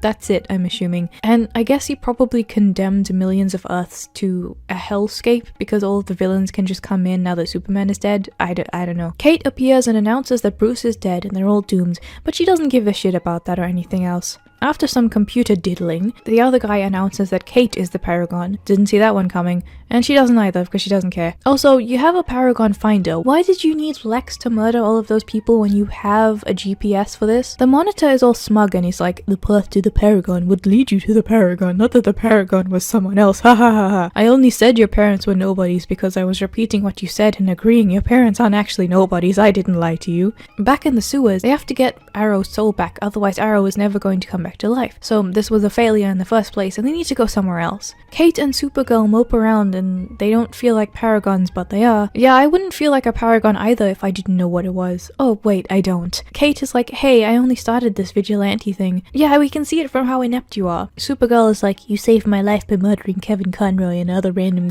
crossover people thing that happened that one time that I'm vaguely referencing. She then gives Kate a picture of Kate and Beth that she just has carrying around in her breast pocket, which isn't creepy at all to Kate. Kate says that she still has hope that Crazy Alice can be redeemed, and Supergirl says that because of hope she's going to use the ebook of destiny. But no one has been helping Garbager with her headaches, so she fumbles around and just kind of hangs out and then gets stopped by the fucking scrotum with a face that is the bad guy who says, I am bad evil man, come with me. And she does. What?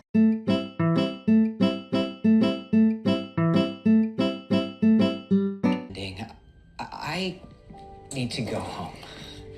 And if this is the end, I have to be with my wife and kid. My boy. Come on, man.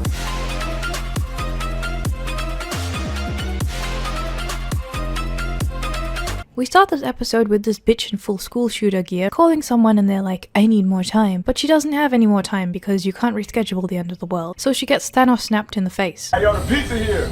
Oh, nigga! Ah!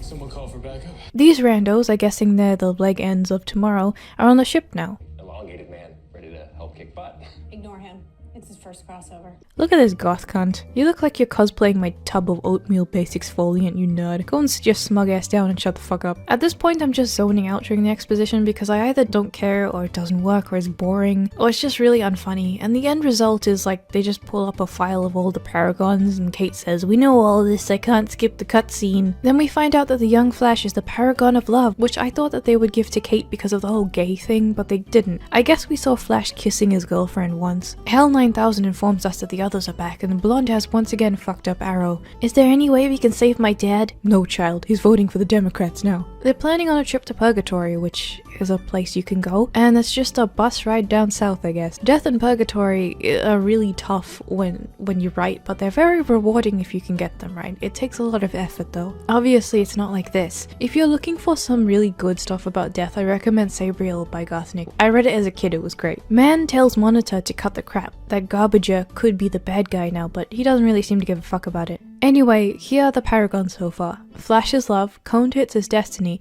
Black Dude is honor, Superman is truth, Super Vagina is hope, Kate is courage, and Asian Man is humanity. He explains some bullshit about how paragons are the cream of the crop, which we know, and then talks about the stakes of the multiverse being destroyed, because the Anti-Monitor wants to replace it with his own evil universe afterwards, like the Gotchaverse or something, so they gotta get Garbager back. Kate had swiped the kryptonite from Kevin Conroy's corpse and she keeps fidgeting with it now, and this guy who looks like the one fat guy from Lost is triangulating antimatter wave particles on the Earths that are left. Triangulating antimatter wave particles on the Earths that are left. Why? So it should look like the entire screen is just filled up with crap, because how can you see infinity? But then he walks along the corridor and gets fucking scared by the Monitor. Cisco, vibe must live again. He gets this 90s makeover that looks like he's in a hacker movie with blocking out the haters goggles. But Flash has this other drama scene which is about as consequential as the scenes with James in season 2 of Twin Peaks, and Goth exfoliant bitch and 90s tech man go on their own mission. They bump into that one dude from episode 1 whose name is Pariah now, and he has his memories all fucked up, but 90s man can vibe his memories back, which sounds oddly like a euphemism, and they make a bunch of breathy noises that also make it sound like a euphemism. Vibing those memories, yes.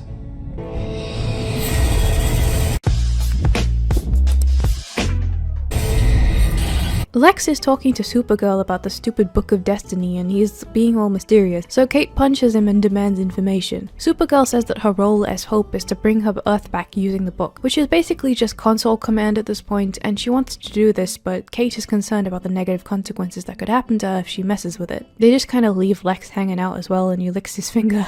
Purgatory is located in Earth 666 where they find Lucifer. They're talking about getting Arrow back as well. They failed in bringing him back once, didn't learn their lesson, and literally make a deal with the devil, who is known for lying and fucking everyone over to do this. Devil always sees through on a deal. Take this card. Never mind, he says you can trust him, it's fine. Blonde Man and his nostalgia critic Ty have a long banter with the devil, and the devil's like, okay, bye-bye. Then they go to Purgatory, which turns out to be this crusty ass beach next to the woods with an overcast sky. Why? They have to go and tell the Baudelaire children how their parents perished in a fire that destroyed their entire home. But if each universe has its own everything, won't Earth have its own Purgatory? Why would our Arrow from Earth 1 be in Earth 666's Purgatory? Wouldn't another dead Arrow be in there? Wouldn't multiple versions of people be in their own separate universes instead of together in one universe Purgatory? Don't get me wrong, I do actually, if you can pull it off, like the idea of a Purgatory that's so vast that people will grow up being taught the craft of traversing it to be careful of running into the right universe version of the person you're talking about, because if you run into the wrong universe version or a version of yourself, you're fucked or something. That's fine, but you know that's not what they're going for here, they just didn't know what they were doing. 90s Man discovers that the door Pariah walked through, it has a bunch of like these matching games on it, so Flash gets there last as well, that's funny. 90s Man comments that the Earth has cool vibrations and shit when they walk into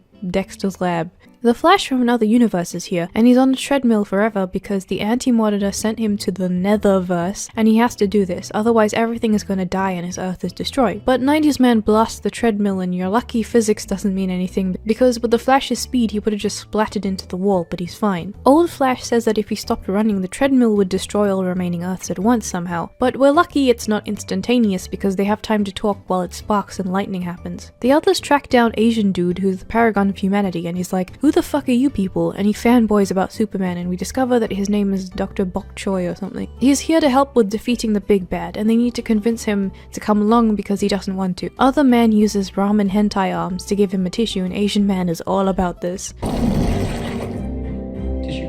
You're elongated man? I'd recognize those yaoi hands anywhere.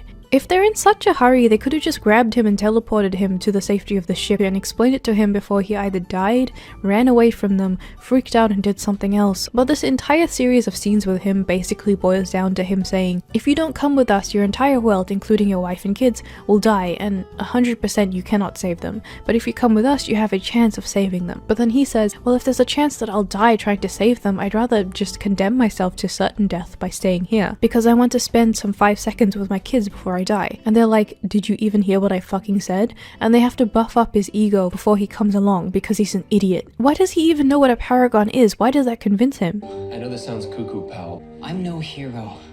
I'm a husband. Are you sure you're the one with the pants in this? They even just let him leave first, like you don't have time to be dramatic. In the next scene, the bitch is saying there's only 7 Earths left out of infinity, and another one just died, so they look like they don't give a shit either, and then Superman appears and says that he couldn't save anyone. Lewis tells him to chill, and asks why he added black to his costume. He bullshits about how it's hope for humanity or something, when he probably only did it for fashion reasons.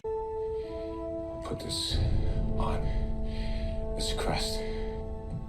I made a promise to keep fighting, no matter what. Back in the Flash's problem, they're still standing there, and young Flash says that there has to be another way. This dude comes back and is like, OMG, what the fuck is happening? And this is like the Paragon of Honor or whatever. His name is... The name is Black Lightning. Wait, I was calling that bitch from Batwoman Black Lightning because I couldn't remember her name. You're telling me there's an actual Black Lightning now? Wait, hang on. So, I have to go back to Batwoman after this, and we're still calling her Black Lightning because I can't change it now, but he's only in this for these 5 episodes, and then after this video I don't have to talk about him anymore. Okay, so here's what we're gonna do. We're still gonna keep calling her Black Lightning, and we're calling him Sophie. That works for me. So they fight with lasers and stuff. It looks like a COD ripoff, like the ones that they made for the Harry Potter and the Deathly Hallows games, and the treadmill thing is taking its sweet time waiting for them to fight. Pariah tells Sophie that his entire Earth was destroyed, and he laments about his girlfriend. They keep talking and stuff, and he seems to be doing awfully well considering his entire world is destroyed. Sophie then splooges some lightning and holds the treadmill for a while. Supergirl is about to touch the book, and Kate is like, if you open that book you do not know what will happen.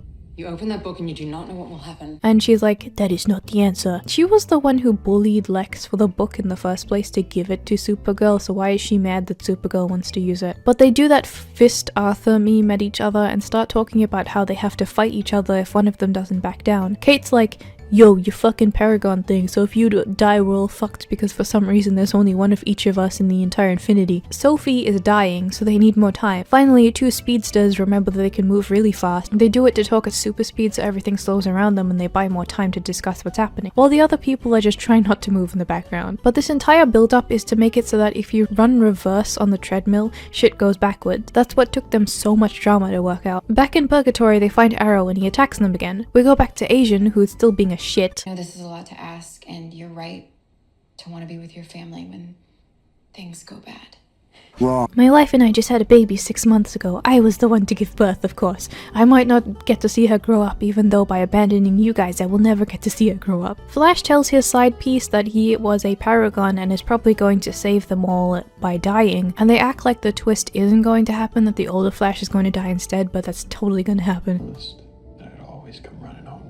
Ah, get it, he's the Flash running thing. They even hug him goodbye and everything when we know that they won't kill him. The old Flash gives him powers. If you gave him all of your power, how are you going to stop the wave when you don't have that much power anymore, you idiot? And then they leave while he dies on the treadmill, and does a flashback with the old show, I think?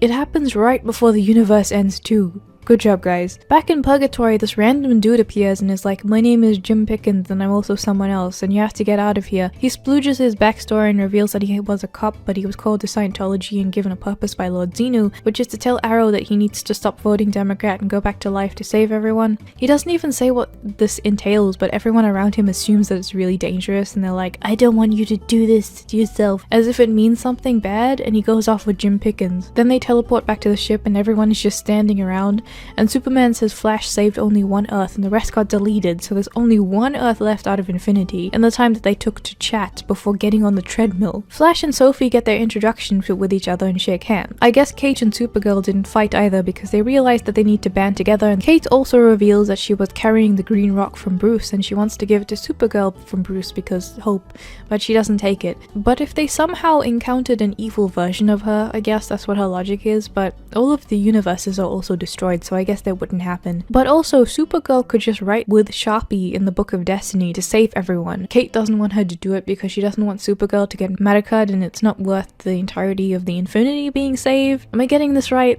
That doesn't make any sense. But they all meet up and all the Paragons unite and all decide that the writing in Sharpie in the Book of Destiny is too risky for some reason, even though Lex did it before and it was fine. So they have to do something else. And they don't have Garbager anymore because she's gone, but they have Pariah now, even though he's really not as good as her, because he can't really do anything that she can do. They ask what they can do about this and Monitor is like, IDK man, whatever. And then she comes back and they're like, OMG, what happened, Garbager? They also say that they're going around one of the few planets left because the wave is already eating their universe. So why is this not tampering with their orbit? And then they figure out that Garbager is evil and she wastes some people, and then she starts talking in this deep voice. She makes them lie down and Pariah is the only one who's not suffering, and he's like, what the fuck do I do now? And Monitor's like, you know, fucking whatever, you know the thing, and starts doing some weird lightning fist fight shit with Garbager and he dies. And then she yells at him and stuff while the ship gets fucked over and the Earth gets Thanos snapped, and yeah, that's it, all the planets are dead. She just stares at them and then Pariah uses his fizzy piss powers to teleport them all away, even though there shouldn't be anywhere for them to go, but he didn't teleport everyone, so some of them are just hanging out there to die. Garbager doesn't know where they went either, so she just gets mad at them while the wave kills them all. The other characters get to their destination, which is Where are we? It's a point outside of time and space. What happened? Of course! How is the dawn? You know, I'm not gonna ask. The bad guy can't get them there, so they just hang out and weird shit starts happening to Superman. He turns into...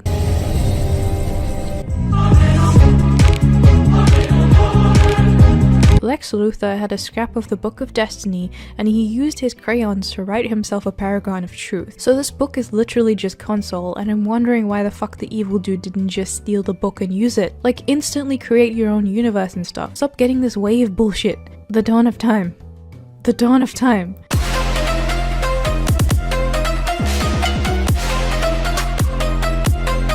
In Crisis Episode 4, we open on planet Malteser 10,000 years ago in what looks like a generic sci-fi city. This is when the Monitor became the Monitor, in this Tron simulation, and they show this scene about how much they love each other and he gets suited up to protect him from the corona radiation or something. They're showing how he is a reliable guy and a relatable guy and trying to make you feel bad for them because something inevitably bad is going to happen. He goes to the Dawn of Time, which looks like a Shrek portal, and then he's talking to her somehow from there, and then there's a bunch of red shit that floods in, so he ends up in this random canyon because something bad happened, and he's watching the dawn of the evil universe that he caused to create somehow, which is how the anti-Monitor got created. He's like, I do not think this is the dawn of time. My towering ambition has doomed us all.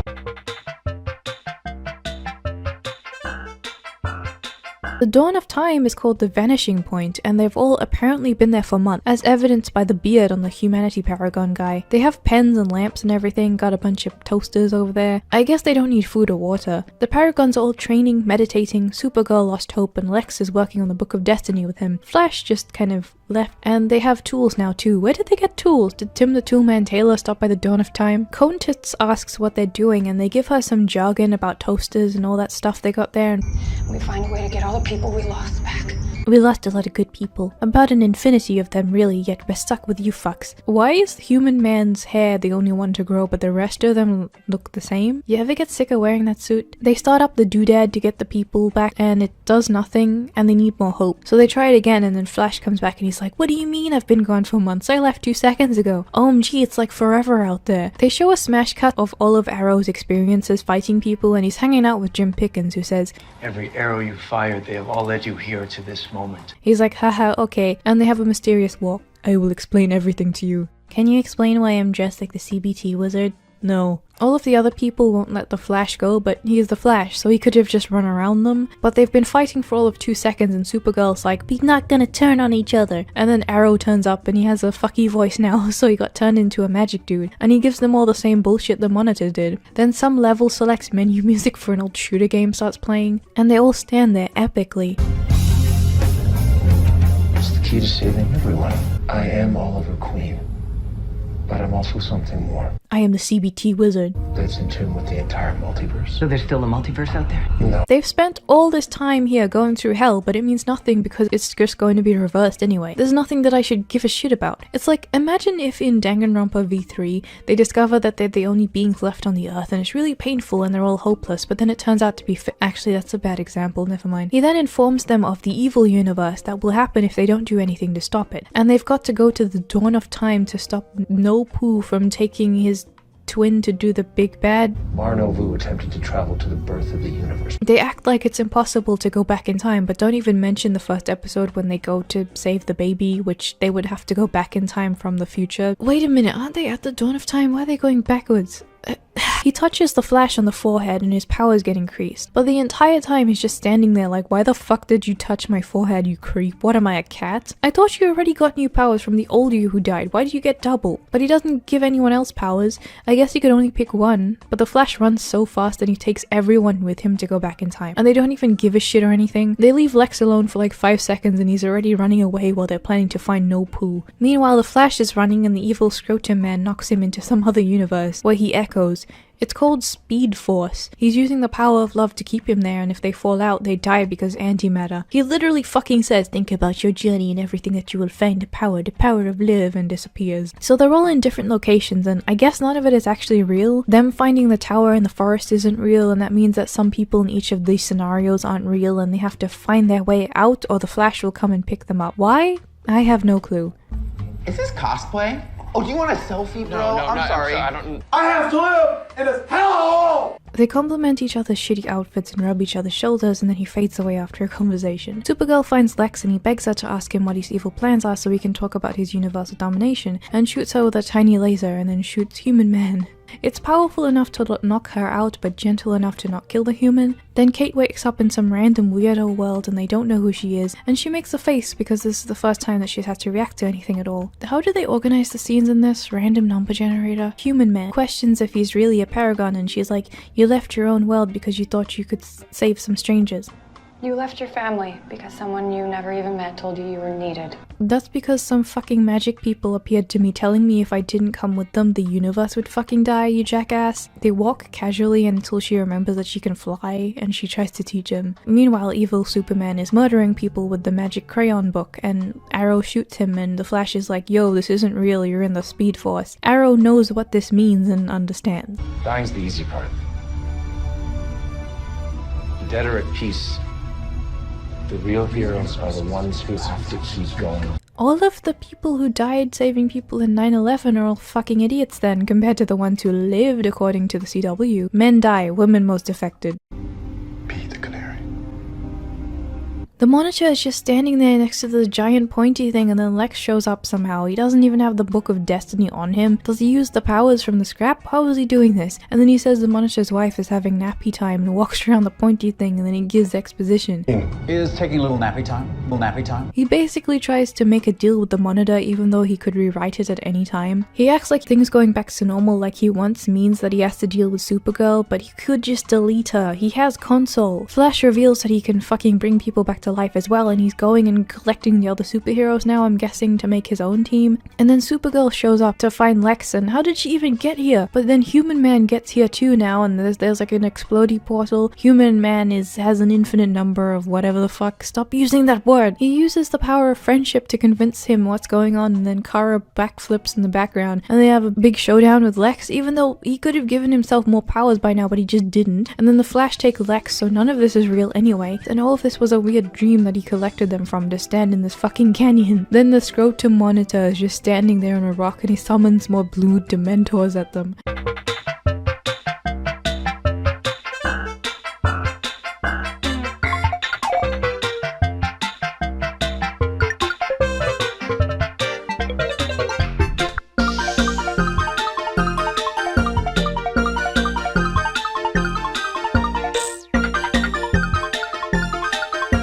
Then the CBT wizard appears and gives them some lore while the ghosts just wait around for them to be ready for them to fight. It means you're powerful enough to hold the line. Then they all fight, but for some reason the Flash is just not constantly fighting at super speed, even though that's what he does. And then Human Man is trying his best and somehow competing with the magic people. It's better than the ghost fight from before because this one has Blue Scrotum and the CBT wizard, and they're talking on the mountain and they start fighting and flying at each other. There are so many ghosts that they don't even do anything. They're just flying around waiting for their chance to come closer out of the draw distance purgatory, and the Flash just stops to say, Focus!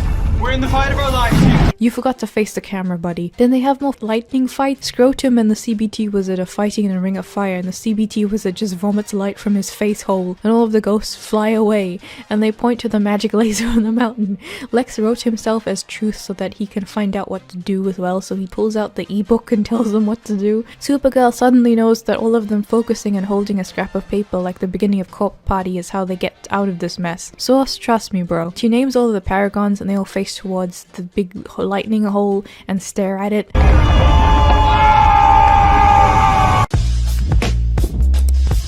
And then they go find Arrow, who is dead again, and they let him die while the universe is born. If you use your thunks, you get stunks. Dying is the easy part. They say it to him while he dies. He cries and dies somehow from invisible feeling wounds, and then they stare at this big shiny thing in the sky.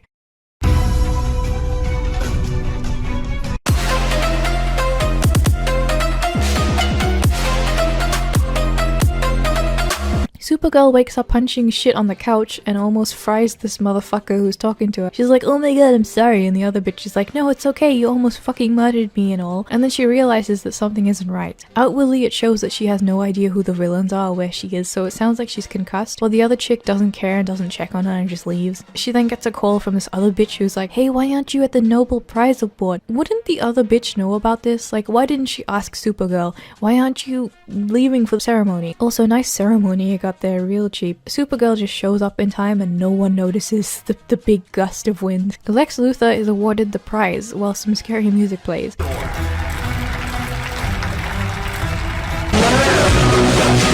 And apparently he's a hero in this world, like he wrote himself to be. He gives a speech and Supergirl looks really offended about it. But did he think really hard and become a hero, or did he have secretly have a scrap of paper and then write on it? She goes back to the Todd headquarters and is like, no, he's not a good guy. There's no way he's a good guy. He must be doing something bad. Winning awards like that? How dare he? Let's do something about it. And then she discovers that everyone thinks Lex is a good guy in this universe. Her and Black Dude are the only ones that remember because Paragon. Then some random witch with a big stick is lighting shit at the pier. Her name is apparently Weather Witch. I guess she just changes the weather, which she hasn't done yet. But Supergirl just stands there talking to her while she preps her lightning of death, so then the Flash has to turn up and push her away. And the two of them are like, this is my Earth. No, it's my Earth. What are you doing here? While the Weather Witch is just lying around somewhere or getting up and escaping. But then this guy who looks like Harold shows up and he's carrying around some Photoshop pictures of them. But apparently they've always been a team on this universe. Guys, team up.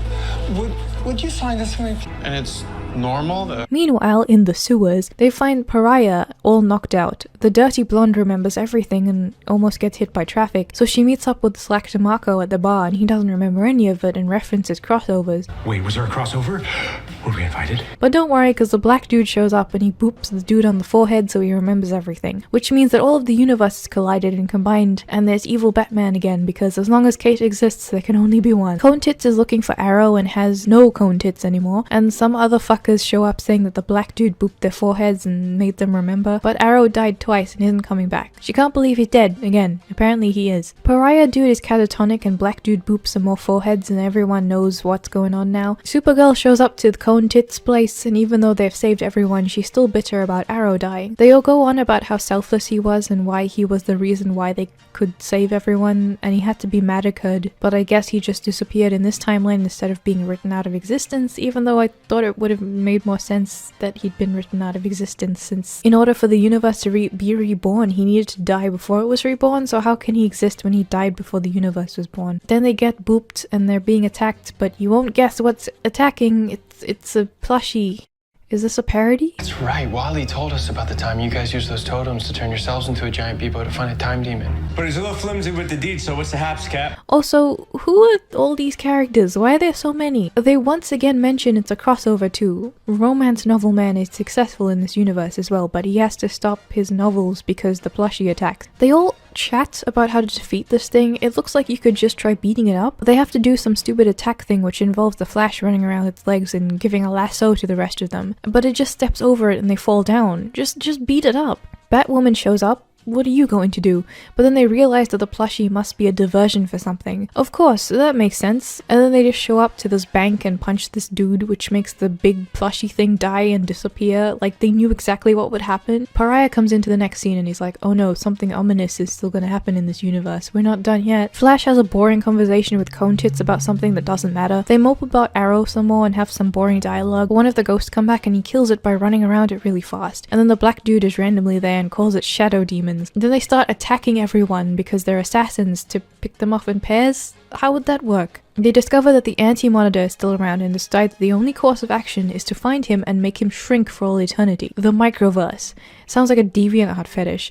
But Cone Tits is wearing Cone Tits once again and says that they should go off to the building to do the shrinking thing and build the thing that can shrink things.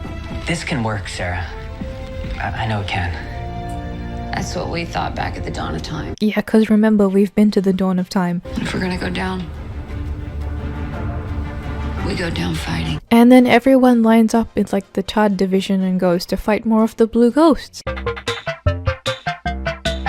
who all stop in a line to mirror them for a cool shot. All of the ghosts look like mobile game ghosts now, but they're really trying to do the epic battle thing, and then one of the ghosts stops like after a minute and Cone Tits is like, It's not over yet. as if it had really started at all, and then the ghosts form into the bad guy, who still has that voice changer on. Where are we? Is this that place in Mexico where all of the E.T. Atari games were buried in that hole in the ground? Romance Bald Man and Goth Exfoliant are in the hallway and come across a ghost, but before they can shoot it, Sophie comes in and cockblocks them and does it for them, splurging lightning between them in a way that could have hit them. Back in the rice fields, or the Arby's parking lot I guess, Scrotum Man says that he is Destiny incarnate, which doesn't make sense because I thought that was the Book of Destiny and or Cone Tits. Maybe he ate the book. Anyway, he says that he's going to crush them without a moment's thought and then continues talking for a while anyway and asks them to surrender.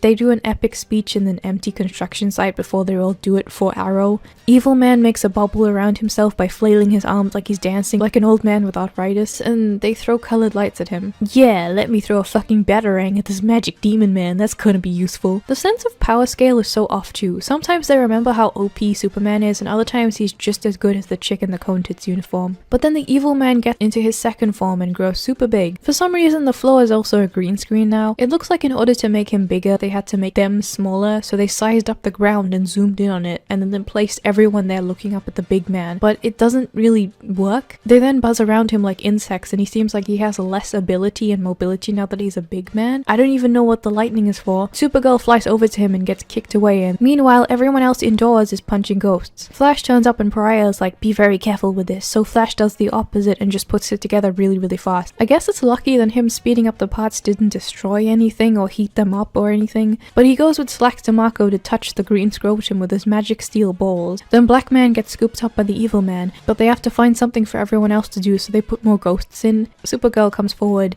and makes a few fart faces while some heavy music plays, so I guess this is a sacrifice scene, but then she just stops and stands there while the other dude just stares at them as well, so that isn't a sacrifice scene. And he doesn't have Superman anymore, he just kind of leaves. So Supergirl gets the bauble and he's like, throw it like a girl. So she makes it look pretty pathetic, and I guess she does throw it like a girl, and it lands directly onto his heart and makes him shrink. They also accidentally make Superman small, so they make him normal again off camera, which implies that they are able to reverse this process. So what happens if the evil dude finds a way to reverse this process? Or is this like a Diavolo thing where if he keeps shrinking it's canon? Thank you, Ollie. What did Oliver do besides dying like a bitch? Then we get the female president at some clubhouse country club thing where she says that they saved the day, and she apparently knows who the anti-monitor is. To these brave women and men. Oh wow, saying women before men, that's a great women power move. I guess they all share a universe now. Everyone is flying around and happy, and then the president says that Arrow is a hero because he died, even though dying is the easy part. Then we get some closing narration from someone else about how the Black Infinitude nutted and became blood cells, and they show a bunch of other heroes. Now Earth 1 is Earth Prime, and they all go to this mopey thing to burn Arrow while his suit is just hanging there. Batwoman didn't really get any lines this episode besides fighting the teddy bear, but they're all just hanging out in this warehouse while they burn Arrow in the background. Flash says that this is an old lab and not an old Costco like I thought, but no one knows where this place exists, so they'll end up with this like cheap table with budget gamer chairs complete with glued on logos, and this is their headquarters now. They don't even have anything else other than the table, and then this monkey just makes a noise and it ends. My god, I am speechless. When I go back to Batwoman, I'm still going to hate it, but Jesus Christ, it's going to be easier to just commentate over than this. And the worst part is, the people who watch these shows live in this weird reality where it's actually good to them, so it's definitely enough to keep the audience going. You know, even as terrible as this is, the fact that Alice isn't actually in it made it better for me. You want fun? Wario show you fun.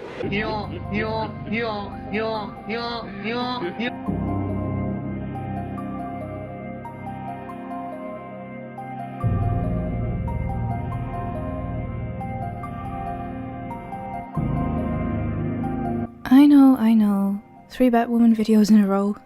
Well, I'm on a roll. Different video next time, I promise. So I want to start by making another comment on the Crisis on Infinite Earths shit. I'm gonna bring up when it's necessary, but otherwise ignore it, because really, it's ignored by the entire show besides like 1 or 2 nitpick things. I don't want to bring up the same shit over and over again, because otherwise I'd be repeating myself every 5 minutes instead of repeating myself every 10 minutes like usual. But the major thing is that the universe itself is completely unaffected now, even though the magic dudes changed so much and apparently molded multiple universes together, as if that makes sense. So nothing changed other than very isolated things that have no consistency and go away when they want to, but I digress.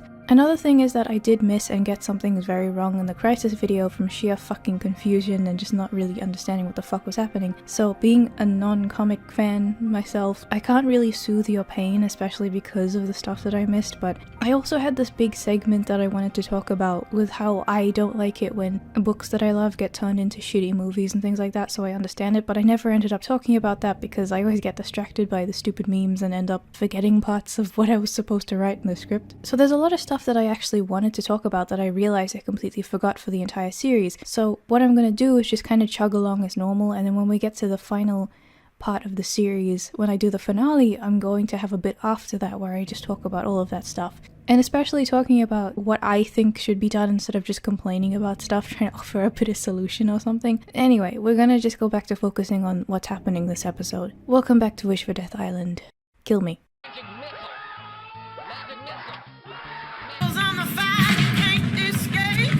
The music that opens this episode is complementing this footage of the subway, but it makes it look like it's one of those annoying ads for cars or perfume or like a SIM card or something, like, you know the ones I'm talking about. Get this new Land Rover and drive around the city at night because you're cool now because of a fucking car. Gay. The train misses its stop and goes even faster while people start falling over inside, and let me tell you, the CGI looks fantastic. Batwoman is, of course, on the case to make things better, and she's pretty far behind the train, but I guess that she's gonna somehow get there first and stop it just in time. Unless she slows it down gradually by manipulating the tracks somehow so that it has time to slow down safely without making everyone turn into mincemeat. It's going to end up skidding and at least injure a few people from the impact of them flying into the walls and stuff. Every time they show the train from the outside, it looks like garbage. Oh my god, you guys, don't look at the Mario 64 beta, you're gonna die. The Penguins creepypasta. Hey Bill, what's the budget for this show?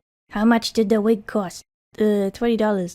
$21. But somehow she catches up on her bike with the power of editing. Why do you have that grapple with you? Wait, no, that... Fast as fuck, boy. So she makes an anchor point in the ground, but the thing is, it's not down far enough to actually touch the ground. It doesn't look like that to me, it's just gonna be dragging gravel and rocks around. And even if it's stuck into the ground, that'd be pretty fucking generous. But we're gonna be generous because in the first episode, a knife got embedded into concrete when it was thrown by a skinny white girl, so I have no idea how that's...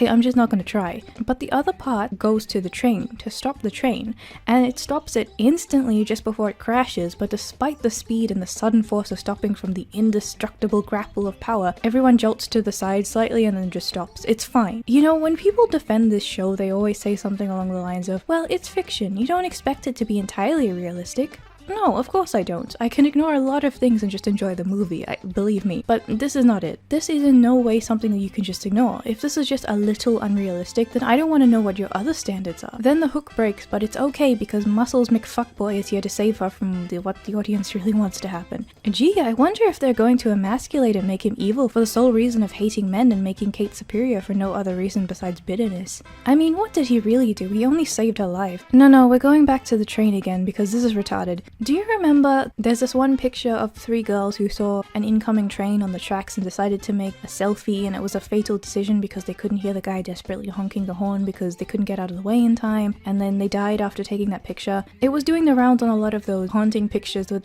horrible backstories and stuff like that. Remember how it was impossible for the train to stop with this distance? Yeah, basic information about trains there. Going off topic for a little bit though, talking about those pictures, do you ever just get really freaked out by the Lisanne Froon and Chris Kramer's one? The Pano one? I can watch videos on that for days and still get freaked out, no matter how many times I hear it. Anyway, what were we talking about?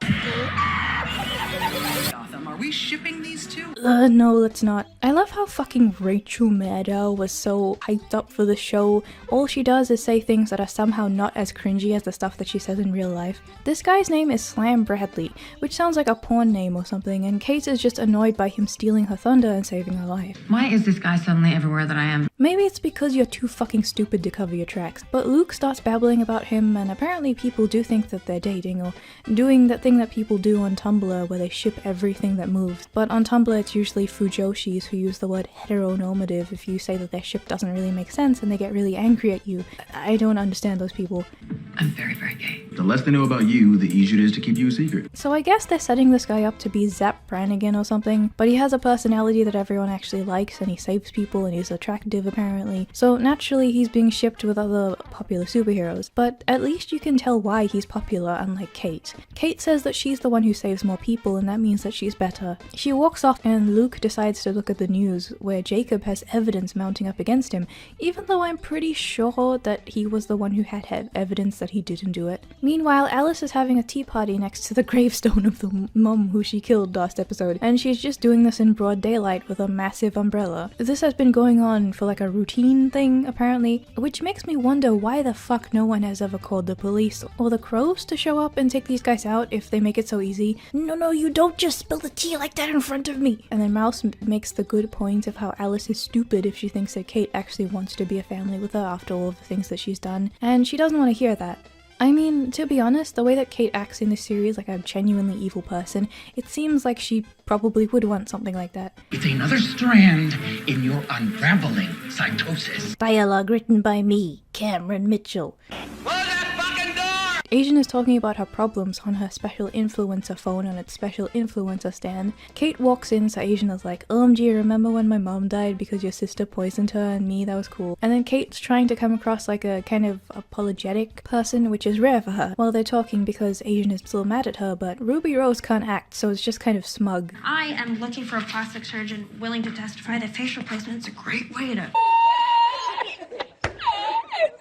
You can tell your sister to stop defiling my mom's grave. Asian brings up that she knows that Alice is going to the gravesite, but she doesn't even give a shit enough to go to the police or the Crows or even Batwoman herself. Why does no one care? Kate actually does apologize, but Asian is like, well, you didn't want to believe that Alice is bad, but I do, so yeah. I know you never wanted to believe that your sister could be capable of doing something so horrible, but I did. Which is valid, and I actually like that they finally gave Asian something to say to hold Kate accountable, because that never happened before. But my issue is how they frame it. Like, Asian is very angry, so why is she framing it like something that lets Kate off the hook? Because you're kind of saying it like, it's just because you want to believe that she's a good person, instead of saying something that is more holding her to accountable in a more aggressive way, like saying Kate is giving too many chances to a psycho and leaving the actual sister that she grew up with to chase after this chick and not understanding how it wrecks every family dynamic that they have. Something that actually points out how bad she is behaving here. But I think that the reason that they phrased it this way, that they're probably trying to make it a tamer thing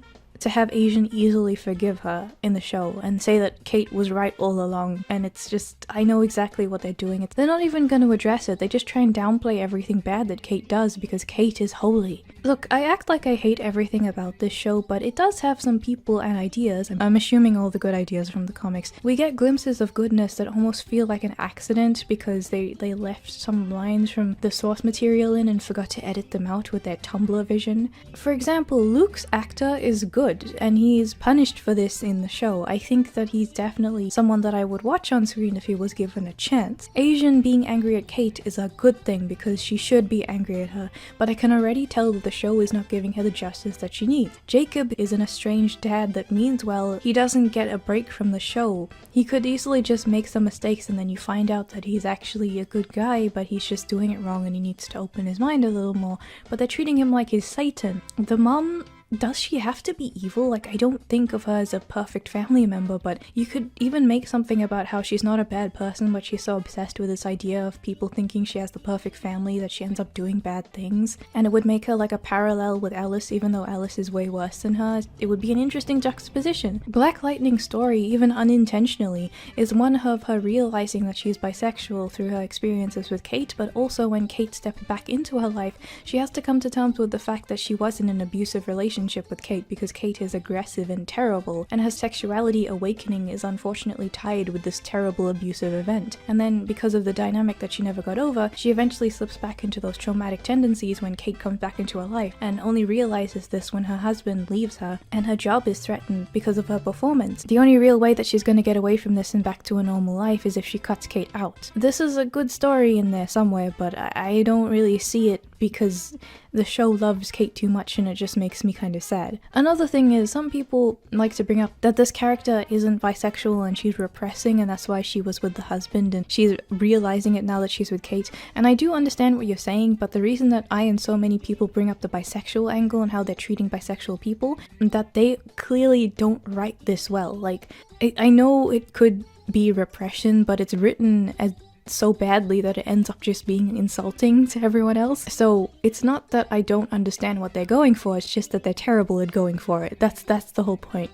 Anyway, Kate walks out knowing that Asian is a bit too mad right now, and we move on to them investigating the train stuff, where Luke makes the reference to a scarecrow incident referencing The Dark Knight. This makes the trains unhackable, but somehow they got hacked, letting us know we're dealing with a computer person who can hack trains. Kate somehow is let into this crime scene, and then she goes in without gloves and turns shit off randomly. This understandably makes Luke annoyed because she doesn't know what the fuck she's doing, but it's revealed that she does know what the fuck she's doing because she somehow knew that the tracker they're looking for had a big red light on it that is exactly in the vicinity, and she'd be able to figure it out. And the fact that it has a big red light on it is something that the police and the FBI never thought about before because they needed Kate to do it. Luke explains that it's some sort of scrambler, which makes it so that the traffic was blocked up so the hacker could go in and monopolize it. Then emojis. They all get this message on their phones talking about digging and hacking. I love to dig, because when I dig, I find all the secrets. If I can hack your subway, I can hack your phone. computer. I can hack anything. I can hack a microwave. I can hack a Tiger handheld. She needs them to crowdfund her escape from Gotham, a max headroom with furries. This is the episode. In the Batcave, we get to see the reaction of the higher-ups in the city. They're like, we have layers of cybersecurity, which reminds me of when the YouTubers that I follow shill NordVPN and say that it protects your computer. A VPN is not an antivirus. Say it with me. A VPN is not an antivirus. It's just shit that they shill to you to go off of fear so that you buy a fucking VPN. VPNs are important, but it's not an antivirus. Plus, NordVPN had a massive fucking data breach once and never told anyone about it until it got leaked. Don't trust a company that doesn't tell you about a data breach. Fucking ExpressVPN is better. I'm not sponsored by anyone, I'm just sick of seeing NordVPN everywhere acting like they didn't do anything wrong. I'm not mad at the people shilling it, people gotta eat, but seriously, if you're looking for a VPN, don't fucking go with NordVPN, they're not good. The hacker is like, here's the mayor's credit card rolling across the screen all dramatically and you can't actually read it because it's too fast. And then Kate's like, oh no, we have to stop him. And Luke informs her that she has to be careful because she is the most famous person in Gotham right now. Now, I understand that because she's related to Bruce and took over his building, but I still don't see why she's that famous. I don't see where her money is coming from. I don't see why people give a shit about her or what she does for the community. But regardless, it's a good point. Then she says that they should try to hack the tracker to find the IP address and then hack the hacker. And she wants to use Batcave internet because she's retarded, and no one thought that the hacker could probably pinpoint her location and then be able to get into everything and destroy everything. Luke realizes this, but he's doing that stupid thing where even though he's acting like what she's doing could ruin their lives or kill them, he's just like fluttering his hands around going, no, it's not a good idea to do that. So she just does it anyway. And then the lab makes computer noises. Meanwhile, in jail, Jacob is in the cafeteria looking very depressed. He finds a razor blade in his food and he's like, oh, I don't like razor blade flavor, I'll come back on Taco Tuesday, I'm allergic to death. But someone sits next to him and establishes there's a target on his back because he put half of the people in here away. He talks to Asian on the phone about evidence and she says that the only thing they can do is find Alice, which she is perfectly capable of doing because she knows that Alice goes to the gravestone, but apparently that's not a thing. And they also want to force a confession, which is illegal. But Kate is on the move again after the computer ring. This place is definitely giving me Mr. Robot vibes. Can you just reference Mr. Robot like that in your show? But she manages to find Black Lightning losing her nerve and becoming aggressive. Oh, now you want to talk. No. Close that fucking door! Up until last night, you were just rejects working for a Russian hacking ring who got off on stealing social security checks from old ladies. She just smacks this dude and then stares off in the distance all angsty and goes out of the room. She's able to hear a clang from the ever so stealthy bat and goes to have a chat with her. I know you're there. No. You ever feel like you're hiding from the world? I'm literally standing in a shadow. She confesses that her husband left her and she's tired of hiding it all and not being able to be who she is, and Kate is like, We all wear a mask. Maybe it's time you took yours off. And Black Lightning's like, You're one to talk. Yes, that is the fucking point of me saying that. Thank you, dumbass. Asian goes to and explains how Alice used the skin masks to fake being Jacob, but the doctor is like, nah, and calls it sci-fi. Why? Crazier things have happened. You have super people in this world now, but the twist is that Dr. Feelgood is actually the skin mask dad who took Alice when she was a kid. So he's disguised as Dr. Feelgood, so I know he has incentive to make it seem like these things are far-fetched to try and slow them down. But my question still stands because why do people think that this is so far-fetched when it's happened before? Meanwhile, Kate is like, I'm lying to the city by letting them think Batwoman is not gay. That's her job though. Do I have to explain this? And I let people believe that I'm dating Captain America. Well, part of that is courageous. Kicking bad guys' asses to protect your city. You were always my favorite. Luke knows this too, but he's still putting up with her shit. She says that she's the paragon of porridge? Paragon of courage. As if that makes any sense for why she should come out as gay as Batwoman. You can't just say that as a phrase. Man, I wish Batwoman was gay. Oh, yeah, porridge. I mean, it's just gonna tie it back to you and put you in danger, but you sure go for it. He shows her this weird ball thing that kills everything electronic for 30 seconds and says that the hacker has a firewall big enough to block it so that they can use that to scan for whichever device can withstand the block thing so they can find it. Oh, my computer got unplugged. Don't worry, I have a VPN installed, so that means my computer won't turn off when it's unplugged. Software makes sure that my computer doesn't need to worry about electricity, because hardware and software are the exact same thing. Oh, I threw my phone in the pond. That's fine, I have antivirus on my phone. That means the water won't go in. They do some enhancing, and then Kate discovers this fucking ambience noise with her fucking dolphin sonar ears and uses it to track it down to her old high school. Asian and Black Lightning have been talking about finding Alice and freeing Jacob. Asian suddenly sees Alice just walking around the university in a brown wig and alerts Black Lightning. Kate, in high school, crashes the prom, dropping into the middle of the fucking dance floor. Everyone is like, oh wow, it's her, let's take a selfie, and she just stands there and lets them. What if someone pulls off her cowl? When Batwoman just shows up like this and lets them take selfies, like why do they believe that it's her and not someone else? The whole thing about them is like they're like a shadow. They're so hard to find. When someone shows up like this so readily, how are they sure it's not an imposter? But she manages to drop the ball thing and immediately sees the device and goes off to the bathroom where it is. Why didn't you just drop it and stay on the roof and watch it from a high point or something? I'm not sure how the sonar that you have works. What if she went off to the other side of the school? What if you just couldn't see it? I'm very confused. Bitch, I see you there trying to download cracked Photoshop from Root Tracker.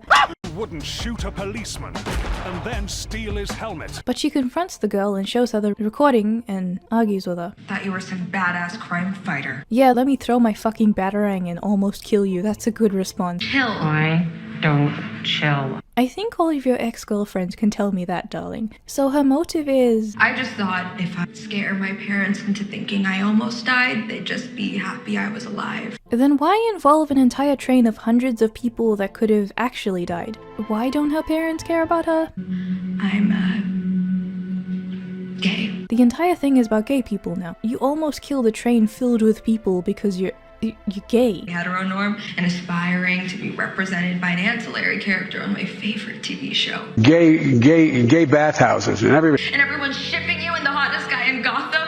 Actually, instead of complaining this time, let me offer how it could have worked if I had to deal with this plot. This chick grows up in a homophobic family, and because she is anxious, she isolates and ends up doing this as a cry out for help. But the problem is she doesn't realize that no one actually gives a shit about her being gay because her entire world has revolved around her family and she kind of extrapolated that to the rest of the world. So she needs to be arrested because the thing is, she still did something wrong and she has a sub-story, but that's not going to get you anywhere. The people on the train probably had sub-stories as well, yet they're not the ones who are driven to do that kind of thing. So she has two options. When she gets out of jail, she can eventually hopefully turn her life around, but it also comes with this weird tragedy side of it that she might just isolate herself because now she's gone from one thing that felt like a prison, a family, to another actual prison, and that might make her fall in line with some very unhealthy people to fixate on, to make her worse of a criminal. So in the end, she might need to be put away again because she can't be helped anymore, even though you can see the threads of why, in her warped sense of justice, what she thought she could do. Your sense of victimhood focuses on the wrong thing and exaggerates, and it hurts others as well as yourself if you don't get help. There are a lot of people who do get help and end up getting out of that mindset, so you really have no excuse here, and they shouldn't be promoting this kind of thing. But enough of that. Let's see how Batwoman apprehends. What are you doing? Why are you letting her go? She almost killed hundreds of people. Is Alice secretly gay too? Is that why you keep letting her go? You never asked Hush if he was gay. How is this fair? What type of Batwoman character are you? The blonde? The other blonde? The 12-year-old boy? So back to Asian's problem. Oh good, the best detectives ever are at the university. That'll stop them. But Alice isn't there. Oh no, she's here for the gay chick now. Wow, this fight between two skinny white girls is really interesting. Why are you just standing there? She got knocked out by a fucking trumpet. And then the other lady does a run toward the bad guy instead of the other way. Why are you running towards her? And then she also gets knocked out by the power of music. How is she not fully knocked out, but Batwoman was completely knocked out and Batwoman has that like gimp mask on? So wait, she ties up the one that doesn't have any power, the gay teenager, and she has that big saw there, but she didn't bother tying Kate up. She just let the actual superhero with superhero things go, and she took the ordinary teenager. I think we found the real threat here. Where did you leave Kate? She's walking up to you as if you just left her in the hallway. What was the point of this? I need you to figure out that you are not a hero. How does this set up that? I mean, she's not a hero, but what are you doing? Wouldn't tying Kate up as well accomplish this a bit better? Like, if she can't reach the gay lady in time and you kill the gay lady and then Kate feels responsible because she couldn't do anything, why would you just leave her standing there? Oh yeah, because Kate's stupid. So there's a cut to Asian, and Black Lightning thinks Asian is going nuts because they checked every single dorm and could not find Alice. We'd rather be doing anything other than feeling our feelings. And then Asian snaps out at her, so much drama, and then we go back to the best superhero ever. Alice says that Kate is obsessed with people who don't want to be saved, and I think that's the complete opposite of Kate's problem. Kate picks and chooses who she saves and claims that she's for everyone. She'd rather save one gay person and condemn a million others to die by Alice's hand, because she's only interested in saving the gays that agree with her. And then she has the audacity to claim that she cares about the other LGBT people and use them as a part of her branding to get more support, because if you don't like her, you're just homophobic. Alice makes some crazy noises. Give it up! Give up! Give up! And Kate sounds just really fucking bored, telling her to stop, as she threatens a teenager's life. Alice, stop! Stop it! Do it! But then she just stands there for a while and takes her cowl off, and the other bitch is like, OMG, why didn't you tell me you were gay? Why didn't you say you were super gay? Is that what's important right now? I like drive by your real estate firm every day. But she doesn't even use it. Ugh. But Alice's plan is to get the other girl to out Kate as the Batwoman, and then somehow do something with that somehow. Kate has come to your lair before. Why didn't you just record her coming to your lair and having a conversation with her, and then release it to the world to out her? And then people will think that she works with you and not trust her, so she has no choice but to return to you. Why don't you use that to turn the world against her? Why are you just... I don't understand. Then she fucks around a bit before she says that she has a bomb in the high school, so that's the thing. She then says gay lady must hack the phones to out Kate's and everyone's text messages. She'll blow up the school. So lady sends a notification. I assume that it's telling everyone that there's a bomb in the high school, but sends the actual message that Alice wanted to Alice's phone alone, so she thinks that she sent that message to everyone. Like, that's not revealed, but we know that that's what happened. Then Alice lets her go, and Kate has this like magic bracelet fly out and attach to Alice's arm. Why did you not use this before? What is that? How does that work? What's it made out of? Did you have this the entire time? Doesn't take a hero to know what pure evil looks like. But that's you. Are we the baddies?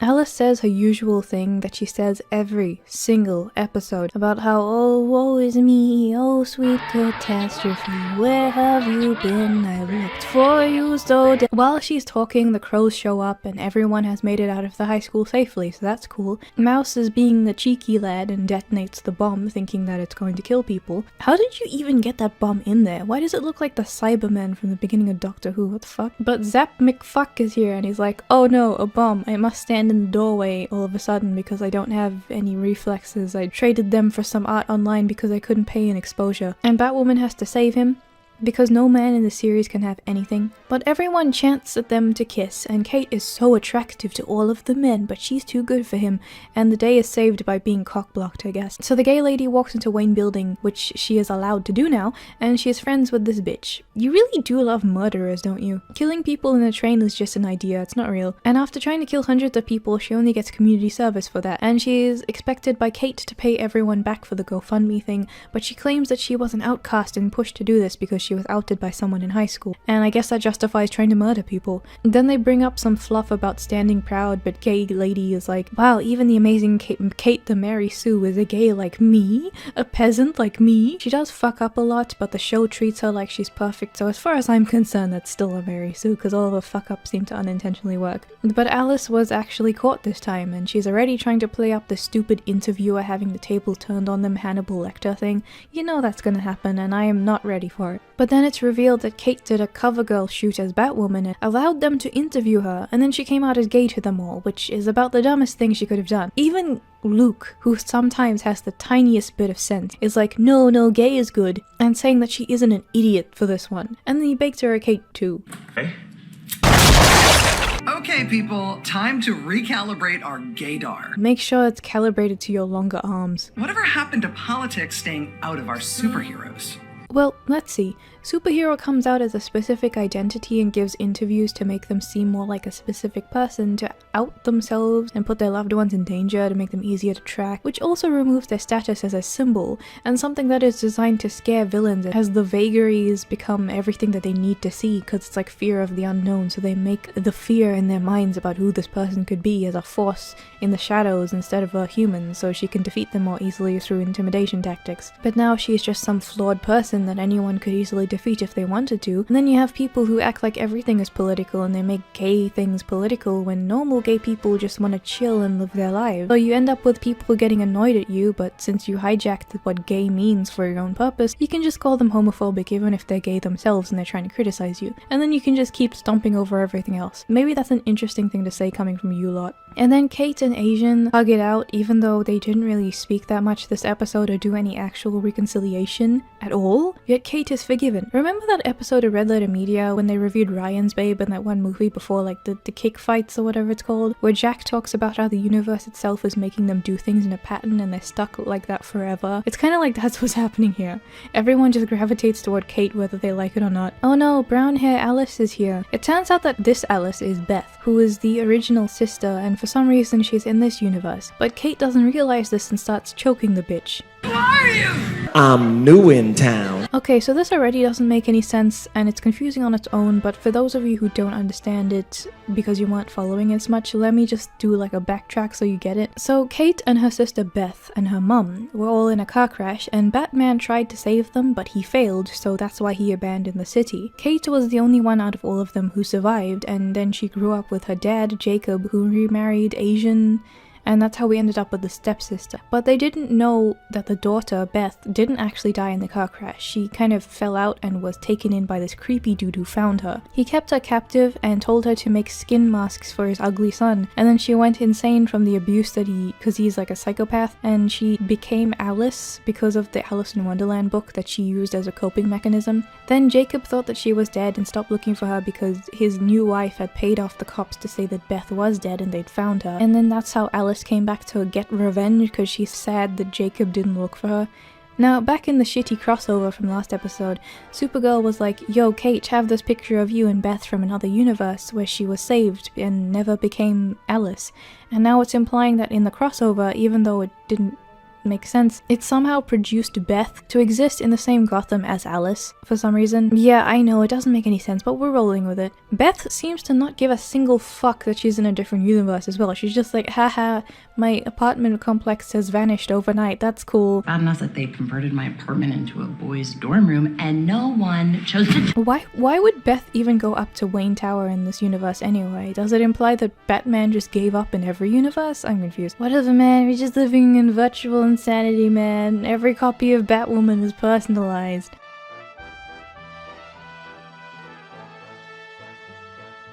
Reach me with that hand. Reach me with that hand. You cannot.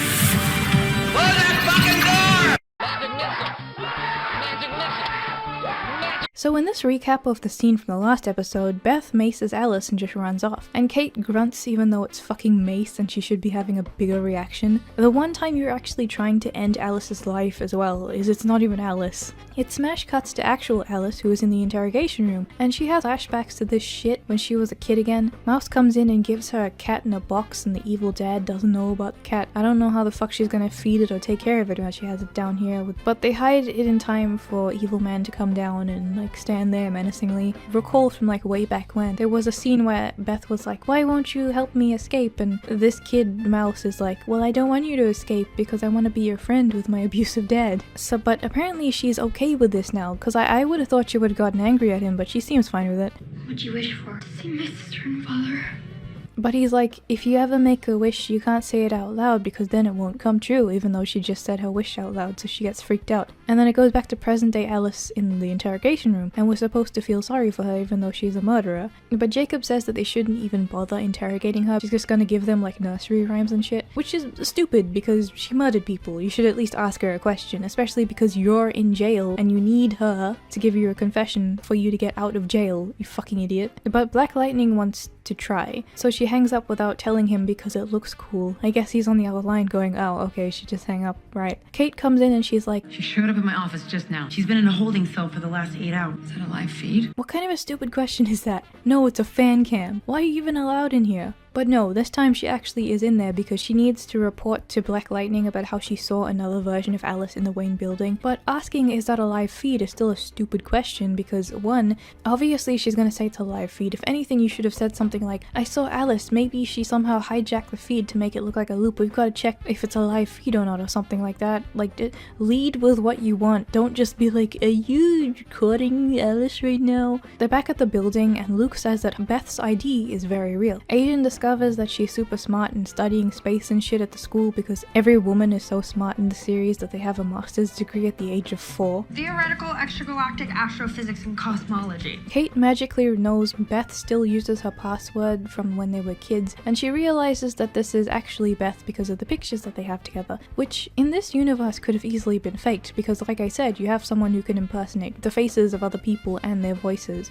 Alice could have taken someone from her gang, made Kate's face, put it on that gang member and taken a picture of her, made it to specifically drive Kate crazy. This is a thing that could have been done. Like, it makes no fucking sense anyway, but in this universe you've established that this is something that can happen. Asian leaves and I noticed that she's wearing a buckle behind her like Caesar wearing his suspenders the wrong way, but then Kate and Luke have this conversation where they explain that the Earths went into a blender and then Beth's combined with their one, and I can assume just fused together and turned to goop somehow. Beth is the only one that came over for some reason. What happened to the rest of the universe? Did they die? But Kate gets excited because she realizes that maybe there's no crash and that Beth just showed up over here. But she knows how to find Beth at the swing where they used to go and get waffles or whatever. Nobody else even knows who I am. Yet she's not freaking out more. She wasn't freaking out at all at that idea. And she goes on to explain how miserable and terrified she is, and right after she explains all of that, Kate's like, what's happening? My wish came true. So we're back at the interrogation room and they have to charge her with a crime, and we do know that she does them a lot. She's killed a lot of people, but it seems like they're not going off of one crime in particular here. It just looks very unprofessional. It looks like they just scooped her up and shoved her in here, which is illegal. But she's acting all high and mighty, and we're gonna get the hell of a psychological Hannibal manipulation, man. She's like, there's a surprise being planned and acts all quirky, because we know she's gonna escape this episode. Mouse sends a video to the crows being like, I have Brian and the other man, and they're like, oh no, not Brian. Commissioner Forbes' son and Brian. Can you trace where this video is coming from? Anyways, Kate takes Beth to the gay bar and both of them have a remarkably fine chat with the idea that the Earths have fucking blended. So my dad was still the head of the crows on your Earth? Yeah. As if that's a completely normal thing to ask. Everyone you know might be dead, they might have been Evangelioned, they might have been turned into mush. She explains that in her universe the crash still happened, Beth was saved by Kate. Kate feels guilty in this universe because she didn't save Beth in this universe, and she doesn't know what to say. Why is Beth not asking about the weird way that Kate is interacting?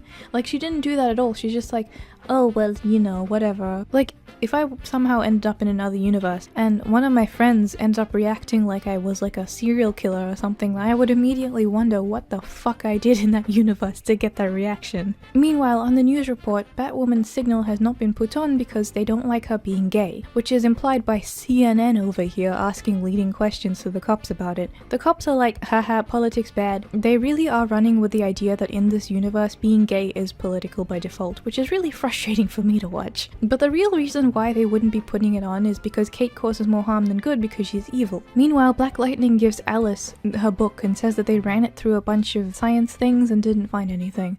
Thermal imaging, even an ion mobility spectrometer. Wait, why do you run it through an ice cream mobility scooter? What does that do? She says that it set her free and then goes into a flashback where the evil man is trying to make the mask for his retarded son and it doesn't look good. He's like, the glue won't set, and then rips it away. Wow, I think I know where the entirety of the BP oil spill went. But then it goes back to her in the present day and she talks about being trapped and looks at Black Lightning, and she should have just turned to the camera at this point. Black Lightning is already nervous after like 5 minutes, so I guess we're gonna be in for an interesting time. Kate is asking Luke about the hostages while she's walking down the street. He gets really preachy and says stuff about the bat signal being turned off because Gotham is misogynistic and homophobic and it's bad, and then Kate is like, oh no. So they'd rather avoid a political hot potato than that woman saved the kid of one of their own? That's crazy. But then Luke says that she got Beth back and Kate gets this like motivation thing going and she rides off.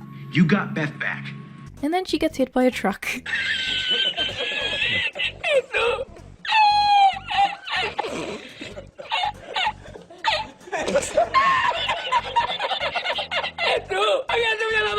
Her two weaknesses are trombones and vehicles, it seems. Mouse gets out, so it seems like this was on purpose, but how did they know that she was going down this road, able to get ahead of her and then take her down this angle by waiting for the specific moment and the specific street at the specific...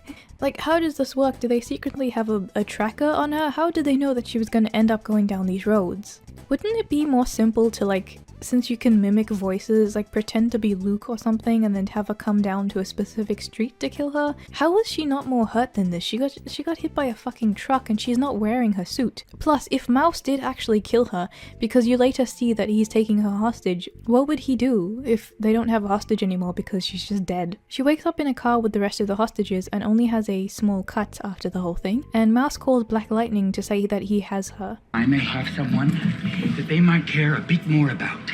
Birmingham, if you want the fucking brawl, come down to Snevic Hospitality, I'll come out of the house and I'll break your fucking legs, you know, prick! Black Lightning does that double speak thing with Kate where they talk in code, but it's so obvious that no one would be able to not see that that's what they were doing, especially when she replies, I understand. Let Alice go. Let Alice go. Do you understand?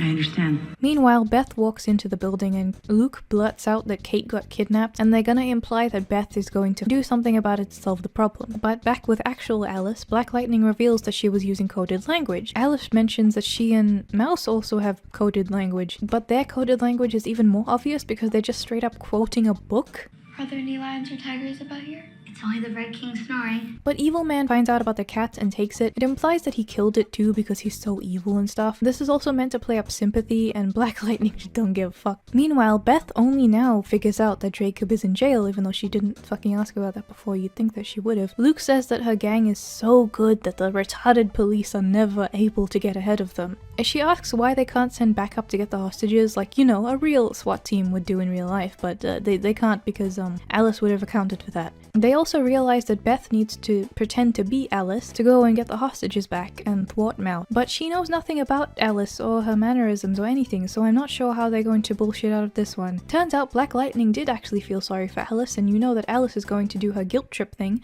and escape, so I just don't know why I should care. She even tries appealing to Alice for, like, coming to the good side. She tried to murder you in the first episode. Somewhere deep down, that little girl is still fighting to get out. It flashes back to Alice being chewed out for the sweater. He throws this pre-shredded book onto the floor and she says that her dad is coming to kill him, but he revealed that she was replaced by the Asians. So she gets demoralized and admits that she made it. He's like, yo, you can knit a sweater, so you can be a surgeon and make masks for my ugly son. And then he just pulls out some skin and tells her to get started. And then she just goes back onto script again and says the same fucking story over and over again. She's off on being left alone okay, we know. And then it shows Asian briefly talking about Alice to Beth and not really showing any video of her or anything. They're just kind of summarizing. They're giving her like a Wikipedia article version of what Alice is, and Beth starts feeling guilty. They really hammer home that Alice and Beth are the same person, and Beth gets all apologetic. Mouse is throwing gasoline on the car, which, I mean, they're gonna feel a bit toasty inside, but that doesn't mean that they're gonna die. Maybe you should have poured gasoline inside the car? But Beth shows up and perfectly mirrors Alice in every single way. So Mouse falls for it at first, but then there's some silence because she doesn't know what the fuck to say, and then Mouse uses coded language on her and she doesn't get it. So he rips her wig off, and I don't know what he suspects, that she's another skin mask man? And then he puts her in the trunk of a car, and she apparently hasn't been given any form of backup by Luke, any of the gadgets whatsoever. They just left her there with like lint in her pockets. What the hell? But don't worry, because Kate just manages to save the day. She busts out of the car, then she beats everyone up one at a time because they don't know how to attack her in groups, and Mouse gets impaled. He throws a lighter at the car so it gets set on fire. You can save them, you have time. But it goes back to this flashback, and Alice makes a face for the evil dad, and Mouse gives her fishing line for the book pages, so she fixes the book too. Wow, look at Bob the fucking Builder over here. She closes her eyes and suddenly goes mental and transforms into Alice. That's it. That's how she becomes Alice. It just took like 5 seconds. Call me Alice. Shall we have a tea party? They pull a tea set out of her ass and have a party. Mouse just goes along with it. I guess he's fine with it. That's how you dealt with all that trauma. by creating an entirely different reality. Then Black Lightning just summarizes everything. Like, we get it, she created her own reality, we get it, Dr. Nick. Then she reverses it with Black Lightning again because of the gay stuff and it's all tense. Lying to yourself and everybody else. Then she tells them to take Alice to Arkham, even though that makes no sense. You could just keep her here and leave the room. You need answers from her, you idiot. Why are you giving up after like half an hour? But the book falls apart and then you can guess she escaped.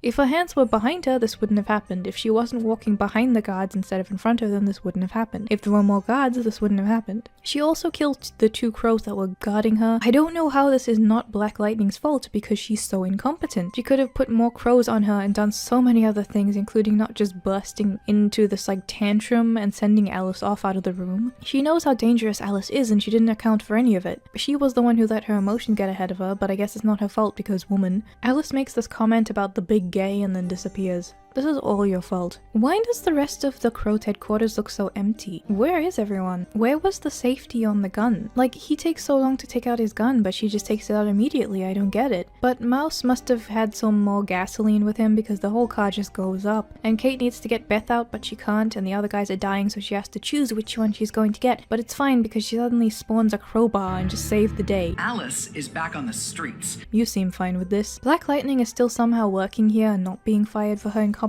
and she has 6 people watching Mouse as he comes out of surgery, which means that she learned to not have 2 people around a major criminal, but still, why is she not stepping down for this? It's fine because she's bantering with Kate, so I guess she really doesn't give a shit about the people who just died. And then everyone demands for them to turn on the bat signal and have a party outside while pop music plays, and Kate jumps down from the roof. I hate this entire thing.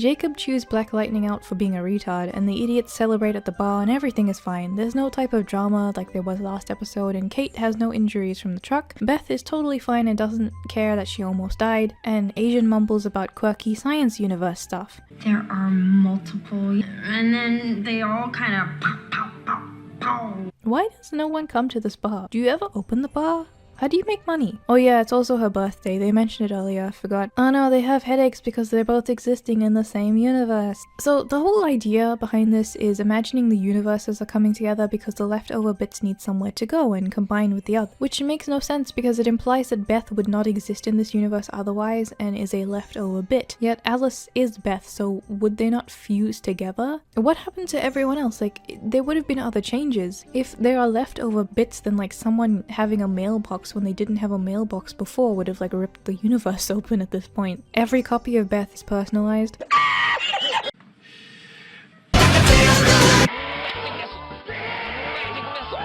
So this Dr. Man from before is now talking to Jacob and Black Lightning because thanks to Mouse being captured, they now have evidence of the skin mask man. Despite this, the doctor is like, no, you cannot. But remember, this dude is actually the evil skin man, so I guess it makes sense. He leaves to I'll run a few tests. You want to be more specific about that? And cuts to some crows running in and busting this door down because Black Lightning, who has not been fired for her terrible mistakes, is running this Gotham-wide search for Alice, and she has this like shoot to kill order on her, so they're going to all of the seediest bits of Gotham to try and find her. She's going full militant and lost her nerve because she's getting crazier. Meanwhile, Beth is being sneaked out by Asian and Luke because they need to find a way for her to stop being sick. But they know it's dangerous out there now, and they're like, oh, you know, your condition's getting worse. Which I don't really understand how they can tell how her condition is getting worse because like you don't actually know what her condition is.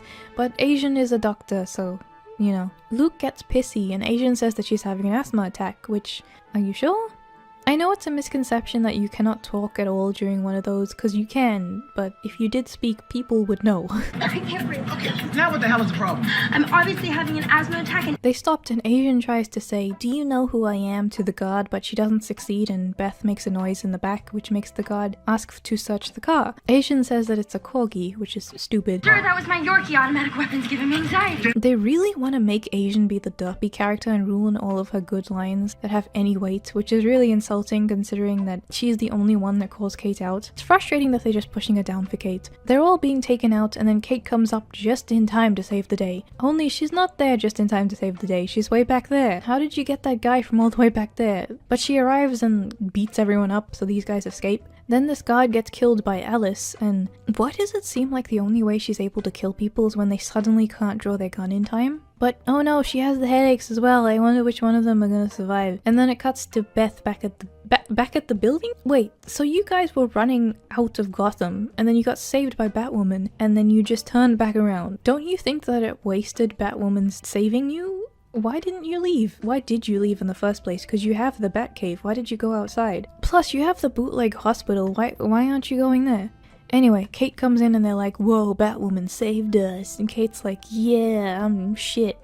Her cells are disintegrating on a molecular level. Disintegrating at a molecular level. She looks remarkably not like soup for that to be happening, but Beth says that her research was on this specific subject and says that she is not able to coexist with Alice and that one of them needs to die in order for the other to live. And how does she know this? Asian is able to give her an estimate of 7 hours as well. Somehow, like, she's like using the computer that Wilfred Brimley used in my least favorite part of The Thing to just like spit exposition. Asian suggests taking her to the hospital, I guess not the bootleg hospital, but I guess that's going to help the universe deletion somehow. If Supergirl exists in this world, why can't you just go and ask her? Aren't you all supposed to be in the same universe because you had that like Justice League thing going on? Alice got the uniform from the person that she killed, who is a man, yet it fits her perfectly, and she's able to sneak into the hospital because she keeps her hat down and the guard that's there doesn't look at her, ask for ID or ask her who she is or anything like that. Mouse is apparently under constant surveillance. I guess that's just one guy standing outside, and there's no one in the room, so when she gets in, she can talk to Mouse casually. Hearts, she made some tarts, all on a summer day. The knave of hearts, he stole those tarts and he farts out some quotes at her and she freaks out at him freaking out, and he confesses to her that he saw someone that looked just like her and he doesn't know what to do. Where are the cameras? Why aren't people checking up on him? Why do the guards not know the faces of their fellows, check for clearance every once in a while? Because she just leaves. Black Lightning is faffing around with the crows and can't find Alice, even though Alice just like walked into a hospital. And then she says, OMG Batwoman, you beat up my guys at the border. And Batwoman just says, you were mildly rude to Asian. There was that episode before involving Pennyworth, and Kate almost killed those crows to save Pennyworth, and Black Lightning didn't care back then, so I don't know why she cares now. But then she has a conversation where she tells Black Lightning to call off the shoot to kill order, and then says that she doesn't want to go down the road about killing innocents, because I guess they really want to talk about her losing her nerve. Innocent lives in jeopardy. Alice puts innocent lives in jeopardy. Meanwhile, Jacob is in the bathroom. Oh no, he's gonna get...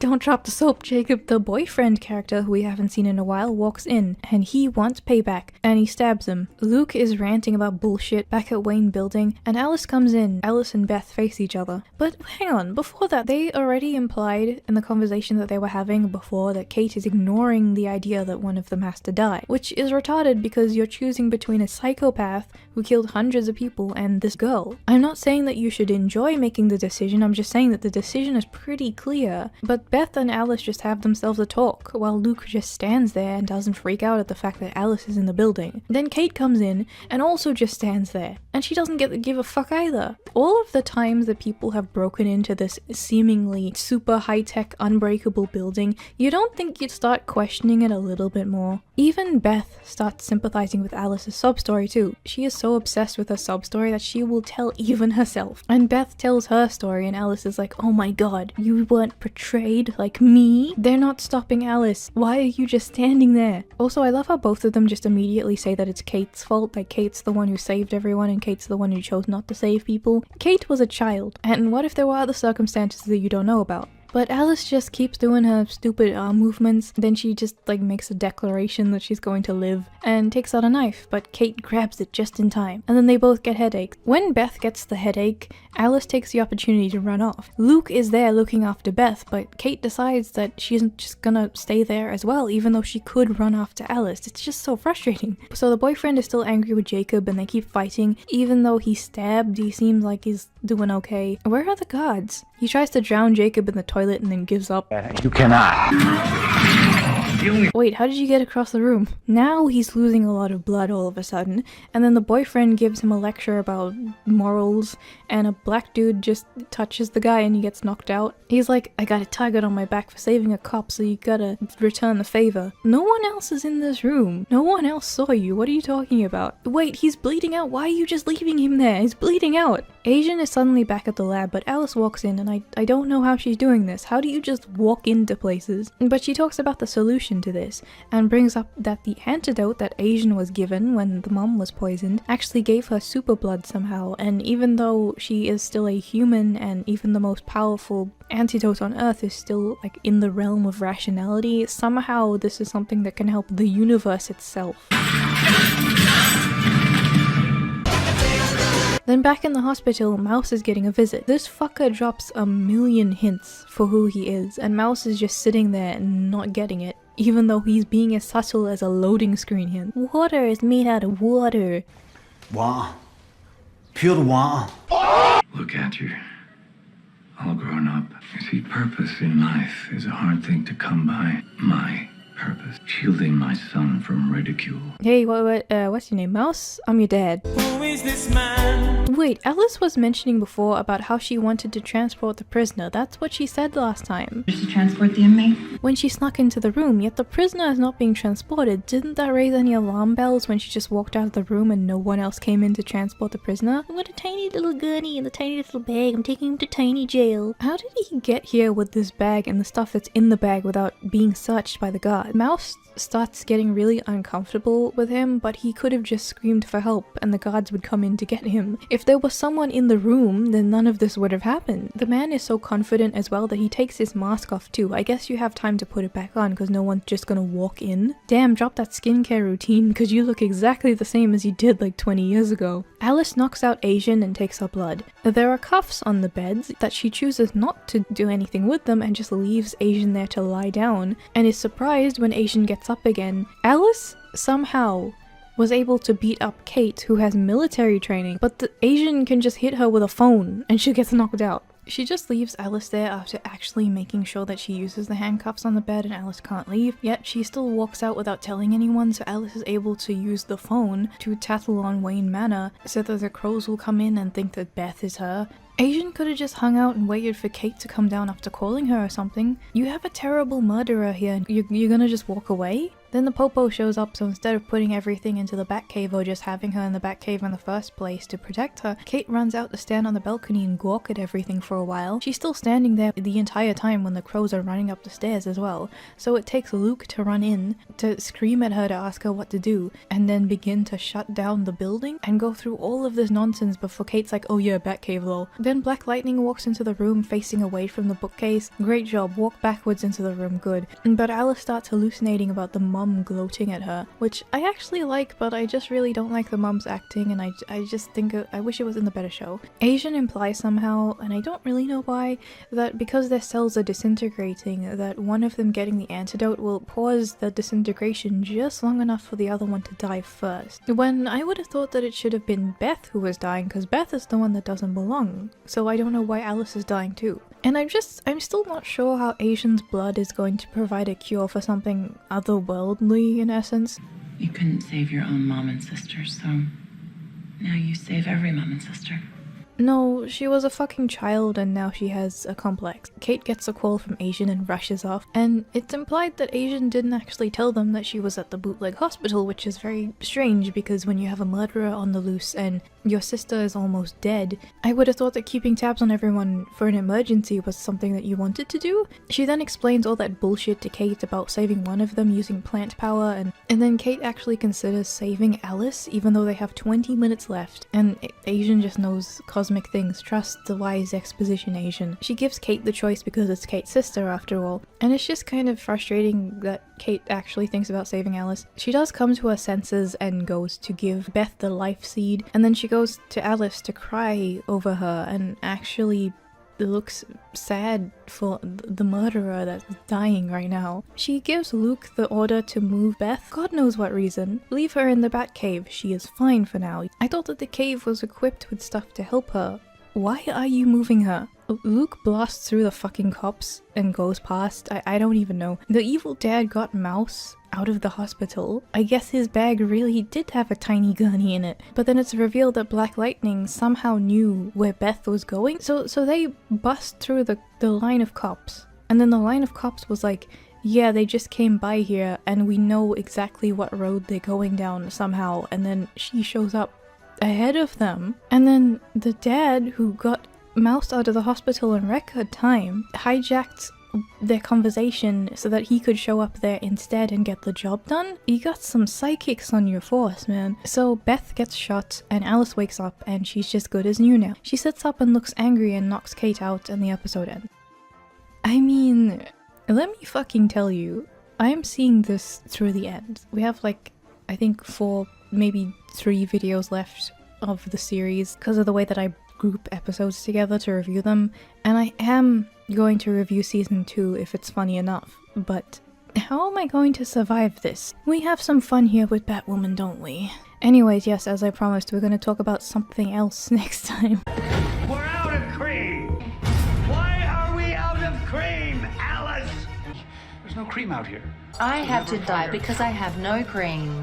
Welcome back to Wish for Death Island, Population Me. We're back, folks. The cringe is back. We've got our usual 3 episodes, and then next week we've got 4, so it's a special one, and then we've got the big finale. Are you excited? Are you constipated? Is it a mix of both? You might want to sit down for this one. Another thing I've been looking at with these reviews is something that brings me back to Captain Marvel all over again, where people are so sensitive that they think being unhinged and being violent against someone who says something they don't like is badass and a good thing to do. Surely real people can't be like this. Oh wait, they can. Seriously, I don't understand where this came from, but imagine actually being like this and think that you're cool and advertising this as a fact. These people need to go outside. It opens with a scene of a woman approaching a man on the bed. The music choice is fucking terrible as usual. Watch where you go, I'm an animal. You don't want. This is the vampire episode.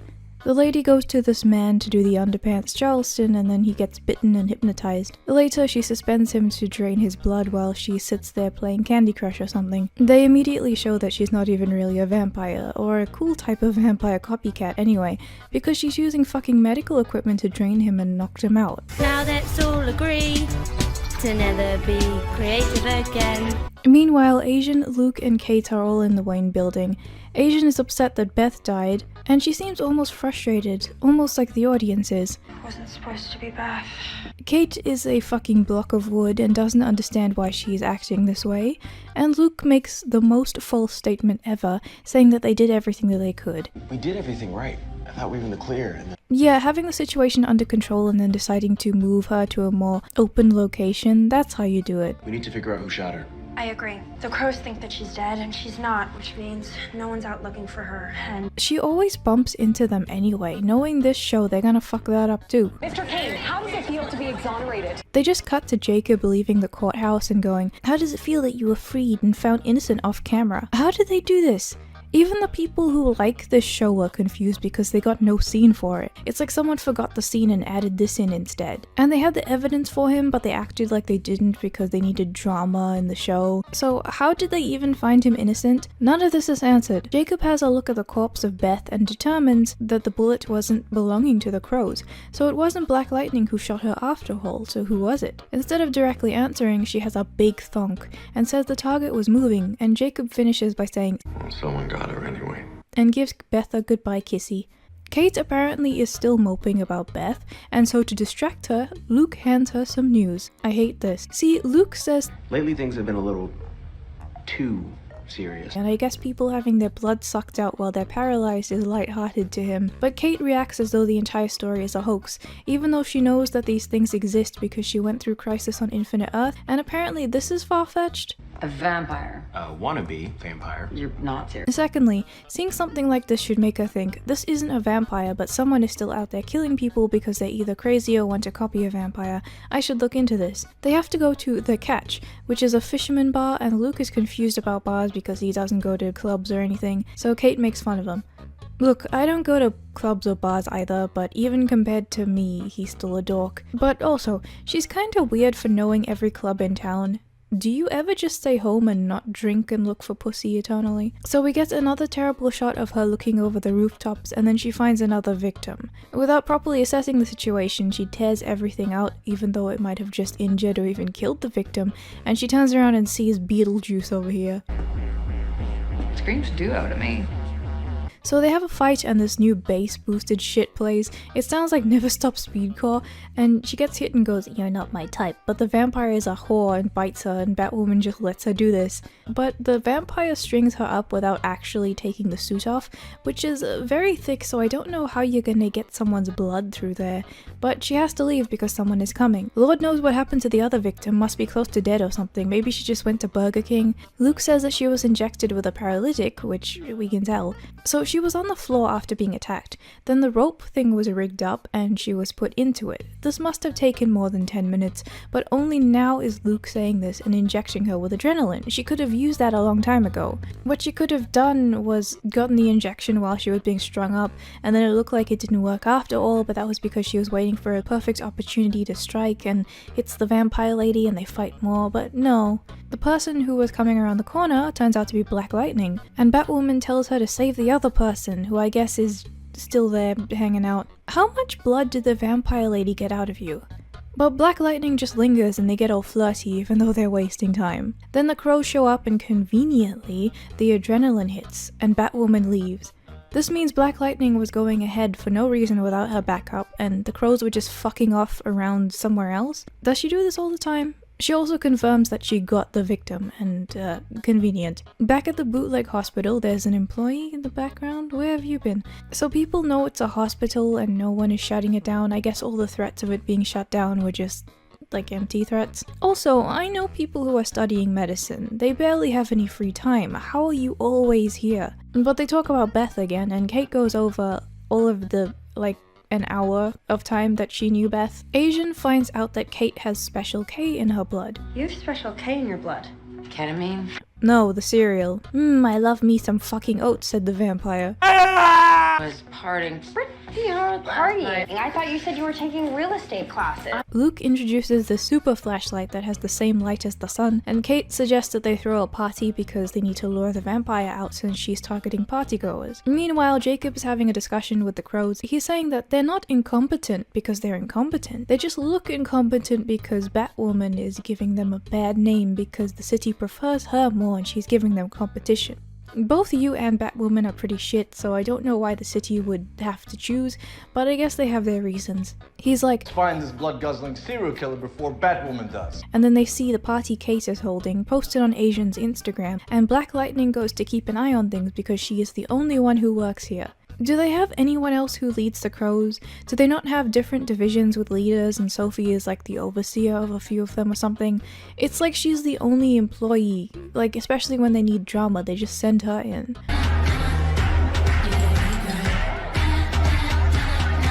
The party is on and we see Luke and Kate watching the cameras. He compares this to digital garlic. The first time I was watching this, I had a fucking aneurysm trying to figure that out because it made no sense, and then I realized that I was getting too hung up on Batwoman dialogue, so I'm just replacing everything I said there with this spinning seal. But Black Lightning shows up at the party and Luke is a simp while Kate looks a little constipated. But there's some meaningless conversation and I'm still wondering how they're going to catch the vampire, so I didn't really pay attention. She uses medical shit, so she's not actually a vampire. They kind of act like it could be a real one, or at least Kate is thinking she's a real one. If they didn't know anything about her, then I would have given them some credit for that, but the fact that they know already? She gets jealous of Black Lightning flirting with people again, and Jacob gets all bitchy with his crows, and they go off to look at some footage alluding to Black Lightning fraternizing with Batwoman. I'm not even surprised at this because she has, both of them have, been so careless where they meet each other that anyone can see it. Kate is talking to the person she suspects is the vampire, and they're mumbling so quietly because this lively party is apparently quiet enough for soft conversation. And we're already having our first fight. Batwoman, pro or con? Batwoman. As a comparison, do you remember Firewalk with Me where you can't hear what they're saying in the pink room because it's supposed to be loud in there? This is the opposite of that. But the vampire lady is being obvious about wanting the blood and needs to drink some water because the sight of blood makes her horny or something. Sorry, blood makes me Can I get some water? Asian catches Luke talking to Kate and is like, "Why are you talking to her? Do you have an earpiece?" Well, it is a normal thing to do that with the owner of the place, but instead of saying that and diffusing any sort of tension or suspicion, he fumbles and acts awkward, making her even more suspicious when he didn't have to do that. Then Alice just randomly shows up. Why? Because she's looking for Malice. Kate says she doesn't know where he is, and Alice launches into her usual speech of bullshit. Kate then says, "The crows think you're dead. You got a second chance, Alice." As if Alice is going to turn around and be a good person. You've released her how many times and she still kills people and comes after you? Honestly, you're asking for it at this point. She then gets mad at Kate for wanting Beth to live instead of her, and yet Alice was trying to kill Beth the entire time anyway, so how can she act like she was the better option? Kate then calls her a compassionate person and lets her go. She was you. Kind, compassionate, good version of you. Version who couldn't survive. Then Alice is talking and gets close up to the camera as if it's like a Jamiroquai music video, and the vampire gets her too. Kate gets miffed because Luke calls the police and he tries to explain to her that that's what happens when a psychopath shows up, but she doesn't get it. Then they pull up the vampire lady on their computer and read her life story. She has a disease and needs to steal blood, and her body can't handle the sunlight. So then we cut to Alice, who has so much blood taken out of her that the other victims had passed out at that point, but she's still awake and bargaining with the vampire. She's saying that they should just stop this and part ways as if they never met, but this bitch steals blood because of her medical condition, so why not go to the bootleg hospital instead? Isn't that the point of it, to help out people who don't have any medical opportunities because they can't afford it or something? But Alice then convinces her that better blood is around, meaning Asian with her super blood. So I guess that's how she's going to save herself this time, by throwing Asian under the bus, even though we just had a scene that made us try to believe that she's a good person. Meanwhile, Jacob gets mad at Black Lightning because he knows that she's fucking around with Batwoman somehow, but they cut the scene off and just go back to the other shit without ending it properly. I'm a crow through and through.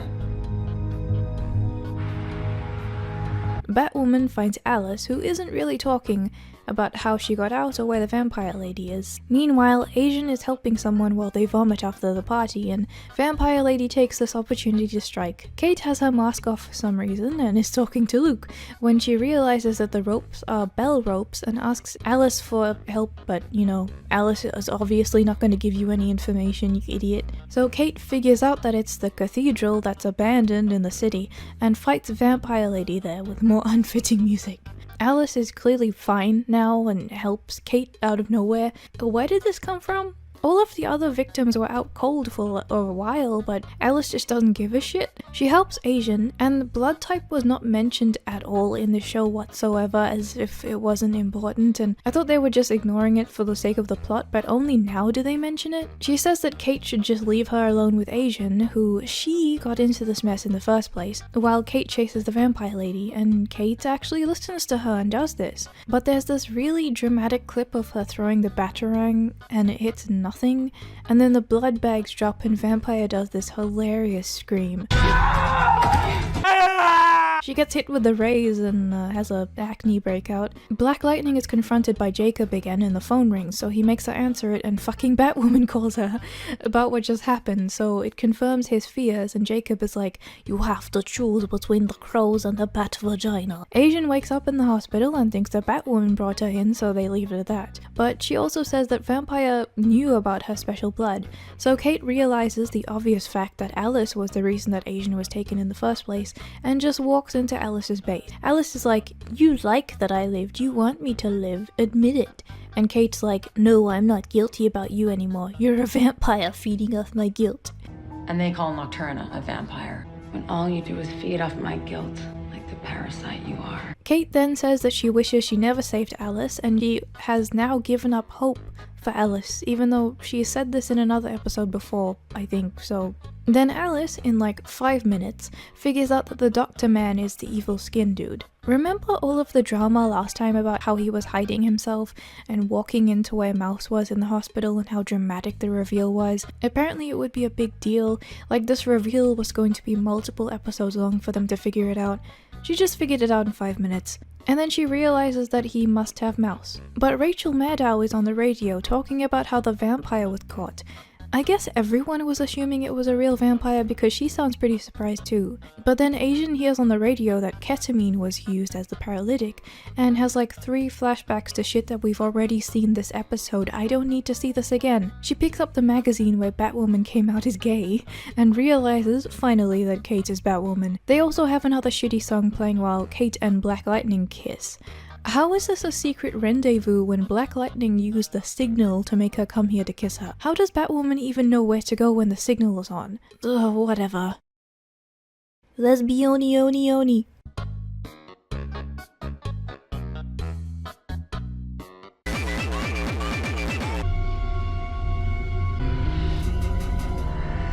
Episode 14 is an interesting one. This has some visual effects that I cannot explain, I just have to show you. It opens with a reject from Glee staring at herself in the mirror in 2011. She does some makeup while this tutorial plays about how ugly she is naturally and needs to put makeup on. This is art, guys. However, she sees herself in the mirror and sees a Vegas Pro filter and punches it. Then she cuts her face into a smile Jeff the Killer style and stands looking in the mirror while her mom screams at her.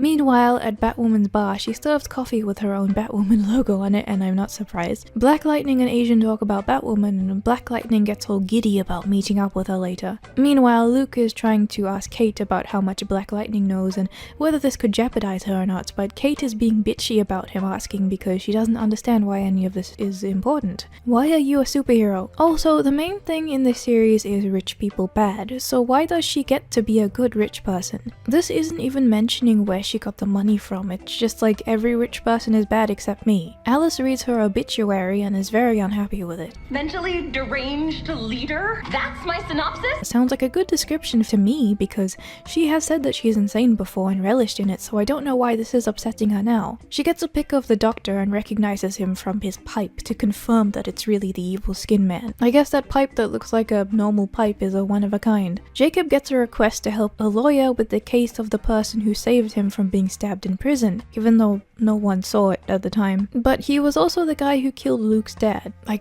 totally care about that subplot that never gets any time besides when they want to pad an episode. Black Lightning is preparing for her date, which is happening at their house? Which is also dumb because if someone follows Batwoman here, then Black Lightning's gonna be in trouble too. Batwoman tries to break it off and kisses her anyway.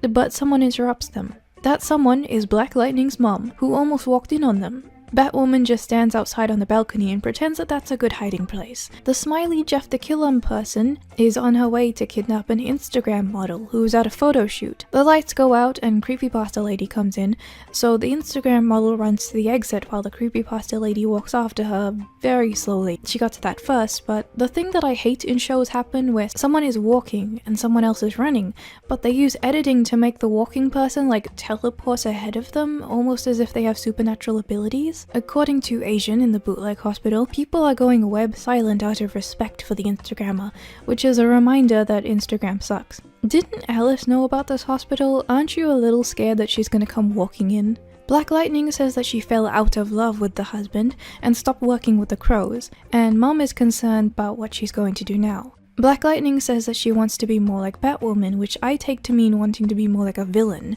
but Mom reveals that she's anti-gay. Of course she is. So after this, Black Lightning meets up with Batwoman next to some alleyway, and they talk about boring stuff. Then she confronts the doctor about his former patient, Creepypasta Lady. She got surgery after cutting herself in 2011. She didn't want her face fixed, but her mom was the one who made the decision for her. But Black Lightning thinks that this is the surgeon's fault, even though a lot of the responsibility is on the mom. You ever cut a smile into a patient's face? No, Agent Moore. She just straight up asks him if he ever cut a smile into a patient's face before. Wouldn't there be a record of that happening? And if there wasn't, why would he tell you? Also, since this is the evil skin man in disguise, does he just live as a normal dude while he's disguised and helps people? He's not evil all the time, right? So I wonder what he did at home while he was lying low. Is he just a normal guy? Batwoman finds some magazines and yearbooks with everyone's faces scratched out with Shrek cum. Luke gets the buttons on her suit mixed up and tells her to press one that gives her some bullshit face scan. She takes a few of the things, but not everything, so she could be leaving some vital evidence behind, but you know, whatever. Then she finds the victim bleeding and gets into a fight with Creepypasta Lady, who :3 teleports behind you. So Creepypasta Lady kills the victim and runs away. What about all those gadgets that you have on your wrists that can catch people, like the random hook that came out of your hand once and stuff? Where are they? Alice kidnapped a therapist and is ranting to him because only now does she care about the fact that she's insane. So she makes up her mind that she's going to kill her dad for closure. After she said that she's scared of killing people, she wishes that she could make this weekly, which she could have, but she kills him anyway, despite acting like she wants to be a good person. She only kidnapped him for one session. You make skin masks and disguises. Couldn't you have done this another way? Mouse didn't know that Alice was apparently dead until now, and he's shocked to hear this, and I wonder why he only got told this now when it happened days ago, and gets the fear toxins put into him. Asian confirmed who the person in the photo that Batwoman took is. Her original name is Stinker? My name was Murda Stinker. We need to find that cosmetics truck.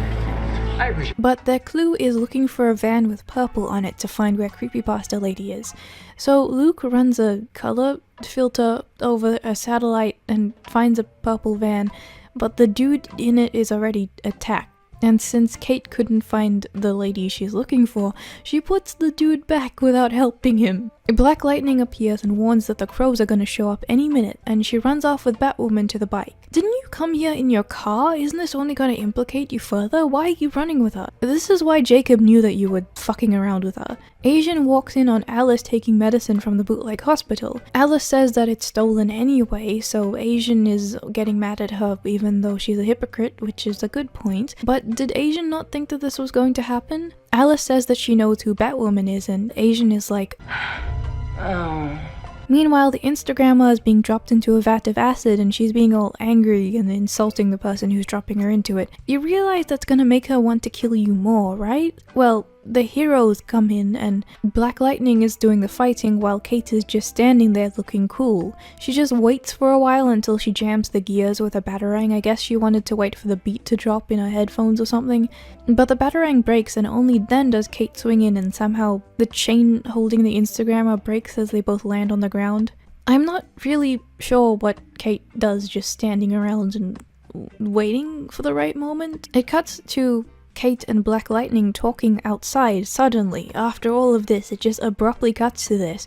And they're talking about breaking up, which they should have done already. They also make some dumb mask metaphors. I was just thinking, where are the people who you were here with? Where are the other people? You were just fighting people. Where are they? Inside, they just left the bad guy there. They just left her tied up. They didn't even tie up her legs. They just fucking left her there. And Alice walks in and finds her. Somehow the crows only get there afterwards, and they find that she has no face. So the superhero didn't even watch over her. So Alice, wearing the face of the Creepypasta Lady, goes to see the doctor for revenge. She bullshits a bit before taking off the mask and revealing that it's her. He doesn't even move throughout all of this. She even telegraphs what she's gonna do before she knocks him out, and he just stands there. I'm not even gonna mention the fact that the Creepypasta Lady would have died of shock because her face was removed, but you know, who cares? She probably would have been in shock when she cut her face open, but that just happened anyway. Black Lightning has a conversation with her mum and she confesses that she's gay for closure. She also says that she never loved her husband, and I feel worse for him, really. But the mum gets all religious and leaves. There's no one in the bar once again because Kate doesn't know how to run a bar. So Asian and Kate talk and try to reference old events that happened to them from the start of the season as if it's a massive and nostalgic journey that they've been on. There's some quiet music in the background. She alludes to her thinking that Kate is a shitty person for telling Alice that she's Batwoman and not telling Asian. She is for also a lot of other things as well. Alice then pulls off the doctor's mask in her lair after she kidnapped him, but the mask wasn't even on his face. She does more of her acting and asks where Mouse is. He starts laughing and it cuts to Mouse with the fear toxin in. He could try pulling this off by swinging the pipe, but he doesn't. This is definitely Batwoman, alright. Our daddy taught us not to be ashamed of our dicks. I kept pushing it off. Episode 15, the last episode for today, brings the real crazy, if you can believe it. We start off with the piss-colored flashback filter, and the Kane family reveal that they were Jewish all along, which I think is something from the original characters, but these guys just kind of dumped in the lore now. Also, it doesn't really come back, it's just something that they reference now. They're coming back from church, and the mum, who we see for the first time, gave the kids a red necklace. She also shows her earrings. Present day. Present time. Some lady is walking down an alleyway, and this dude is very stealthily following behind. She's on the phone and stops, turns around and asks him what his deal is. If someone's following you, why are you stopping? He could just lunge at you, big brain. But he looks like a creeper, and is a creeper, but Batwoman shows up just in time to fight him. But he's not even knocked out, and she doesn't even check if he's knocked out before she turns her back on him to talk to the lady. He shoots, luckily just hitting the armor instead of her flesh, and she turns around to continue beating him, which she should have done in the first place. She once again does not check before turning around and leaving. She looks at the bat signal. The evil mask dude is beside it, passed out with a note from Alice telling Kate to ask about Mommy Dearest. Looks like we're going to get some terrible exposition this episode. Sometimes I'm pulling it so hard, I rip the skin. Jacob knocks on the bar door and we see, oh, you're keeping him in the bar? Okay. She makes Jacob take a shot before telling him what happened, and he's like, Alice is dead though, and she's like, nuh-uh, and then he seems perfectly fine with the idea of this. Alice, for some reason, is directly searching for Mouse instead of sending her many minions to check the place before her, and she finds him somehow not dead from the days of breathing in only fear toxin. She goes for the tank first instead of taking the mask off immediately. He then screams at her and she slaps him, so I guess that's sorted out. She also does her coded language thing to test if he's okay, but she doesn't really check him in any other ways to see if he could attack her, and he says that this is the Queen's house. Turns out the Queen is the masked dude's mum, who's a crazy bitch. She gets out of her car in another piss-covered flashback. She's on oxygen as well, and Alice, who is now in her mental crazy mode, is just casually living in the skin dude's family. The grandma's a bitch immediately, they're just rushing through all of this in one episode. The masked dude is even afraid of her. So there's clearly something wrong with her that's made him all fucked up, and my thing is, if they're having a tragic backstory thing that gives Alice an excuse for being evil, where is Skin Dad's excuse? Because he clearly had a tragic backstory as well, since the mom is a bitch. Your mother's a bitch! Alice is allowed her excuse. The gay lady who tried to crash the train is allowed her excuse. But this man doesn't have an excuse, even though he clearly has some sort of backstory that made him this way. Aren't you a curious thing with your milky young complexion? Back with the Skin Man in present day, Kate casually says that Alice that died could have been one of the minions with a skin mask disguised as Alice. They clearly would have known that if they did the autopsy, the mask would have come off immediately. Lab was an imposter? Or another skin pirate minion. Gotham has seen crazier things. But Jacob just leaves it at that and moves on. He wonders what the fuck to do, and Kate immediately jumps to murdering the man. Rise and shine, you son of a bitch. Your mother's a bitch. He then jumps to torture. Kate asks about what Mother Dearest is. Instead of being like, what the fuck, and convincing them he's not involved, he just goes, I am the mastermind, I will win, not Alice. If you were really the mastermind, this wouldn't be happening. Alice is playing games against the master of games. I'm not going to let her win. Why is he even talking? They can't do anything to him. He has power over them as well because he still has his disguise to the public, so he could easily get them thrown in jail, but he's not using it. Mouse then shows that he went crazy from the gas and attacks Alice. He puts her in his place and puts the fear toxin in. The thing has been running for 2 days, but I guess it still has enough juice in it to keep going. She then ends up in her own psycho world. But we get a lot of flashbacks and the grandma with shitty opera music. If you had scoped out the place beforehand, this wouldn't have happened. Meanwhile, Luke is doing B-plot stuff, including going to the bootleg hospital. They paid this guy to come in for answers for the B-plot murder mystery, and they don't realize that he'd lie for money. Just look at him, how is this working? Meanwhile, Skin Man says that he used the fear gas to convince Mouse that Alice is the big bad. How did he do that when he just left Mouse alone?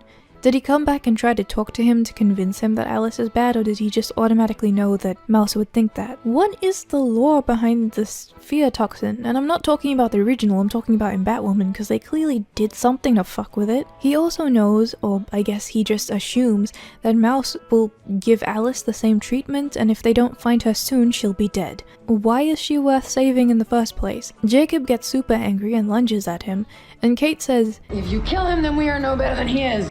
No, I don't think that's how that works. But he keeps telling them stuff about the grandma. He's just giving them answers. In a flashback, Alice is talking to the grandma, who is mumbling about how her marriage sucked and she lost her beauty. I wasted my life with a man who never loved me and took too long to die. She's just blurting out her backstory too. Who wrote this, Doug Walker? She slaps Alice for making tea too sweet, and then burns her with the tea and cuts her hair off. It just happens. It's like she's trying to speedrun being evil. Then it goes to Alice being an adult, and it's like, did the old lady live this long? How are you living here this long? She is running around looking for cream, and I find it so hard to believe that she's still living here at this age.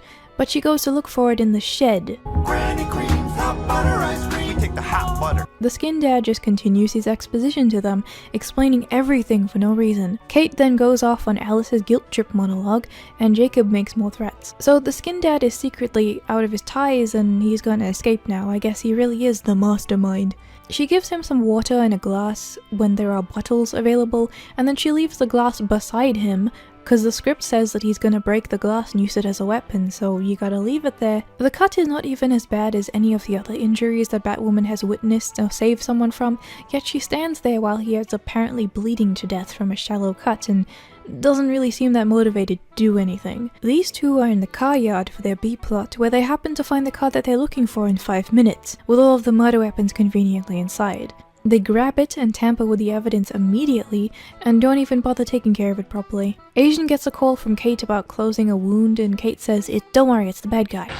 He's a bad guy. He has information that I need. And she uses a damn staple gun to somehow make it work. Alice is crawling around in the depression chamber and finds the old lady who is saying no one will save her. She has another vision of Batwoman and Jacob fighting, then they both decide that the world is better without Alice. This is true. But the show is trying to make you feel sorry for Alice. After the stapling, the guy is just fine. His plan didn't work, what a mastermind. Kate just decides that the best thing to do is grandstand for a couple minutes. Asian is trying to find the Batcave and Luke is on his laptop, not keeping an eye on her even though she's so close to the switch. He's not at all concerned that she's getting closer and closer, but he makes a breakthrough. The grandma is connected to the murder weapon of the skin dad, so now they know who killed Beth. Alice knocks the fucking chair over and she's just free. Mouse didn't think of this in 2 days, but Alice figured it out in like, what, 5 minutes? She says some shit I don't understand and can't escape the room. She also wants to stab herself because she's all depressed. Jacob busts down the damn door and gets all sympathetic. He fights her to get the shard away and she gets a shot of adrenaline. Fear toxin and adrenaline. How on earth does the fear toxin work? I don't understand how this works. If the adrenaline helps you get through the fear, then how does... Never mind. She tried to kill Jacob. Why is he helping her? He's just fine with her now too. They're sitting with a blanket and talking. He says that he cares. That's all the context you need, I guess. He just cares. She was even kind of finding herself and realizing how much of a terrible person she is, but he just undid all of that. The earrings come back as well, because now Skin Man gives more information, saying that the grandma had them because she coveted them.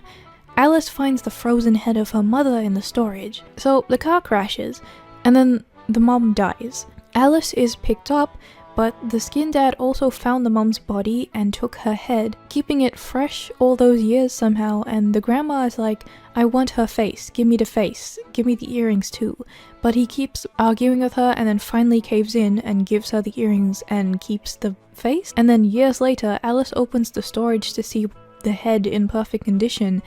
Okay.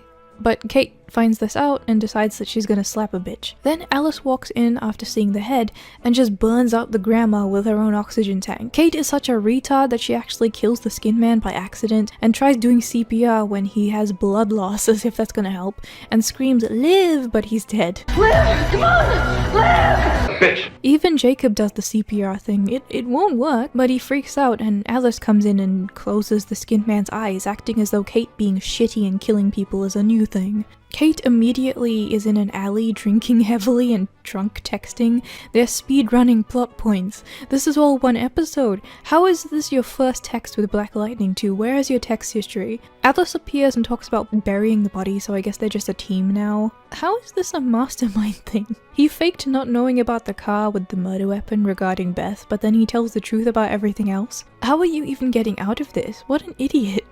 Don't even get me started on the damn Staples thing, and what's the Jewish thing for? Besides showing the mum's face. How is the bad guy gonna go unnoticed when he had a surgery thing and patients at the hospital? His body isn't just gonna not be searched for. That you cannot. I mentioned this only at the end because I'm stupid, but but I have the join feature now. If you don't like subscriber stuff for whatever reason and this is more convenient to you, it's just the same content. I have some emotes and stuff up and everything that I've made in terms of extras. I'll also be posting one more for December and going through the Batwoman videos, and that should be a wrap up for the year.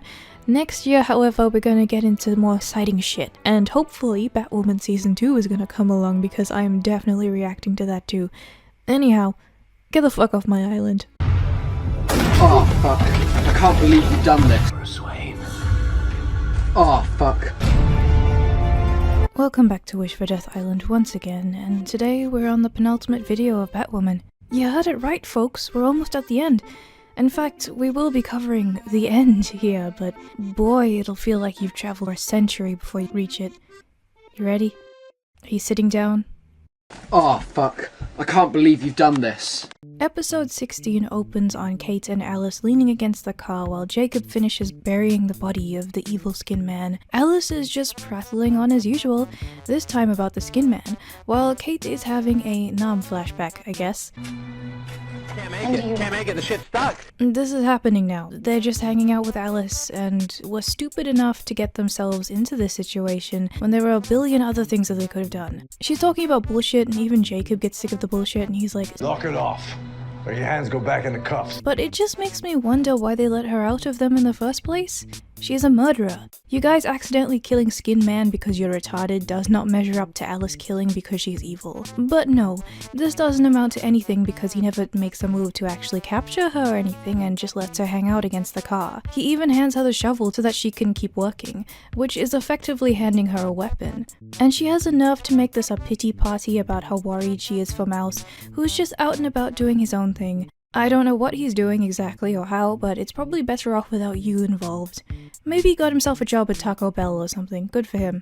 She walks away and Jacob calls after her, and you guessed it, she has his gun and she's being all quirky about them letting her slink away. The music in the scene before was also overly sentimental as well. She also reminds them that the DNA of both of them are on the body because they're morons. Why does no one wear gloves when they do anything? Kate looks up and sees the bat signal, so I guess she let Alice go. She has a habit of seeing something and is able to keep doing the thing that she's currently doing while investigating the first thing, but instead of that she just ditches what she's doing at the time and runs after the other thing and acting like there's no alternative to it.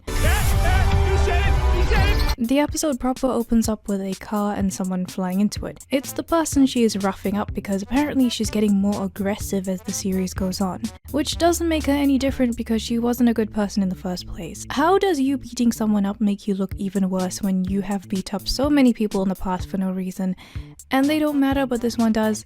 I guess this guy killed Joel or something. He limps away because him being a man and her a skinny woman apparently doesn't mean anything with fighting, and she has a blurry camera shake realization that she's being the big bad because she's losing her touch. You you shit your brains! What goddamn color is— All of this crazy shit has happened in one season, in 16 episodes.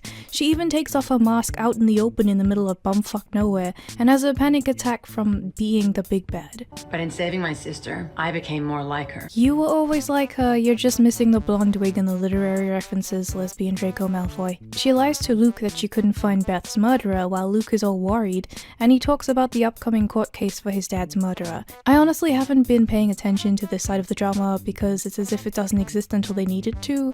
It's just like, oh yeah, Luke dead, angry lol. Alice walks into her lair with some very natural dialogue. Mouse, have you returned home? And she finds her entire crew slaughtered with bear traps. There's a note from some enemy who doesn't like her and has come for payback. I completely forgot who this was until I remembered the episode with the gun. The assassin dude was trying to steal the gun that could kill Batwoman, and this was his boss. So I guess she is coming back for revenge, even though at the time I thought that she wouldn't, but even then it's so minor that you forget about it anyway. Even though Black Lightning was suspended for lying to Jacob, she's once again doing some jobs for him in secret. He's looking for footage of Luke's dad's murderer, and Black Lightning ends the conversation with, Consider me back on payroll. even though that's his call, not hers. But he says nothing and awkwardly walks away because, man, I've had enough of this. Black Lightning then calls Kate. I find it weird that they never have any text history. It's like they erase their texts every time they speak, which wouldn't really help. They're not even saying anything important. Maybe they get drunk and text each other and then delete it all the time. Kate decides that she's going to mope around her bar instead, which is closed again because the customers aren't a thing that people need for their business. She's drinking from like 25 different glasses all around the bar, and she walks around the place where the Skin Man died and has flashbacks to last episode again. Then Alice shows up because of course she does. It's like she can just teleport everywhere. Does it not alarm you that she can get into your bar whenever she wants? She knows where you are at any time and she's going insane, and the fact that she can disguise herself as anyone, is that not something that you're worried about? She wants to find Mouse, and she's angry that the crows are gonna find him first because she thinks that they'll kill him. They should, but we know that they would just try to capture him and fail because they all suck. That's all they've done all the times that Alice was kidnapped, and she escaped every single time. She asks Kate for help to find Mouse and says that she'll leave Kate alone forever if Kate helps her with this, and Kate actually believes this and says yes. So some quirky music plays and they're just a team now. Let's actually think about what this means. Alice is saying that she'll disappear with Mouse and Kate will never see her again, which means that she will continue to kill and hurt people everywhere else. Kate probably knows this and decided, yeah, let me think about this to help this person.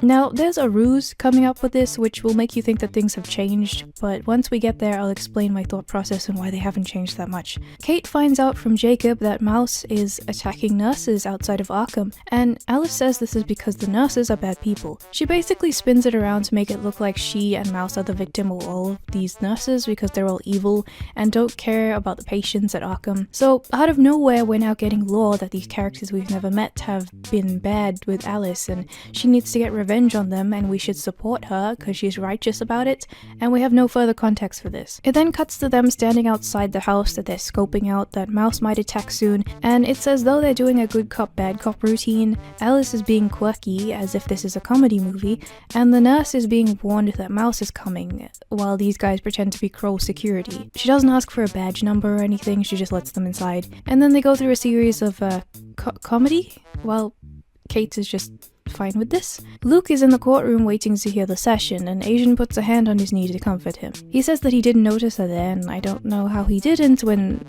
she's wearing yellow. Black Lightning goes to see who she's after, only to see that the person is dead, and she's getting sniped by someone, but a blonde bitch, Alfred's daughter, kind of just... she's there? And she pushes Black Lightning out of the way just in time.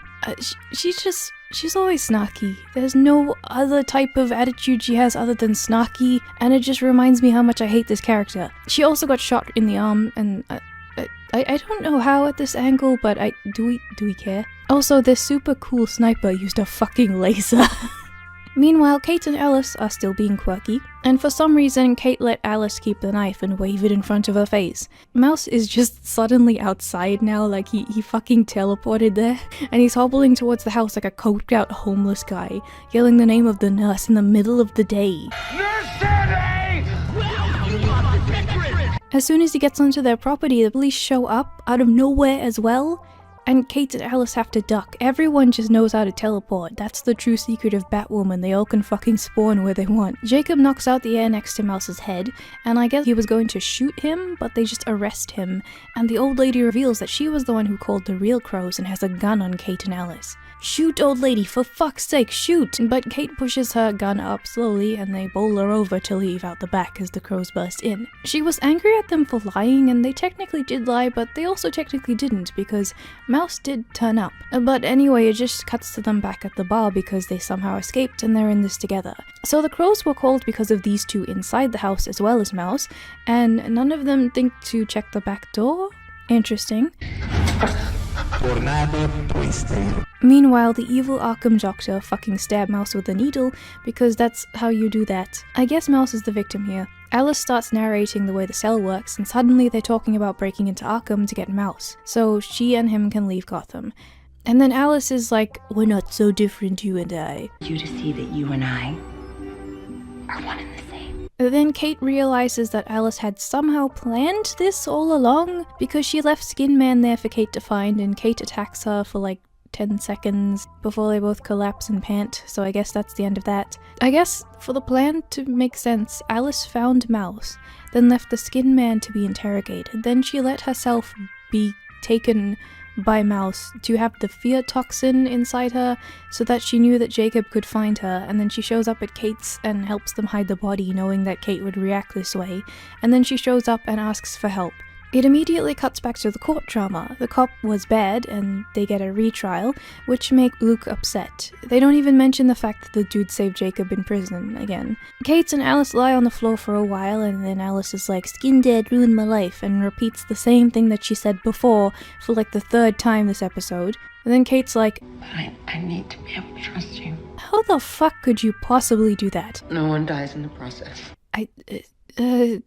Hey, where did that mask come from? So the security outside the asylum sees a bus showing up, and there are only 2 cops there to check it, but they find a bomb underneath. They get the driver out because they think that he's responsible, and they point guns at him, but they're still standing right next to the bus where the bomb is. They're not even trying to clear out of the area. I guess that's an innocent man framed for something he didn't do. You're the hero, Kate. While this diversion is happening, Kate and Alice somehow sneak inside off camera, so we don't get to see the interesting shit, and they put masks on and go in. The guards don't know how to use their own equipment again, which is perfect for them. They also don't know how to signal for emergency or anything like that, so they let the girls beat the crap out of them, and these idiots take their mask off inside the asylum. What is the point of the masks? Luke is waiting in his car while the dude who is getting the retrial walks past him with his grandma. Luke confronts him.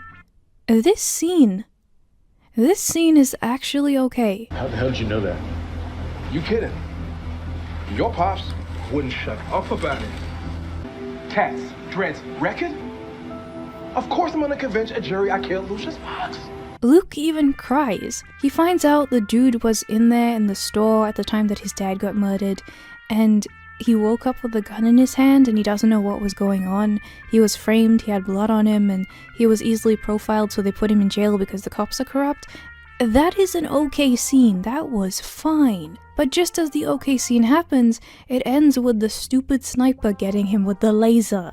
After what could possibly be the best scene in the show, it's interrupted by a damn sniper. It's not even allowed to finish. Then we get more of Alice calmly walks into the doctor's office and throws a knife on his desk. He gives her the keys while Kate fucking knocks more people out with the pop music playing in the background. And he lands on top of her skinny frame. This should at least incapacitate her, but she doesn't even get hit. She just gets a knife from Alice and stabs him in the thigh. But they make it to Mouse without getting the lockdown system on or anything. No backup or anything, they just do it. Alice starts whispering to Mouse, but Kate locks the door. She made a promise to get them together and not out of Gotham, so Alice is big mad because she got duped. Jacob comes around the corner and apparently was in on the whole thing, and this was a whole ruse to get Alice inside the asylum. So the guards being beat up and possibly killed, and the guy being framed for the bomb were all the ruse as well? You are no better than me! Sad music plays, Kate cries, and Alice screams. So this show is actually framing it as though we should feel sorry for Alice and that Kate did a bad thing. Okay, so here's my thing. You might think that Kate saying that she wanted to get them out of Gotham was like all a ruse to get Alice in here, but Kate has let Alice go a million times and genuinely wished for her to leave Gotham and just do her own thing. So how is this different?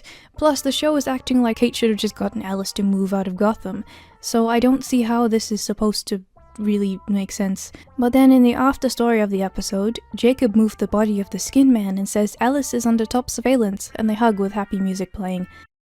She's gonna escape, isn't she? While Luke comes in to the bootleg hospital to be comforted by Asian. Killer is still out there, but the music is happy music. Why happy music? Reggie. They're playing happy music while he's talking about how a killer got away and he's never gonna find out who murdered his dad.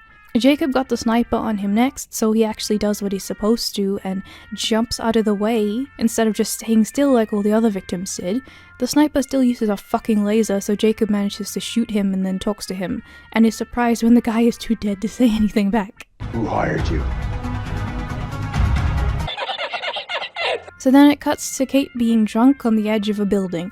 Not to kill herself, but just to be stupid and sit there. Blonde shows up and drinks with her, and Kate says that she feels herself becoming Alice, and that's the only reason that she locked her up. As usual, Kate's reasoning is retarded. Then she kisses Blonde, and they don't fall to their deaths. One more scene before the episode ends. Mouse is smiling, and Alice is going more insane, saying that she wants to be queen. As if Jacob and Kate are the reason for her being even more evil now. Oh boy. Oh! I've been fallen! Oh, fuck. I can't believe you've done this. This episode begins with Kate and Alice playing video games in their house, while none of them are actually playing because none of them are pressing any of the buttons other than the ones on the top. Kate is making weird sexual comments, especially since that's her sister. That's right. Come to that. And then the lights suddenly flicker and Alice screams that she wants to stay here. The delusion ends and she wakes up having electroshock therapy in Arkham. Wait, is this the same set for the bootleg hospital? Fantasy is not reality. Have you been studying this like I told you? Oh, I have, Ted, I have. In reality, Batwoman is chasing another bad dude up a staircase. She lets him go because he gives her what he stole and he tries to attack her then, and she sends him down the stairs and accidentally kills him. She then runs out after having a flashback of another death again, as if we already didn't see that. She takes off her mask even though she's still right beside the building. I guess taking off your mask in public is normal now? Your heart rate's off the charts. No shit for brains! It skips to 1 week later. The police officer wakes up in his car with a bomb strapped to him. So this is the Saw episode. He needs to make a decision between himself blowing up and the building that is also rigged blowing up instead. He doesn't even wait for the guy to stop talking before he just presses the thing to blow up the bank. Anything for his city, would you? Rachel Maddow just gets mad at him on the radio the next morning. People are pretending to be Batwoman now because she's not doing a fucking job, including this idiot who asks Asian about her whereabouts. Asian phrases it as though she has information on Batwoman, which would make her a target, even though she shouldn't be doing that. I'm the last person Batwoman would ever confide in.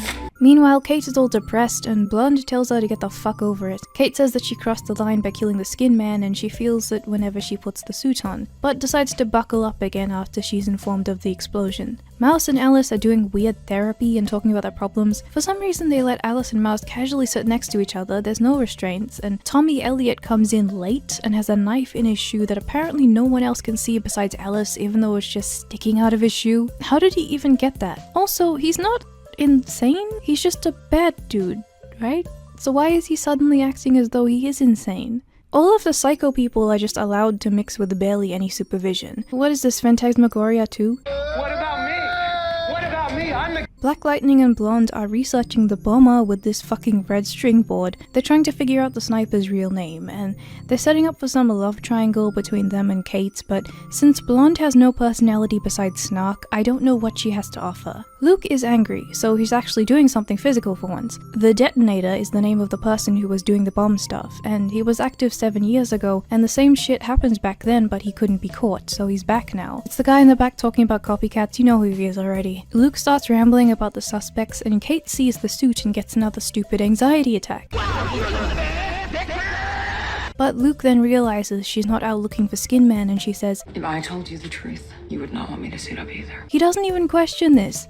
She just admitted she lied and then she just goes off without the suit to do her job. Alice is walking around without shackles and passes Tommy. She stops him and the orderlies don't keep them moving or anything. She just teases him and he stabs her while the staff just stand there. They only tackle him after he stabs Alice, and he just left the knife inside her, I guess. She just holds it and they let her hold it as they escort her to the doctor. There are people who have shackles and proper guards in the background. Why is Alice not getting this treatment? Alice goes into the suspect's house under the guise of real estate stuff and he just lets her walk in. She fucking punches him through the newspaper for no reason, and she's apparently so strong that she holds him down and asks for info about the bomb. And then she finds out that the guy died like 7 years ago. So she is letting his arms free, but she is so strong that he doesn't even move. Meanwhile, another dude wakes up in the same situation with another bomb. Alice is fine now, I guess, and she walks up to Mouse and undoes her stitches to reveal that she hid the knife. How the fuck? They just left the knife inside her when they stitched her up, and she doesn't need anyone to fix her up again now that she opened it up herself. The dude in the car says that the target is the bootleg hospital, and Jacob, who's on the phone with the victim, says that they need to get everyone out of the building, and then the bomb gets close to exploding and they can detonate it safely. Apparently, there are so many injured people that Asian tells everyone to leave so that she can try and work something out herself. I don't know why this guy got to have his phone with him in the car but the other guy didn't, you know, whatever. The dude wants to blow it up because he's afraid of dying, but Jacob tells him not to, and they suddenly just cut to it being 9 seconds and set it off, so I guess everyone is fine. Kate shows up to help and has another hissy fit because she sees someone else trying to do the Batwoman thing who got injured. Asian walks out and has a word with Kate and does this bullshit speech about hope before saying that she knows Kate is Batwoman. She confesses this in the middle of the corridor, so she's lucky no one else heard this. Who hunted down Derek Peters and locked him in a urinal after he ditched me at homecoming. It couldn't be more obvious. Yeah, but not in the way you think. And she says that the city needs Kate now. I hope no one else was listening to these secrets being unfolded. Mouse is being strapped up, and at first I thought that the knife would be something involving him getting free, and was going to make a comment about them not patting him down before taking him in here, but he just gets free somehow. There's no explanation, he just does. He escapes and kills the guys in there, of course, because why check if the patient is carrying anything when you bring them in, or, you know, have guards there at all? Jacob is on the phone about getting prints, and the bomber trips him down the stairs. I don't know how there's no cameras in there or anything. How are you getting him out of HQ like that? The Crows apparently have a lot of security. We then get Kate staring at the suit, and Jacob is now in the same situation as the other victims, looking like he wants a smoke and a nap. The bomber tries catching up to her on her bike, and she gets shot, but it's fine, so she uses a hook to make him fly off his bike. Why is she getting flashbacks in the middle of the road? I love how the anxiety and PTSD only pop up when they're needed for the plot. It's zero research on how it actually works, yet the audience for this is the type that would accuse you of being ableist if you said something that they didn't like, so I think that's kind of funny. He ends up telling her everything after some extremely suspicious non-answers about who killed Luke's dad, and he reveals that the bomb is under a Wayne building. Why is he telling her this? And then she takes him there and he says the bomb can only be disarmed if the other bomb goes off, which is bullshit, because if something went wrong, you'd just end up where the bomb is and you'd just die. I guess you're not that much of a mastermind anyway. Despite the fact that the bomb could go off, Black Lightning and Blonde are just hanging around Jacob. Then Kate says that they should be prepared for the Wayne building to blow up. Luke shows up and says that he wants to shoot his dad's killer and starts screaming. Luke brings magic bullshit lockdown out of nowhere when they could have just used it in the other episodes, and then asks why his dad died. Dude says that Tommy paid him because he wanted a powerful book that Luke's dad was writing and he was supposed to rough the dad up, but accidentally shot him in the chest? What kind of accidents do you have? 4 years just covering Oh! I've been fallen! Listen, why is Black Lightning still hanging around chatting while the bomb is there? But Kate starts having PTSD again and says, Killing him, it won't change what happened to your dad. I killed Cartwright. And ends up confessing that she killed Skin Man, to which there is some hilarious awkward silence. The bomb is at 1 minute, and then she starts talking about how she feels like a fraud, and they have a moment, all while the bomb is still ticking, and then they just jump cut it to 10 seconds and run out of the building when the button is pressed and the bomb just stops short of them like there's an invisible wall there. Suddenly, Black Lightning is just being a crow again, and Jacob says that he's draining the swamp or some shit. We are draining the swamp. And then Blonde is there as a new recruit. Kate and Luke are back to being partners, and she says that she didn't want to tell him everything because she thought that he thought of her as some sort of infallible hero, and says that she broke Batman's code. Instead of calling her a fucking egomaniac, Luke confesses that Batman also killed Joker, so Batman broke his own code. Once again, they insult the memory of Batman to bring Kate up to a higher level. There's a stupid funny scene where Luke finds out that Asian knows Kate is Batwoman, and Mouse is wearing the Doctor's suit and disguise, and Alice decides that they're staying in Arkham to rule the place. This is how villains are made.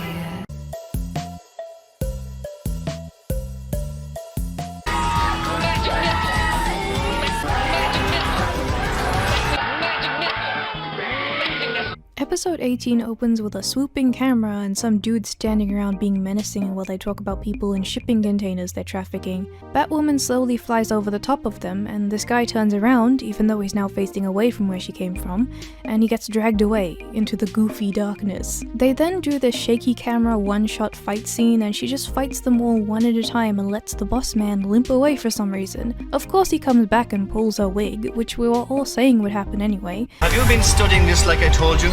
What is Asian wearing? The trafficker got away because he grabs her cowl, and she doesn't see the hair being a problem, but Luke is on sassy mode today and tells her that this isn't a good idea. Who could have predicted that 30,000 strands of grab me red hair would be like waving a flag in front of a bull? She says she's gonna go after him again, and I'm just wondering why the fuck she let him get away in the first place. She wants to focus on the magic bullshit journal from before as well. Black Lightning and Blonde are searching for the journal on a mission, and stop to make fun of some boobies and Tommy's dick. Kate asks if there's any progress, and they just give more quirky dialogue. Why are you not wearing gloves? So Kate goes directly to ask Tommy, and he's just fully insane now. They do the weird flirting talking thing, and she teases him about not being Batman's friend. He doesn't bang the glass, but it makes a sound anyway.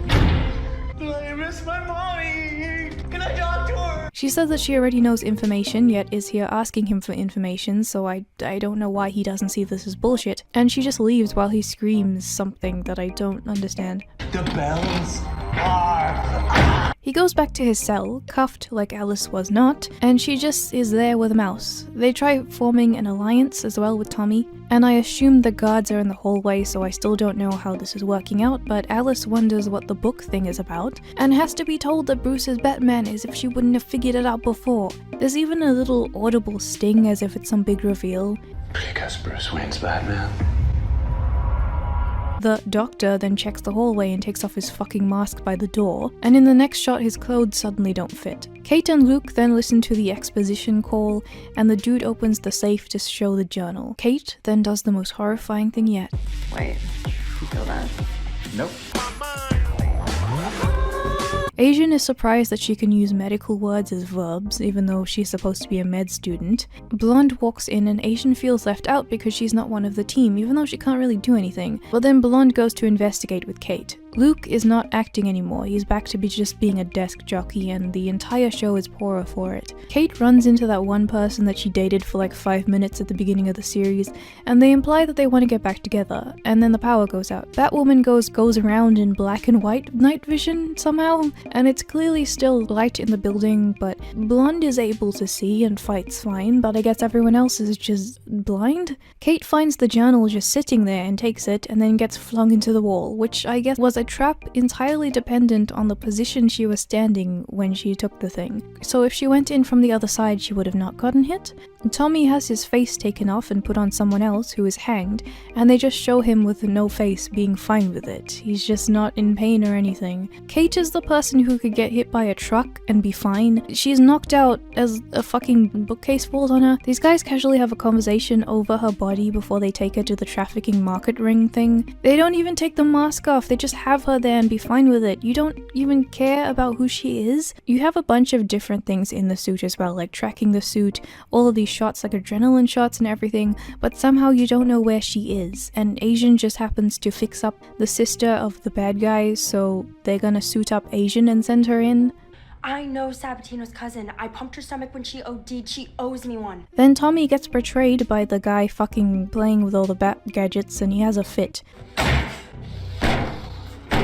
They're also bringing up the magpie bitch to help him out, so she's coming back. They're selling off Kate's stuff and haven't taken the fucking suit off yet, so Asian just walks in to make an offer. Meanwhile, Blonde is getting punched hard enough to fracture something, but she's fine because she's a woman. Jacob is calling Alice about Tommy, and he is suspicious, but he's also fucking stupid because they know it's not Tommy who really died because they could do the autopsy and take the mask off and realize it's not him. But I guess that's just not how it works. Alice goes on about her usual pity dialogue again, and then she threatens him, and there should be people watching, like the staff, but they just don't do anything. Meanwhile, Asian is trying to look intimidating to the traffickers, but she won't even swear, so I don't know how she's pulling this off. Whether she blew up a shipment of H or battering your dog, I don't give a feel. What's going on, big guy? Magpie finds another fucking window. I wonder what she would do if there wasn't one conveniently wherever she went. And Kate gets sold to the boss she let go in the first part. But Asian causes a distraction and gets the bullshit gadget to cut Kate free. Batwoman hits the air around people and knocks them out. And Blonde fucking kills everyone, keeping her captive.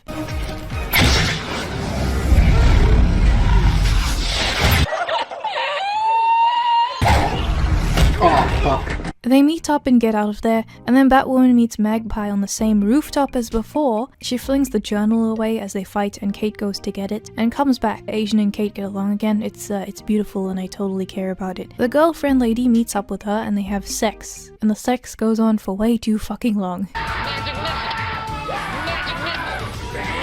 She kissed Blonde. She loves Black Lightning, and she's whoring with this bitch as well. Just everyone, every single hole is a goal. Asian then finds the Batcave and they show it off again, and Asian tries to take a selfie like a fucking idiot, and she also finds out that Bruce is Batman, which she would have guessed before because they're in Wayne Building. Kate wakes up and finds the girlfriend missing and the journal missing, so I guess she was evil all along. This is what you get for taking major plot point devices over to fuck. Luke gets mad at her, rightfully so, but Blonde makes him stop because no one can be mad at the great Kate. Then it's revealed that the girlfriend is Magpie's sister all along, and she goes off on her stealing from the rich part again, even though she looks kind of rich, and she doesn't really understand that the dad's diary is more of a sentimental thing and not a rich people thing. Then it alludes to Blonde liking Black Lightning, and Blonde has a secret phone call about her hiding something. Mouse finds out that Luke's dad wrote the entire journal in code, and gets all angry as if this is a surprise, but you know, cliffhanger and stuff. What's going on, big guy?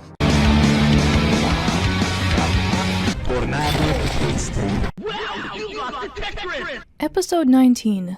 We're one episode away from the finale. Have you been handling this so far? I think you need to take a drink. Episode 19 opens with Tommy shooting people in the fucking library, and somehow getting to the top to get to this academic guy without being stopped.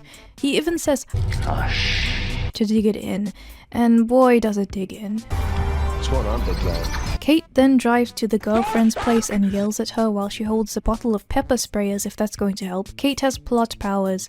Then she reveals that Magpie is her sister, which we would have found out when she was first caught, I'd imagine, but you know, whatever. And Blonde has already come by to question her. Dr. Mann is showing us that there are somehow still employees in the hospital that don't know what's going on, and they need to keep their cover while they somehow got this guy out of the library and are torturing him until he solves the diary mystery. What happened to all those people that you shot? I don't know how they think he's gonna be able to do the work that they want him to while he's being electrocuted, but whatever. Tommy also flaps the journal even though it's valuable and they need it. And then they kill the dude because he couldn't do it. Of course he couldn't do it. What kind of plan is this? So they want to take Luke because they think that he knows how to break the code, even though breaking codes isn't something that you can just do because you're related to someone. I guess they just assume that he knows because it's his dad and everything. And Mouse is concerned about Kate coming after them, but it's not like she does anything. Kate then gets mad at Blonde because Blonde held a knife to the girlfriend's throat, and the crows pretend to do things, looking for the guy who got kidnapped by Hush, and they reveal his name again. Witnesses heard him utter, "Hush." Given him a nickname. Hush. Luke is angry at Kate because he trusts Blonde and she doesn't like him disagreeing with her. She tells him to leave after he points out all the fucking idiotic shit she did recently instead of trying to see it from his perspective. She and Asian get a security alert that someone else got kidnapped, and apparently Alice is just getting a bunch of code breakers and somehow getting away with this. She's not getting any information out of them and somehow doesn't figure out that electrocuting them isn't the best way to go. so Kate thinks that Hush has the journal. This current kidnapped guy is brought to the same place because they don't understand how this is going to work. Tommy holds up the journal and doesn't even let the guy touch the journal to do his work, and he doesn't see how this isn't going to work. Mouse and him start infighting as well. Mouse blames him for everyone being on alert about codebreakers going missing, when it's all of them who are stupid here, not just him. Then the fucking gay hacker from before is on a call with her girlfriend, and Tommy just casually strolls up to the school in the middle of the day to kidnap her out in the open. As if she's going to do what the professionals can't just because she's a gay woman. But Kate gets a call from the girlfriend about it, so it cuts to gay hacker snarking in the back seat because she's so brave and amazing in the face of danger. Stunning and brave. Batwoman is on time as usual and must have teleported there to chase them. I don't know how she does it, but she does it. Asian is on the line this time because Luke isn't there to help. Asian is somehow figuring this out, but she tells Kate that she's going the wrong way when the van is right there. And Kate stops it with her magic hook. You're going our way!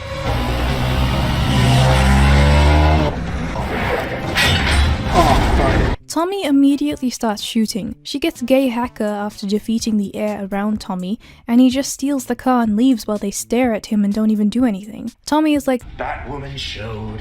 What do you mean? Batwoman showed. Well, what I fucking said. Alice asks if they want to do things her way this time, which I thought that's what they were doing the whole time. Luke just strolls into Crow headquarters and asks Blonde what she's really up to just in the middle of everything, and Kate brings gay hacker to the Batcave. Why? Because fuck you. Luke gets a call from Mouse pretending to be Kate from a different phone, and Luke doesn't even question any of this. Jacob says that they found batarangs where the fight happened, meaning that Kate just leaves her equipment behind. She just drops it everywhere and leaves. Then Luke gets kidnapped by Tommy, and Blonde also gets caught up in this, just in open space once again. I don't know what's happening or why no one else notices this. This time they're gonna fry Blonde if Luke doesn't work. Meanwhile, Asian is upset that Kate keeps bringing other people into the cave and not her. Black Lightning just strolls up to Kate's desk to chat, and they talk about awkward stuff while Asian and the gay hacker watch on and compare it to torture. While in the meantime, Blonde is getting electrocuted. Luke says that he needs to think and can't with her being tortured, so Hush just leaves them alone in the damn room so they can talk. Luke apparently started actually figuring out what the coding is. Instead of thinking of a plan to escape, they just work on the cipher. Blonde doesn't even have the thing on her head properly. Then they figure out it's to do with his social security number because it's something personal to him. Gay hacker is a cunt. Asian is going through Luke's things and finds a magic pair of glasses. What's going on, big guy? They pull it over the journal they have to figure out it translates everything, which looks an awful lot like the font of wiki entries. Oh wait, it is actually those. The show just plagiarized Wikipedia for this book. You can even see the citations. Then Alice comes in and Blonde is like, "We're not telling you." Which implies that she does know something, so she just let Alice know that she knows something. But Batwoman comes in and starts beating people up, so it's okay. She has some weird magic thing that does something. I don't know what it does, but the crows somehow hear that she's in Gotham, so they're doing something. They're still shocking Blonde, and she's being snarky about it despite being in pain, and Luke is arguing with Alice. When Batwoman comes bursting in and Alice is like, haha, get fucked. Batwoman has the dad's glasses with her to bargain for Luke. These must be fake glasses, right? You wouldn't actually walk in with the real ones, right? Luke admits that they have weapon designs to kill her in the journal, but we already have those, so why is it special? Alice is actually given the real glasses. She tests it out after some awkward staring, and she finds out that they actually work. And then Alice just lets them go after this. But the guards finally show up and do their job, and now Alice and Tommy have broken their cover in Arkham, so they have to leave. I don't know how they managed to keep their cover for so long, but oh well. Why can you unlock the cells in this room? Everyone walks out and goes fucking nuts. Batwoman just goes through them all and they don't even bother fighting back, and Alice just sets everything on fire while Mouse panics and she burns his mask even though they could have used it. It's like watching a fire break out in The Sims. Then the crows fucking show up. It just cuts to everyone back home as well. What? They talk about stuff, and Luke is saying that he'd rather die than have thousands of people die from Alice, and he's also wondering why the gay hacker is here and everything is just fine. Blonde is fine too, even though she should have at least something wrong with her. Black Lightning kisses her while Kate walks in on them, and it's awkward. But Kate loudly talks about Blonde hiding something, and it's revealed that what she was hiding was actually protecting them all, so she's a good guy after all. Kate shows up to see Jacob by the signal, and he compares Alice to the Joker and says that Batwoman needs to get out of the city. Mouse and Alice are in the sewers now, and Alice is getting scolded by Mouse, and now she wants to kill Kate out of nowhere. I thought that she didn't want to kill her, but she wants Mouse to make Tommy get kryptonite? A little green rock called kryptonite. Did you get your superheroes mixed up? What? If this is episode 19, I have no idea. How are they gonna end this? Prepare yourselves.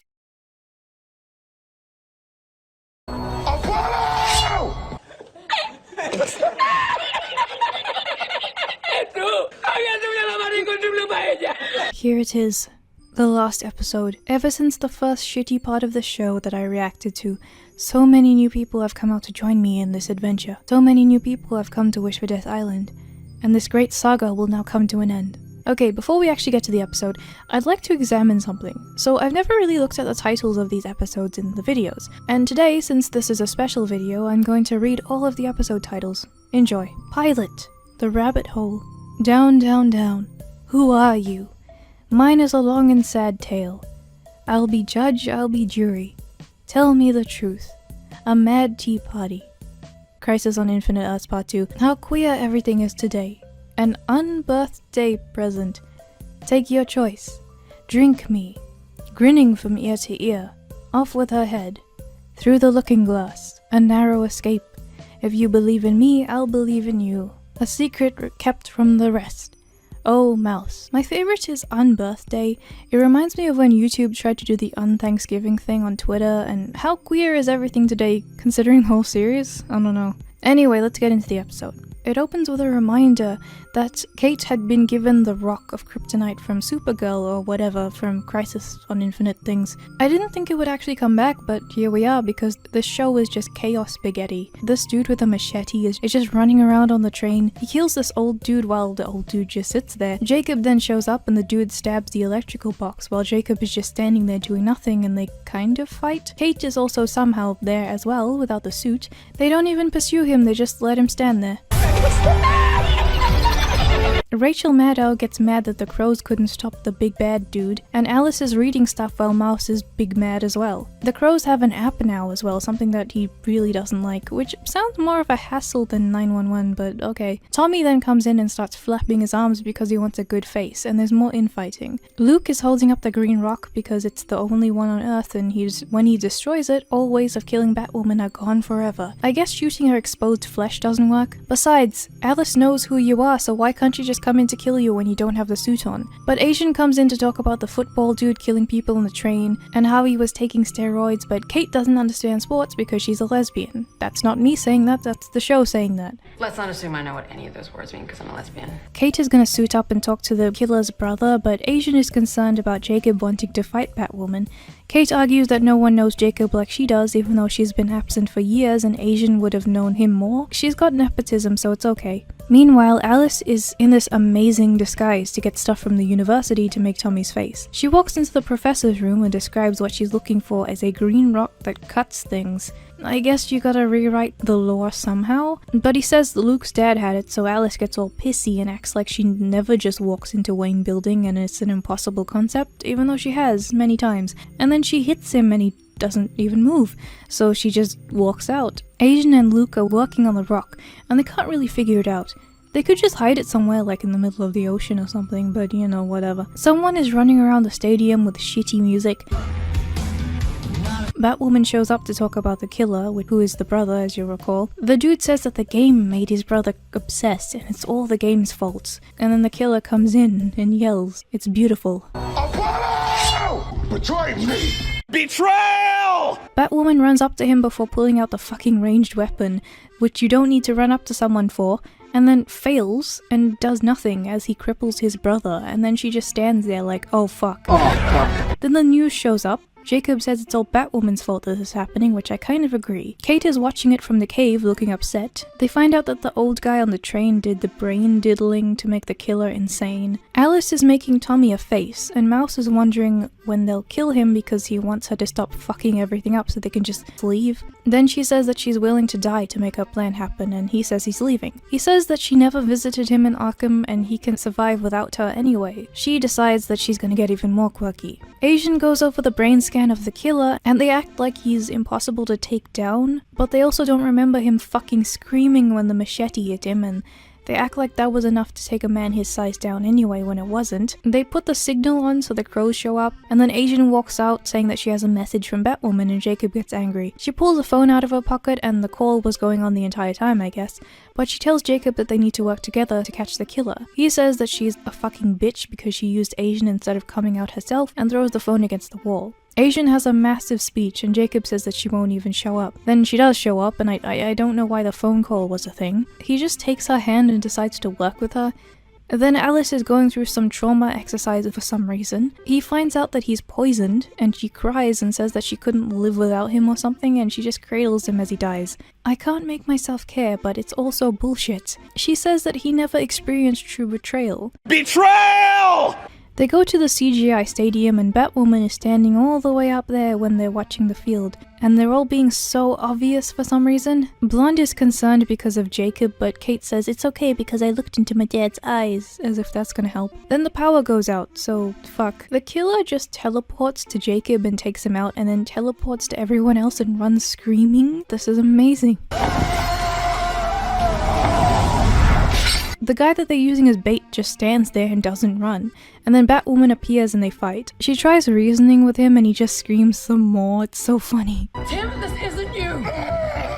But her reasoning means that he's gonna be okay now. But then he got shot anyway. Even though reasoning isn't gonna stop brain damage, it just happens anyway, but she gets pissed off because they shoot him. After they shoot him, they form a magic circle around her to get her too. Jacob says that this is war now, so the entire thing was a dupe. She says that they're on the same team, but they start shooting her anyway, and she covers herself with her cape and flies into space. Jacob is just wondering why everyone is liking Batwoman, and they all say hope like it's a Danganronpa game, but he's refusing to get this faulty logic. Black Lightning is going on about how she's scared of relationship stuff out of the blue, and Blonde shows that someone was taking pictures of them. Kate says that her betrayal hurts, and they're acting like Jacob is a bad person and everyone is just talking. Luke then reveals that he destroyed the green shit and made it powdered. Asian just blows it away even though Luke could have used it, but they all get nostalgic and Kate promises no more secrets. They also find out that Kate has another rock and she doesn't want to destroy it because Supergirl gave it to her. Jacob is also sad, but he gets some bullets from the stadium and he's finding out a way to kill Batwoman. Godspeed. Alice is making her face for Tommy and rambling. You won't guess who it is. You make me Bruce Wayne. Yep, it's Bruce. That's the reveal of the ending. That's the entire thing. I thought that this would have something to do with how Ruby Rose is leaving the season, so they would make Kate disappear or something, but that just doesn't happen. This is just a normal episode. This isn't even a finale. What's this bullshit, insane bullshit anyway? What? But anyway, you know what? We did it. We're free. We did it. There's no more of the— oh fuck.